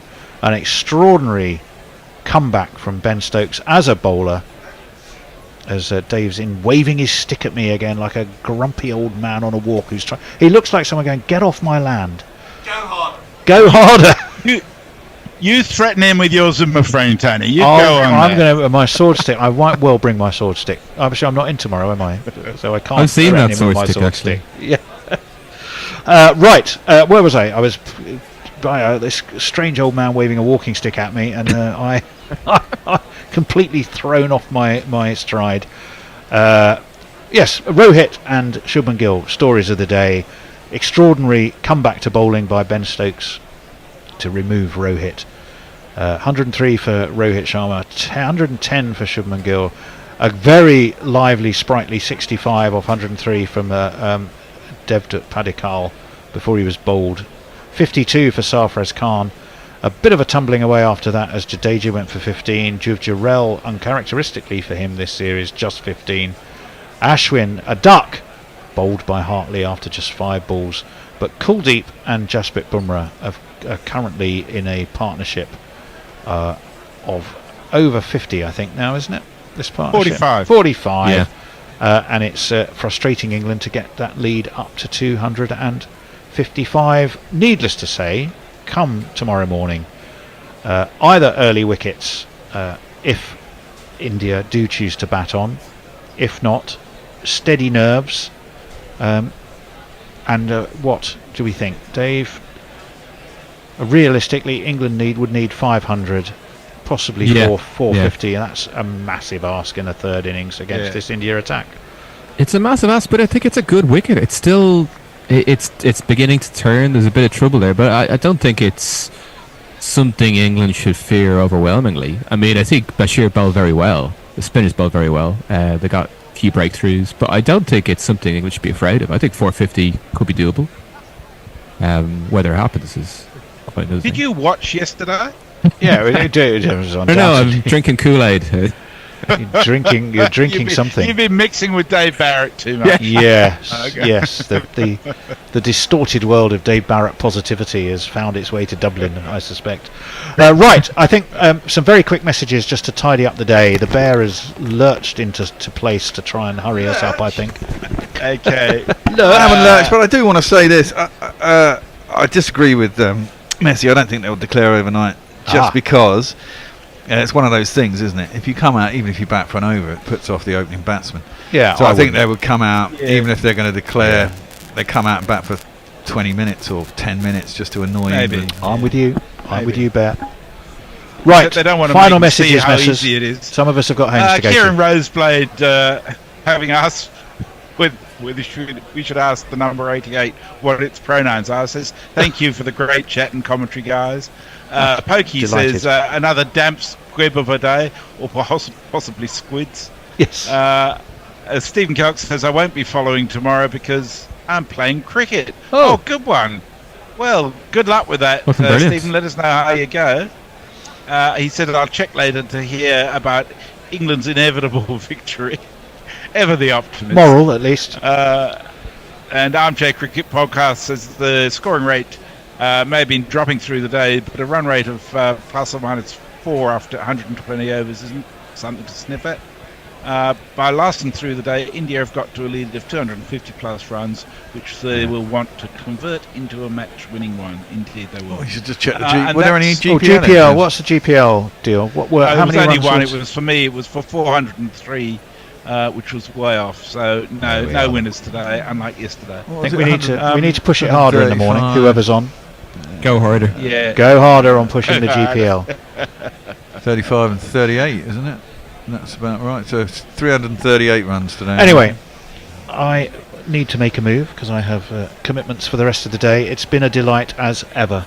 And play the theme tune, and we're out. I better play the theme tune. And thank you all for your company. It's been a delight. See you tomorrow.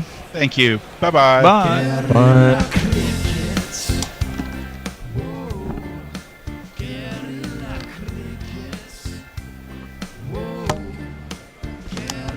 Take large man the barricade. Brigades patrol the cover boundary. At last the time is come, this is a cricketing emergency. Hear this call to arms for every cricket revolutionary. Take up your bats and stumps for the test match insurgency. At first they tried to silence us, but we would not be silenced. They threatened us with lies, so we threatened them with violence. Che Guevara, Sangakkara, Joseph Stalin, Douglas Jardine, Robespierre, Darrell Hare, Vladimir Lenin, O'Brien Kevin, guerrilla cricket. It's not about the winning, it's about how many rules you break. Even in cricket commentary, this is the best advice to take. Pick guerrilla cricket, it's the finest choice you'll ever make. There's so much more to cricket than rev counters and a slice of cake. At first they tried to sanitize us and clean up our act, but people like it filthy, and we know that for a fact. Fidel Castro, Lenny Pascoe, Carlos the Jackal, Umar Akmal, Mahatma Gandhi, Grant and Andy, Brendan Behan, Austin Ian, guerrilla cricket. Stick with us, cause you know we're not the kind of thing that you see on the TV and the radio. So vive la revolution. First they tried to buy us, but we would not be bought. Okay, we were, but then we ran away, and we will not be caught. We would not give up the ghost when they left us all for dead. They do